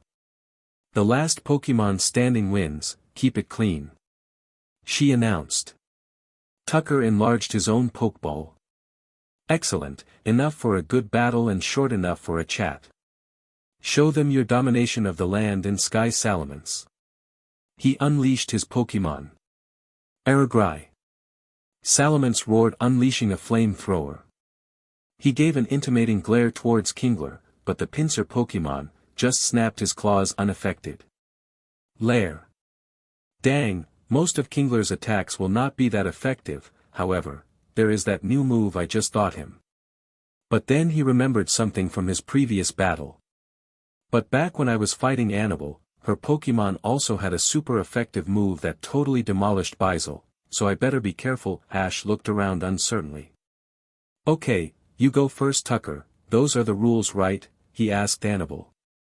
Correct, glad to see you're paying attention. Annabelle laughed. Then let the theatrics begin, Tucker declared. Salamence used Thunder Fawn. Arhaya. Lighting started to encircle his teeth and crackled with ferocity. Ash, who developed a keen eye dodging his Pokemon's attacks, noticed this instantly. Kingler dodged it and used Crab Hammer. King Kingler. Using its spindly legs, the water type leapt aside with ease. When it was certain that it dodged the attack, it slammed its giant glowing claw against the dragon's head. But surprise etched its face when Salamence shrugged off the attack with like it was nothing. Panicking, Ash ordered another crab hammer. Not so fast, Salamence fly. Tucker raised his hand at the same time Salamence rose from the ground flapping his wings. The force from it sent Kingler back on his hindquarters. Dive straight towards Kingler, my divine beast. At an alarming speed, the dragon Pokémon flew straight at Kingler. Meanwhile the crab-like Pokémon struggled to get back up on its feet before the hit. Kingler rolled to the side using the weight of your big claw. Ash commanded as a last resort. With a grunt, Kingler swung its larger scissor over to the side making it avoid Salamance's attack. But unfortunately it was not fast enough to avoid it completely. Kingler's smaller claw was damaged in the process. Kingler. Are you all right? King, it replied, not at all hindered by the small wound. Here we go again. Came a familiar voice. Ash's eyes widen. Oh no, not you again. Get out of my head. This is my battle and you're not interfering. Kingler. Use Ice Beam to knock Salamence out of the sky. Frozen energy gathered in front of Kingler's mouth at the command of his trainer. King. He unleashed the attack straight into Salamance's chest. The dragon-type cringed at the super-effective attack. He had no choice but to lower himself to soothe the pain. Ash decided to use this to his advantage. Use Crab Hammer again. Salamence fly again. Tucker called out before Kingler managed to attack. The Pallet Town trainer gritted his teeth at the tactics. He now figured out Tucker's game plan. You use close physical attacks and use fly to get away from your opponent before they can retaliate, don't you? Ash asked his opponent. Tucker laughed well naturally. It is as Spencer said, you do catch on fast. Indeed, Salamence, the Lord of Land and Sky, using tactics utilizing his superior aerial vantage point combined with his awesome might in close combat makes my Pokémon near impossible to harm. Can you, Ash Ketchum, find a way out of this predicament? No, you can't. I said get out. Now Salamence, show them your Dragon Claw. Kingler counter with Crab Hammer. The dragon-type claws glowed and slashed down towards Kingler, but was blocked by said Pokémon's giant pincer. The two opposing forces struggled to overcome one another, that is until Salamence gave more push to his attack and sent the water-type hurling back at the feet of its trainer. Ash stared wide-eyed at his damaged Pokémon, begging it not to give up. Please Kingler. You got to get up. Call the battle in. You can't hope to win this. Honestly, you should have learned this with that girl.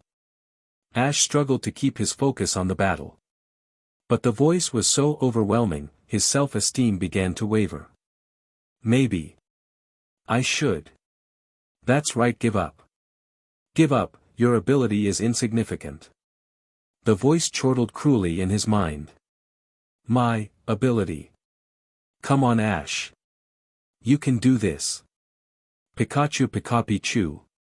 Ash looked towards the voices, Annabelle, who held Pikachu in her arms. The Salon Maiden was staring at him with determination and faith. Her eyes showed strength and perseverance. And Pikachu was smiling at him, obviously cheering him on. Then Ash remembered what Annabelle said to him. That he needed to trust himself, his Pokémon were depending on him, Pikachu was depending on him, and Annabelle was depending on him too. They have all done so much for him, especially Annabelle. He could not. Would not let them down. Kingler, get back out there. We're not finished yet. Ash ordered his Pokémon. Feeling its trainer's dependence for it to continue, with a grunt Kingler heaved itself up, shaking off any pain it might have felt earlier. Kingler. It practically roared. All right. Ash cried out, a feral grin forming on his face. He could feel the fire of the battle swelling inside of him. It was the same heat he felt when fighting his Pokémon. Tucker noticed his behavior change and smiled himself. Now it was time to take things up a notch. Seems like things are heating up, let me help. Salamence use fly and then use flamethrower on the ground. Flames erupted from the dragon's mouth, igniting the ground on contact. The fire roared with a life on its own. Kingler stepped back, not wishing to be caught by the snapping embers. Ash viewed the battle scene quickly and thought on how to get Salamence back on the ground. With the fire and Salamence up high in the air, Kingler can't use most of his attacks. Plus once that fire goes out, Salamence will attack and Kingler doesn't have enough strength to fend off anymore. I have to hit hard now and somehow slow Tucker's Pokemon down as well.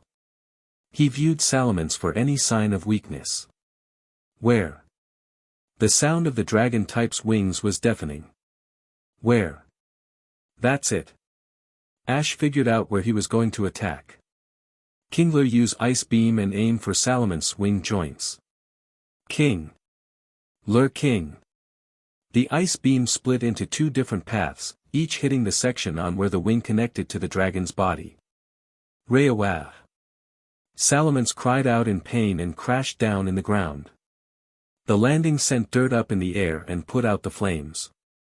Salamence struggled to get his body up while flapping his wings to get the ice off, but there was no avail. The ice wouldn't budge and the wings were frozen stiff. Despite of the turn of events, Tucker just continued to smile. This wouldn't stop him, far from it. Salamence use a light flamethrower to thaw out your wings. Oh no you don't. Kingler, use Ice Beam on your large claw, get up close and then use Crabhammer. Each Pokemon did as they were told, racing against the clock to see which one could get the upper hand first. Salamence sent out a steady small stream of fire on each wing joint, sacrificed a bit of his health to stand strong in the sky again. Kingler froze its own claw and ran as fast as its spiny legs could carry it. Annabelle stared in amazement at the method Ash just pulled. He made his own version of an ice punch. She smiled. Impressive. I would have not have thought of that.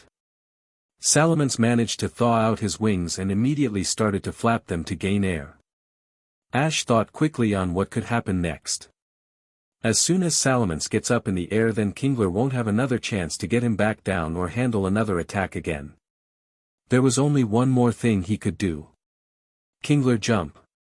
King. With more power than thought possible, Kingler leaped high in the air right over the dragon type. Then it slammed down its ice-coated claw right on Salamence's head. The dragon type went down hard, sending up dirt once again. When the dust cleared, the results showed through. Salamence is no longer able to battle. The victor is Ash Ketchum. Annabelle declared. Salamence was lying on the ground knocked out and Kingler stood over him, proud. Yes. Ash said quietly to himself. It was not polite to brag out loud. Good job Kingler.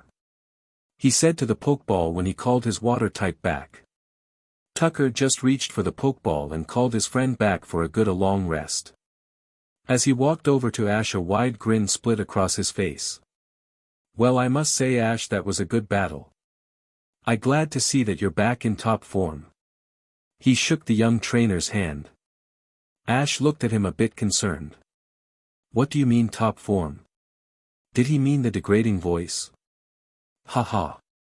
Ash, to a trainer with as much experience as me, it is easy to spot out when someone is going through a rough time. But I see Annabelle has been doing a great job fixing you back up. I was certainly impressed by that ice crab hammer. Tell me, how did you come up with something like that? Oh well, I've done stuff like that before. It started back in Sinnoh when I was battling Fantina and... Wait. Fantina, the designers and ghost-type specialist. Tucker interrupted. Yeah. Where was he going with this? Tucker literally leaped for joy hearing this. That means her dreams did come true. I am so proud of her. Tears were streaming down his face as he spoke. You know her? Ash asked. Know her? Lad, we were... Annabelle interrupted him. Tucker, before you go into story mode, why don't you say we go to my place and get a nice hot cup of tea? She suggested, handing Ash back his Pikachu. Of course, Annabelle. Thank you for being so considerate. Sure, tea sounds good. Pika. Back in Annabelle's home, the three humans settled themselves down on the main dining room table. All of them had steaming hot cups of tea, while Pikachu, who was on the table, held a small little platter for him. So what were you saying about you and Fantina Tucker? Ash asked. Tucker took a sip of tea before answering. Fantina and I came from the same town, lad. In fact, I hail from Sinnoh itself. As you saw, it is a beautiful land. In the town where we grew up, Fantina, my lad, Fantina was the most beautiful, stunning and talented girl around. I, however, was a small and humble boy with a talent for clothing and Pokemon flair. Because of this, I was often picked on by the more sporty boys, and this made me feel quite insignificant. So what happened? Annabelle asked. Well, Fantina's family and my family were going to the same bouquet that was held nearby at a local city. I knew this was my big chance to get her attention. But thanks to my low self-esteem, I thought she wouldn't like my true self, so I adapted a false personality like most boys had. And then? Ash's voice held a bit of laughter in it. He knew the next part could not have a pretty scene. She saw right through it when we met.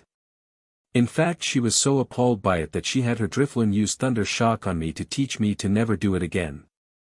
Turns out that she had been admiring me as I had her. In fact, she loved what I could do with Pokemon moves, and she had been wanting to become friends with me for a long time, but she was always so busy.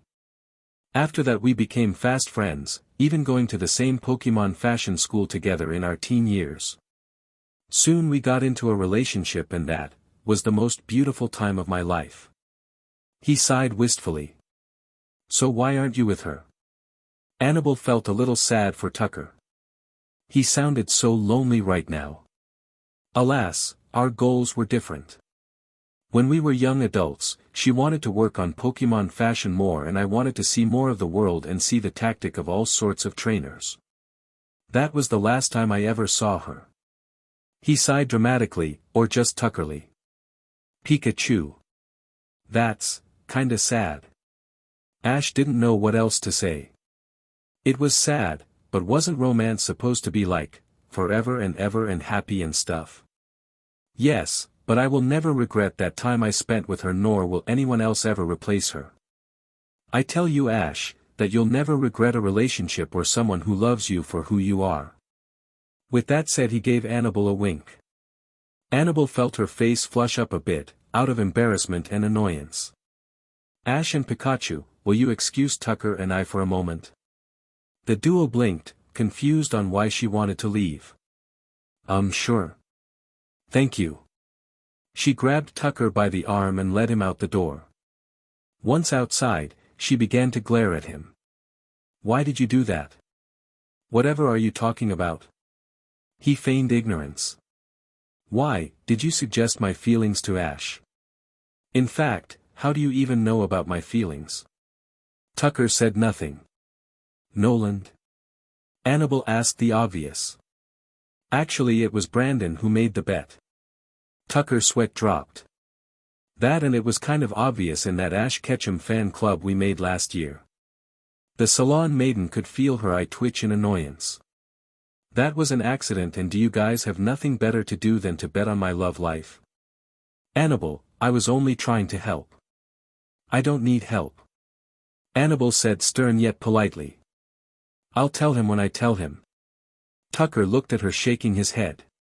For all of Annabelle's maturity, wisdom and skill, she was still a child and had so much to learn about life. Young Annabelle, if it is true love that guides you, then everything will work out in the end. What you need to be is true to yourself. Show him Annabelle the girl, not the salon maiden or the trainer. I learned that from being with Fantina. She helped me become that man I am today. He said knowingly. The young girl heaved up a sigh. It's difficult. I mean, he's so sweet, and yet, he doesn't have a clue to what I feel for him. Tucker let out a jolly laugh. Ah, but isn't that love? I used to gaze out of my window longingly at Fantina when I was a boy, and yet I held no clue to what her true feelings were. Even with your stupendous empathic abilities, Annabel, you cannot read a person's heart. Trust in him and you will find yourself in a better situation than you could hope for. You understand? Yeah. I guess. Good. He ruffled her lavender hair. Now let's not keep Ash waiting, shall we? They entered inside to see Ash playing with Pikachu. Hearing the two enter caused them to look up. Oh, hey guys, what you needed to do? He asked them. Tucker looked at Annabel fondly. Nothing much, lad, just two friends catching up on each other. Tell me, Ash, how have you been liking your stay at the Battle Tower? He sat down on his chair. Great, actually. I have been having a lot of fun, so have my Pokemon, right, Pikachu? Pikachu. The electric type nodded his head vigorously. Yeah, I have been also learning a lot about all the other things that are required to become a frontier brain. It's a lot of work, isn't it? Tucker asked humorously. Ash heaved out a heavy sigh. It is. I don't think I would have been able to remember it all if it hasn't been for Annabel here. He was very grateful for her patience helping him out. He messed up so many times that he was sure that she would snap at him soon, and yet, she didn't. Annabel let out a small laugh. Why, thank you, Ash. All it took was a little bit of practice. True, and you'll need even more practice. This is only the tip of the iceberg, Ash. A frontier brain has many responsibilities. I know this might be a bit early, but have you decided what will be you battle art yet? Tucker took another sip of his tea. Battle art? Pie. Both of them didn't know what Tucker was talking about. A battle art is what the frontier brain uses for facing an opponent. Mine is tactics and Annabel's is ability. Tucker explained. I guessing you don't know yet? The young trainer hung his head down. No, I don't. What if I don't know it by the time the 3 months are up? That's what I'm here for, Ash. Besides, I think I got a good idea what it might be. Annabel reassured him. Actually, the battle today reveled at a lot of things to Annabel here. For once it was nice to just be the observer. Well, that's excellent, Annabel. I'm sure Scott will be pleased to hear your progress. I must be off though, today was very informative. Tucker said. Why? You just got here. Annabel asked. I was intending to stay longer, but hearing that my Fantina is successful and has achieved her dream. I would like to pick up where we left off. Well, it was nice seeing you again, Tucker. Anne. She leaned in to whisper, I would like to take him to the Cobalt Port Festival, if he says yes, that is. Tucker let out a small chuckle, knowing that he had another project to work on, maybe even two. Ash got up from the table to see the Battle Dome ace off. Hope to see you soon, Tucker. It was fun battling you. A lot more fun than I had in a while. Tucker shook his hand. Indeed, it was, young Ash. Keep your spirits up and your tactics sharp. I shall see you in 3 months. Hopefully in a relationship. He said with a double meaning. In the secret lair of Team Rocket. Giovanni observed the 2 Rocket members in front of him with a bored look. He was honestly more focused on the Persian that sat across his lap. What do you two want? Annoyance lacing his voice. Can't you two see that I'm already busy? We have 2 major projects going on right now and we can't afford any mistakes. Butch and Cassidy steeled themselves before answering. We came with information that might be a threat to Project Master Rocket, sir. Butch said, holding a small disc in front of him. Come again? Their boss asked. We have reason to believe that there might be a group capable of sabotaging our plans. Cassidy explained as Butch slid the disc over the desk. Giovanni observed the disc with mild curiosity. A threat, he wondered. Who could possibly be a threat to the power of Team Rocket? They made sure that all the Elite 4 members would be clear of the area. Who could it be? Now concerned about this, he slipped the disc into the computer. What came up surprised him. battle frontier?" he asked insidiously. Cassidy spoke up again. "Yes, they are currently still considered a small corporation, but it is slowly growing. It is a program dedicating itself to expand the art of Pokémon battles. The major group is here in Kanto. Their head or the CEO of the organization is someone called Scott. As you can see, there is not much information about him. No trainer ID, battle records or anything else, just that he's in charge of the place. The others are a group of 7 people, each in charge of a battle factuality." Butch came to finish the speech. "Bring up a file on the computer for each one. Trainers usually battle them in this order. First is Factory Head Noland, Arena Tycoon Gretel, Dome Ace Tucker, and man does he look flamboyant," he muttered to himself. "Next is Pike Queen Lucy, Palace Maven Spencer, the Salon Maiden Annabelle. Isn't she a bit young to be a one of these? Elite, Frontier Brains, ... Giovanni interrupted. No sir. She is the youngest of the Battle Frontiers, only 14 years old. But as seen on the file here is that she has some sort of special ability that makes her Pokémon incredibly strong," Cassidy explained. "Interesting, go on." Butch continued. "Right sir, and the last one is the Pyramid King Brandon. An interesting fact is that he specializes in legendary Pokémon. This caught their boss' interest. So they can pose as a threat, or become a very good benefit." He mumbled to himself. "Benefit sir?" the duo asked. Yes indeed. In fact they would be perfect for the plan." He turned his attention back to Butch and Cassidy. "You too." They snapped to attention. "Find any more information on this group. Dig deep and also go and try to see if you can test one of these Frontier Brains and how good their Pokémon are. I want you to give 150% on this project. Don't fail me or there will be dire consequences." With that threat hanging over their heads, the two said a quick, "Yes sir," and rushed out quicker than a Bulbasaur with its bulb on fire. Giovanni went back to petting his Persian while his mind went through the information he just received. Now there are more pawns to the playing field. But which one are they, white or black, he muttered to himself. No matter, soon there will be nothing in my way to get what I desire. And when that happens, Kanto will be in my grasp in no time.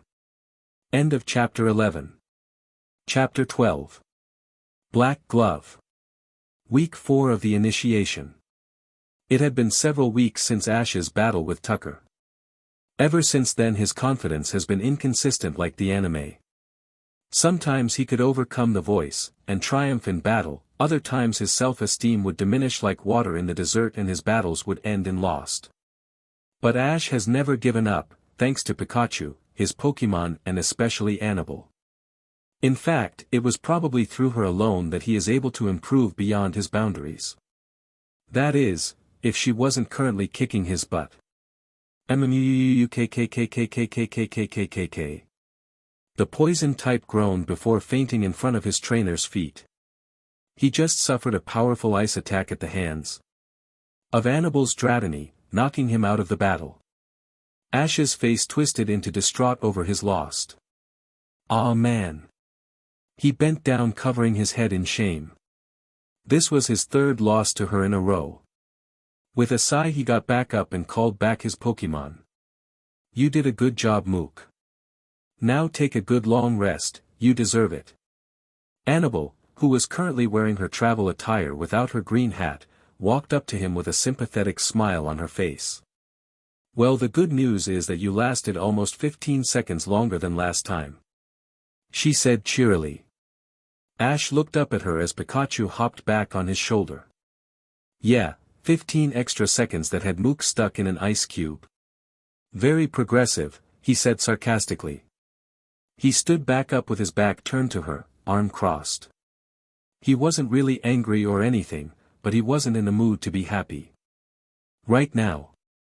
The Salon maiden rolled her eyes. This different from what Ash was seeing, she saw that he was improving greatly through their battles. Ash was slowly learning to deal with losses and having a disadvantage in battles.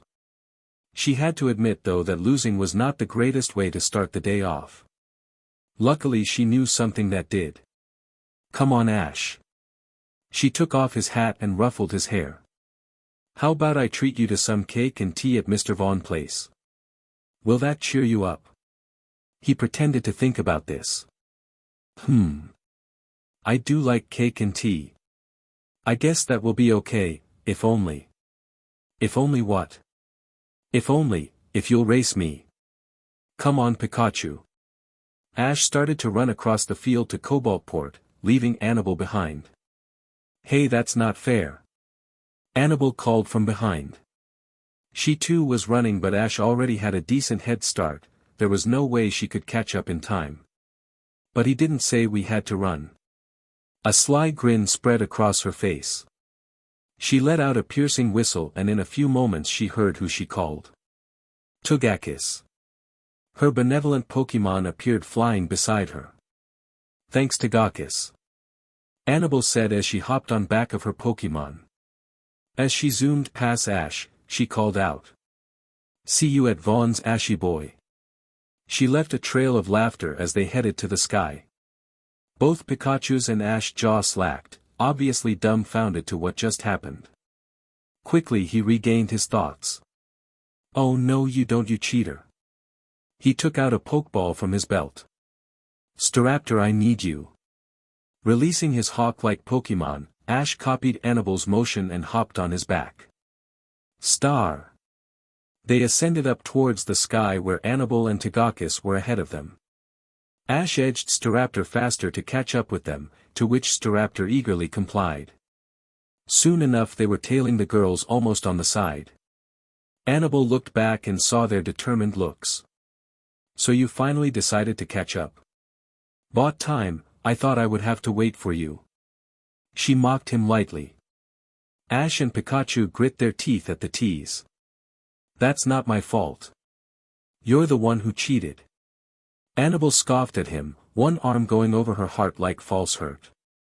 Cheated says the boy who got a head start.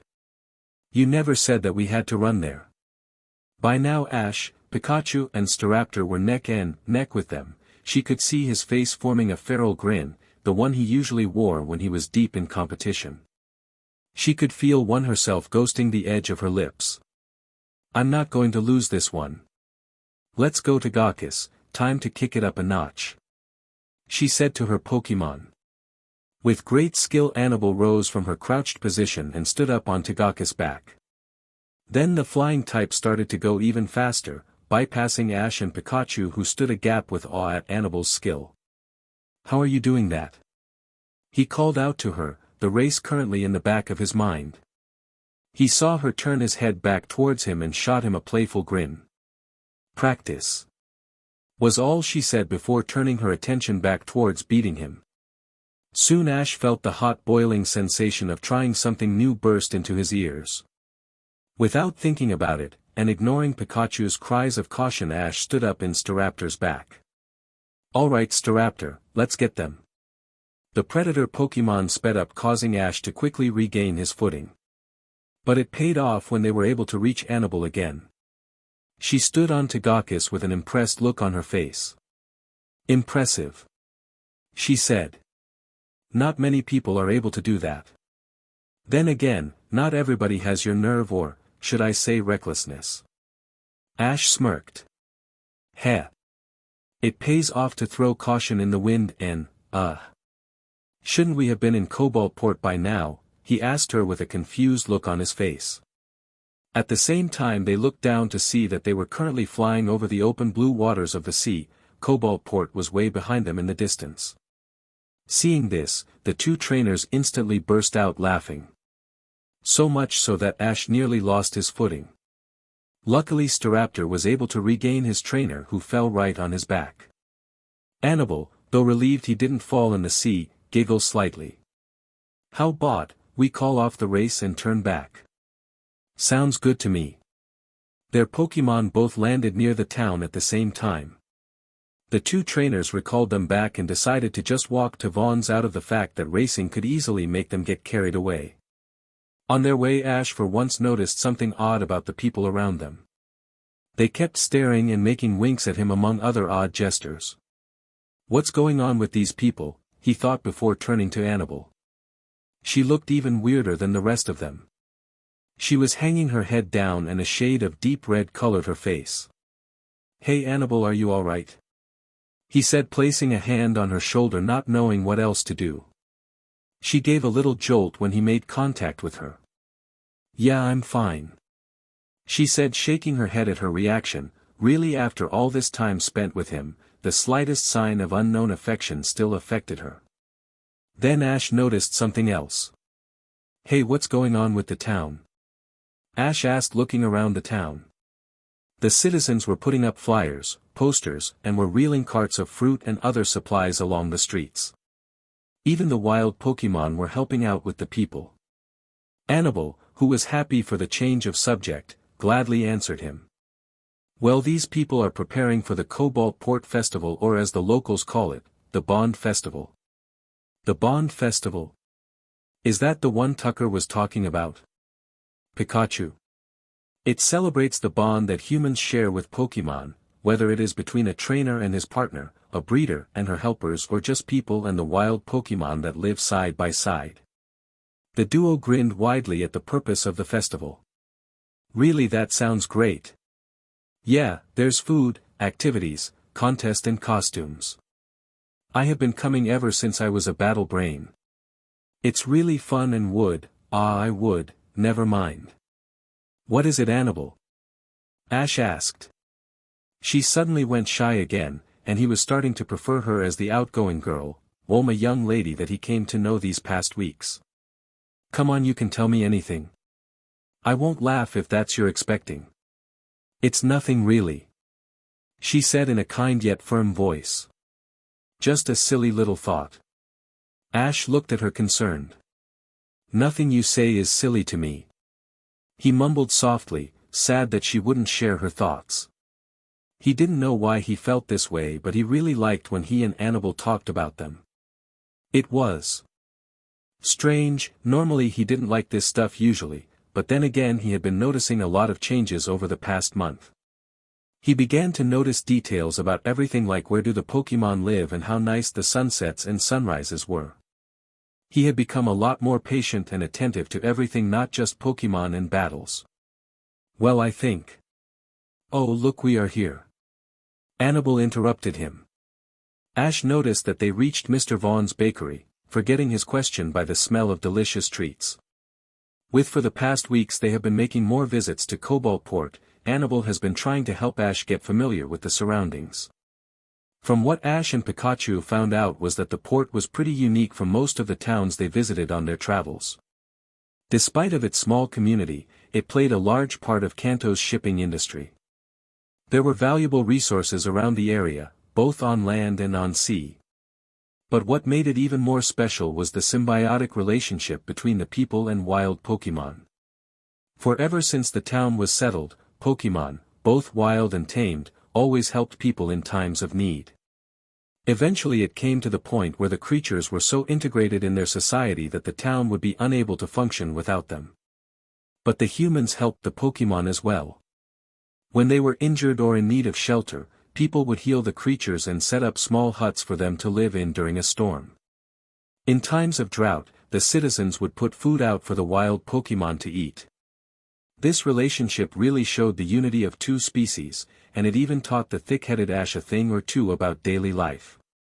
The treat was great as always. They ordered the same chocolate cake and tea as their first time there. Annabelle sure was right about this always getting you out of a slump, Ash thought. They decided to walk along a small stone path on the side of town to burn off more steam.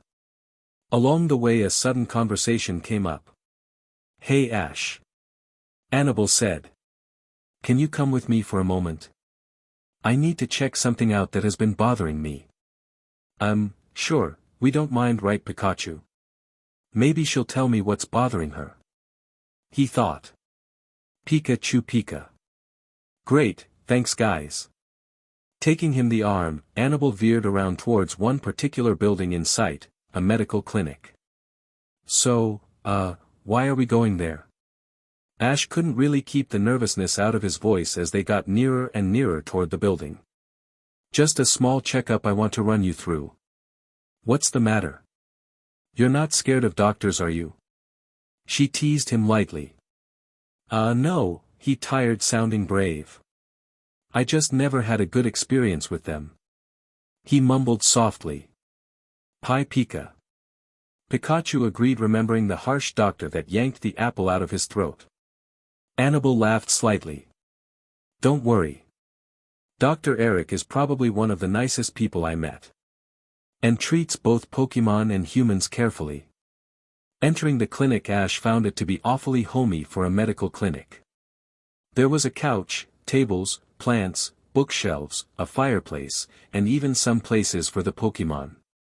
Ah, Annabelle, good to see you. Is this young man the one you wanted to have the test run? Ash turned his head to see a tall young man with braided gold hair walk in from the hallway. Hello to you too, Dr. Eric.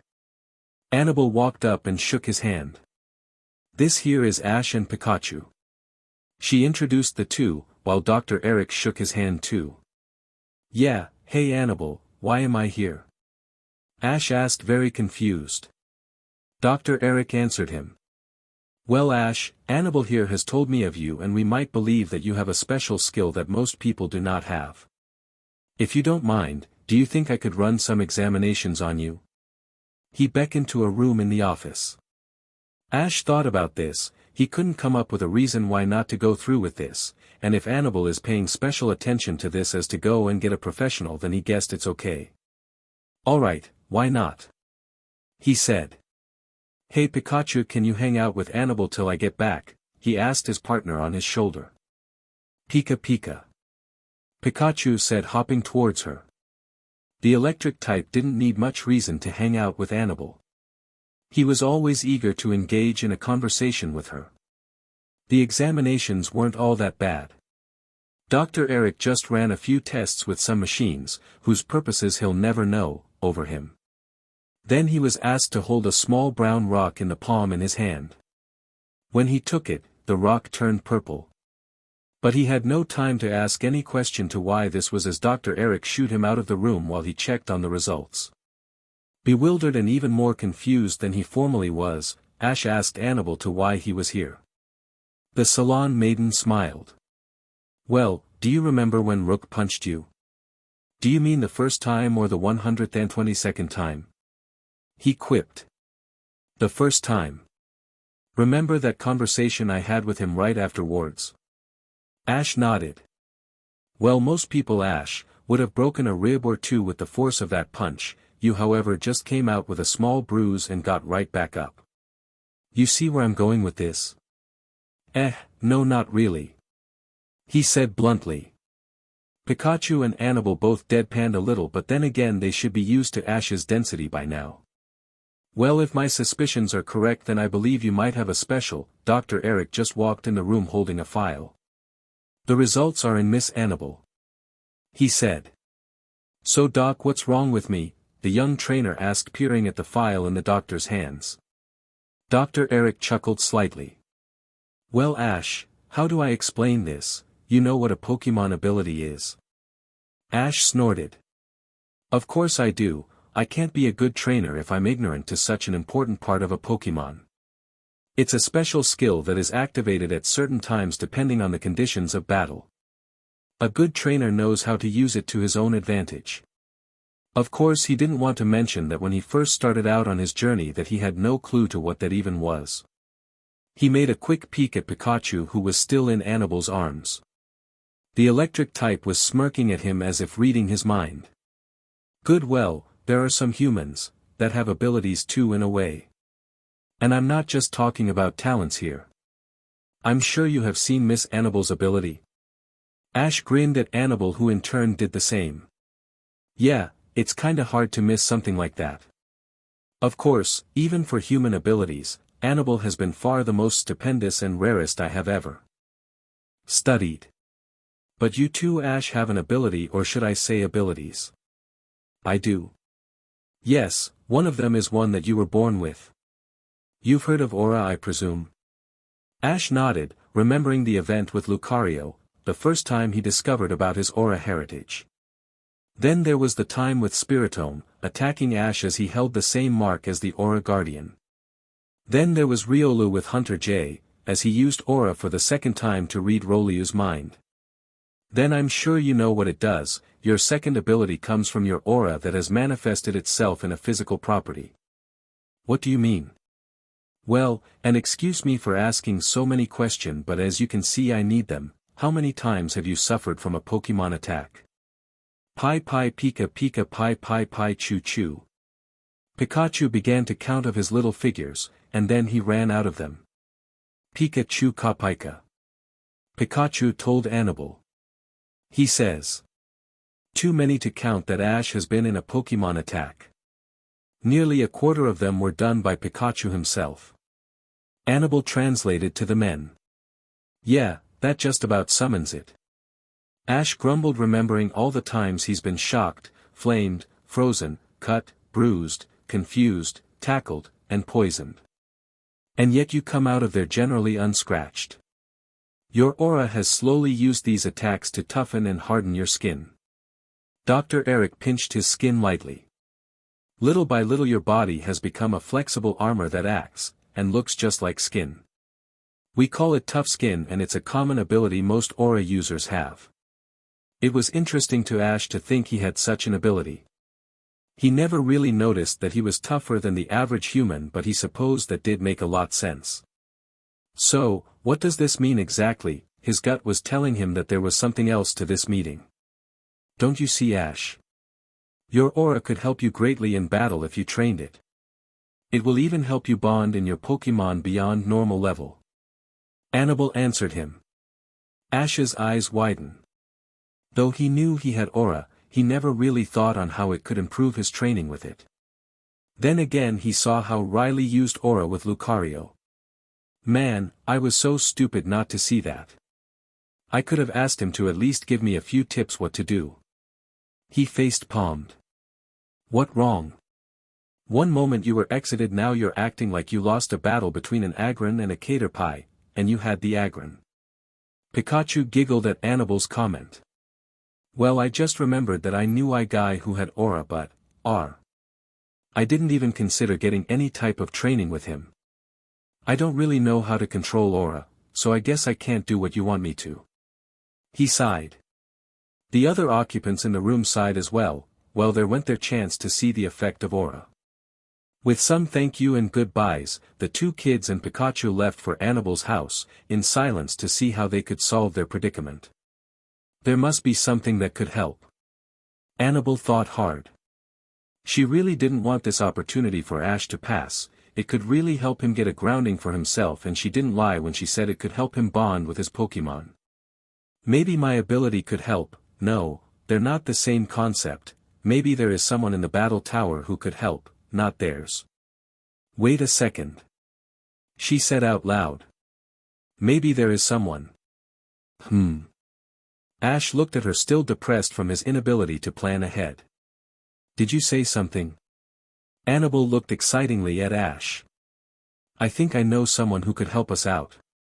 She took his hand once again and they rushed towards the battle tower without another word. Alright, thanks, see you soon. Annabelle hanged up the phone. So who'd you talk to? Ash asked, getting up from the chair he had been sitting in for a while. That was an old friend I met during my 3rd year at the battle tower. His name is Jed, and he happens to know a lot about aura. How will he be able to help me?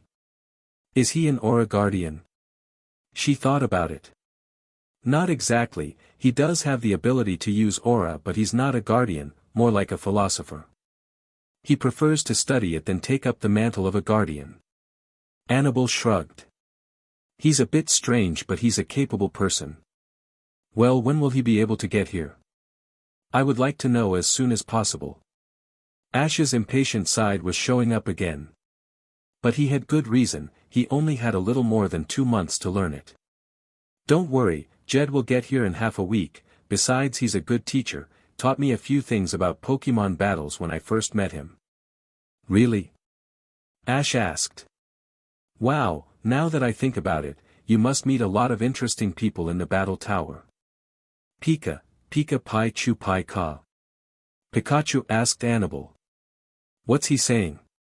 Well, Pikachu is wondering if you guys could go meet the trainers. Would you? Oh, sure, why not? Ash smiled. You make everything fun, Annabelle. It was true, Annabelle knew how to make the most out of every situation. It was nice to have somebody who likes the same level of intense fun he did. Annabelle's face turned a slight shade of pink. Ah, well, thank you. She still couldn't get used to these compliments of Ash's. Worse still was that they were getting more frequent. Exiting to the elevator, they headed to the 24th floor of the tower, which is to be said the most popular room to observe trainers. To Ash's surprise, the seats that surrounded the battle arena had a lot of people in it. They were all watching a battle between a Drapion and a Primeape.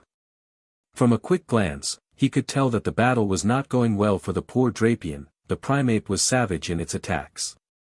Annabelle managed to find some seats next to a dark-skinned young man with blonde hair, concentrating greatly on the battle. Hey, September. How are you? She greeted him. September, as he was called, looked startled, not noticing them there. Oh, hi, Annabelle. Fine, who's that behind you? He pointed to Ash. My name's Ash, and this is Pikachu. I'm learning from Annabelle on how to become a frontier brain. He shook September's hand. How's today's battle going? The salon maiden asked. September scowled. Not so good. This new guy has been beating everyone who comes in eye contact with him, demanding that we take him to frontier brain, you of course. But we kept telling him that you were out. He shook his head in disdain. He didn't believe us, and now he's been absolutely devastating everybody he challenges. It's really been a mess. Annabelle looked sternly at the insolent boy who'd been making a ruckus at her tower. Well, if he wants the salon maiden, then I shall give him what he wishes. But he won't be getting a battle from me. She took out a pokeball. Espion, I need your assistance. Ash, stay here, I'll be right back. When Ash took a seat next to September, he tried to get a better look at the challenger. The guy had blue hair, red-tinted sunglasses, and a bag of pokeball on the side. Wait. I know this guy.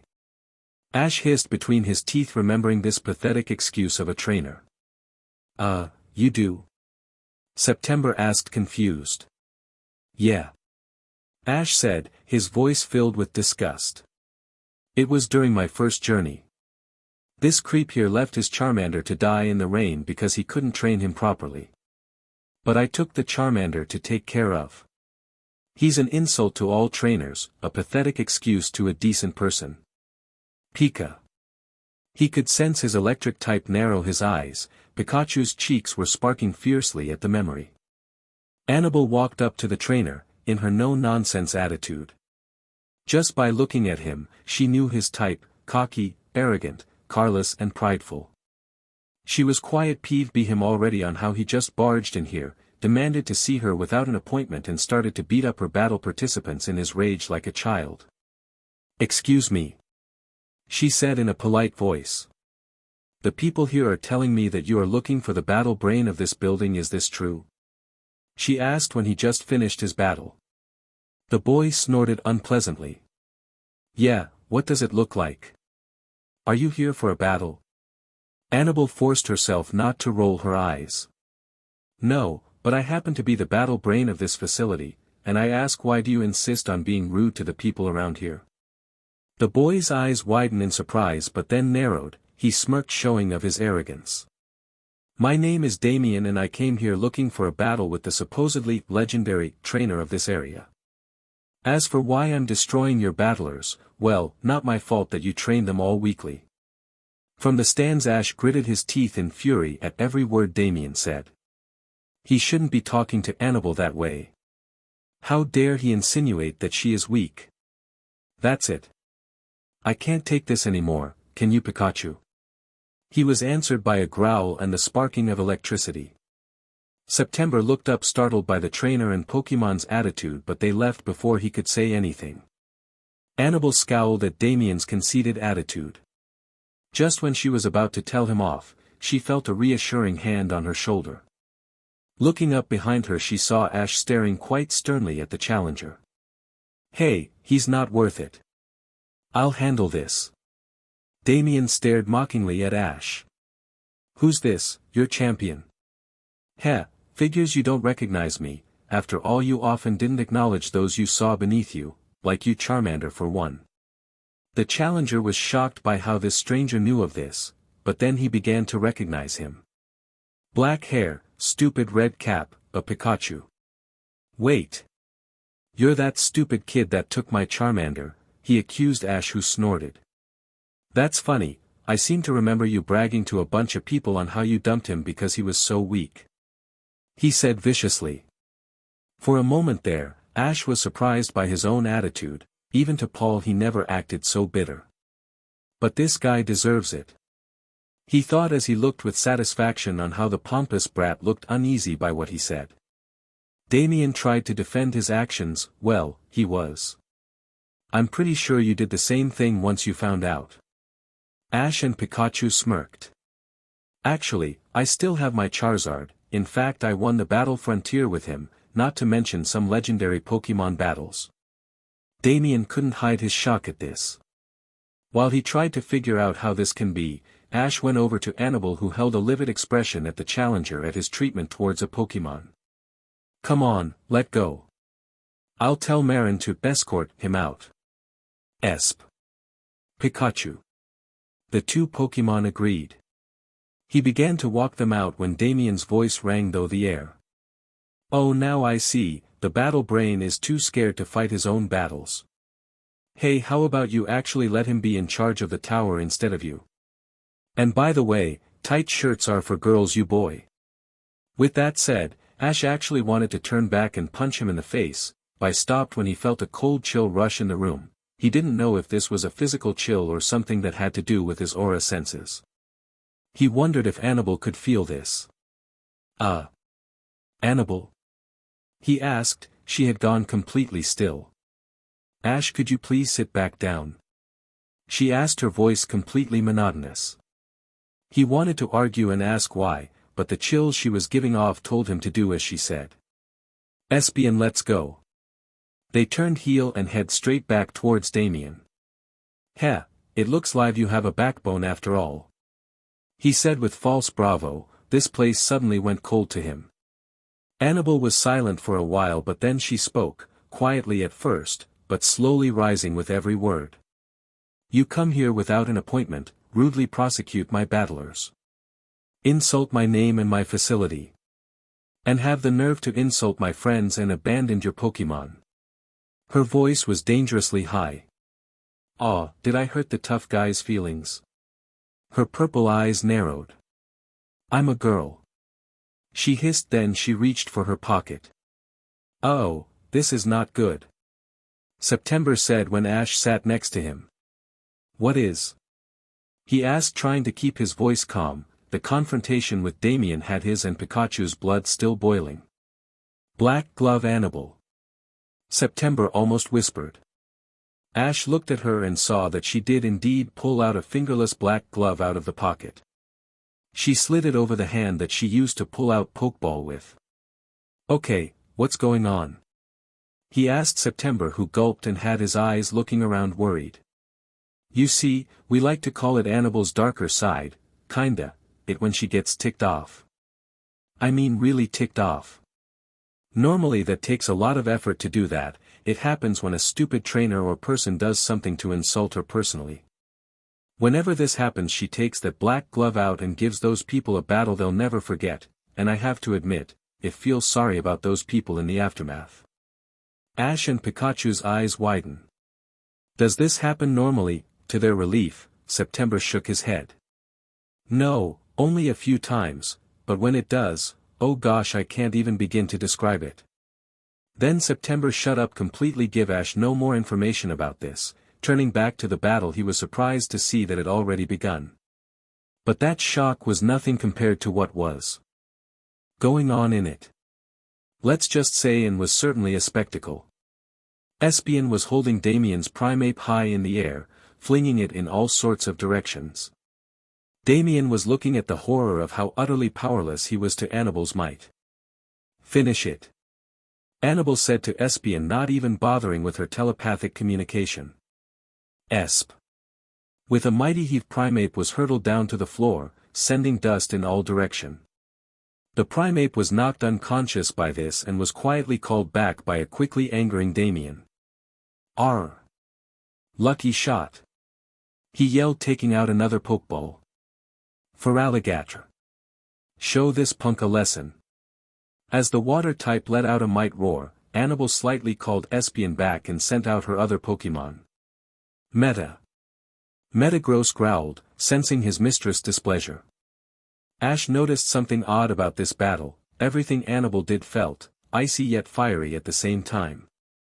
For some reason this reminded him of his battles with not only Paul but also with Gary and Tyson. They had this same feeling. He would have to ask her about it later.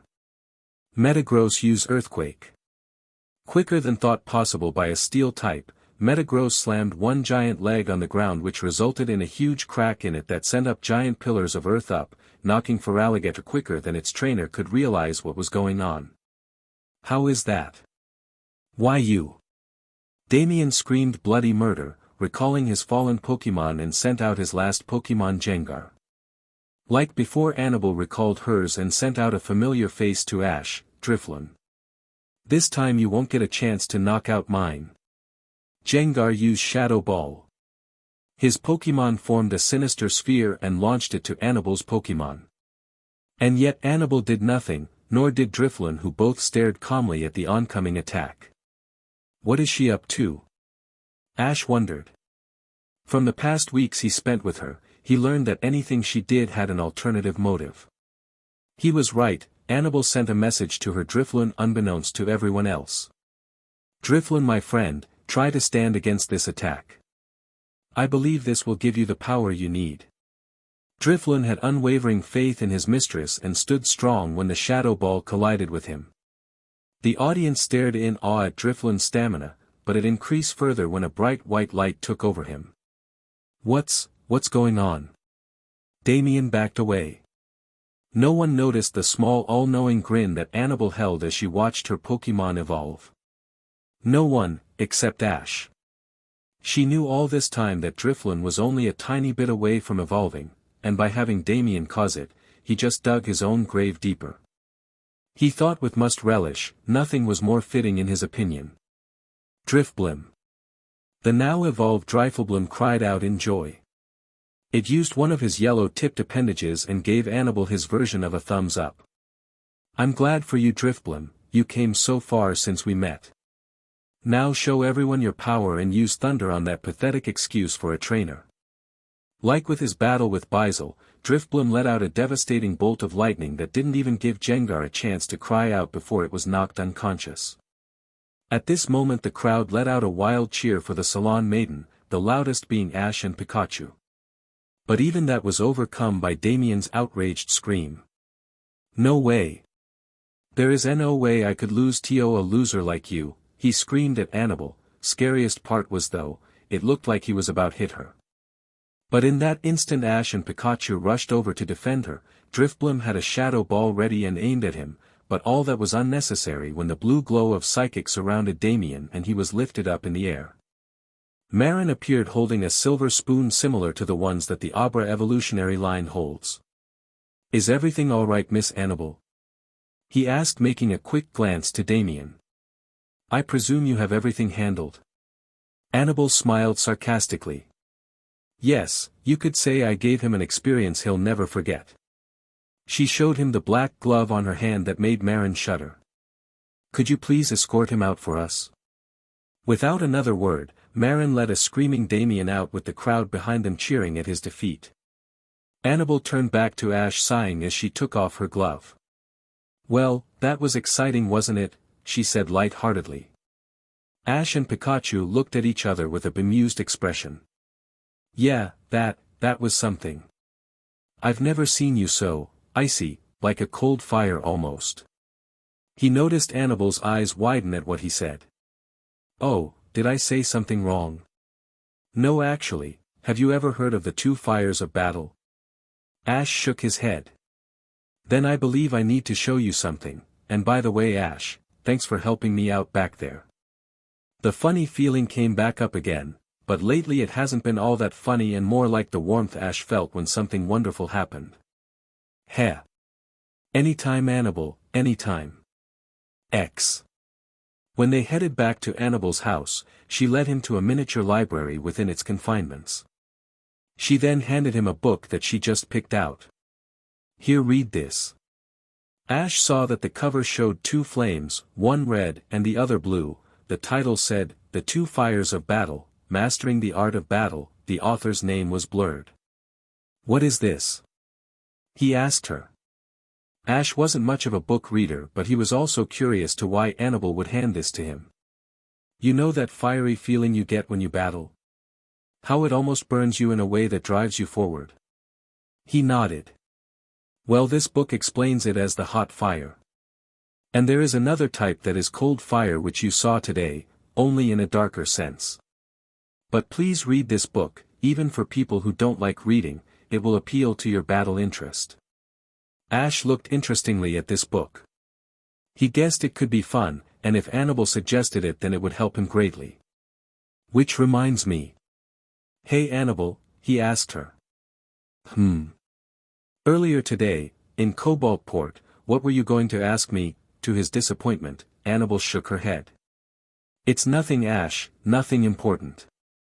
She began to turn away but Ash sidestepped her. Hey, it has to be important if you brought it up. He looked at her firmly. Come on, trust me Annabelle. Let me help you out like you helped me, alright? Now what is it that you want to ask me? Pika Pi Pika Kachu Pika. See, even Pikachu wants to know. She bit her lip nervously. Should she ask? What if he was uncomfortable and weirded her out? But then she remembered on how he stood up for her against Damien, and how easily he had become adjusted to her presence. Besides, she had nothing to lose, just an opportunity. Well. Ash Ketchum, would you like to go to the Cobalt Port Festival with me? She asked, braver than she felt. And without a moment of hesitation he said. What? Well, of course I'll go with you Annabelle. Her eyes brightened. You will? Why wouldn't I? Pikaka Pi Pi Pikachu.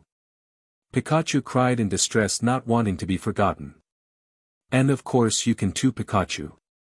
Annabelle laughed at his behavior and Ash joined her as well.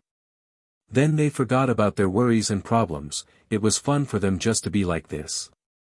Just the two of them with the Pokémon. End of chapter 12.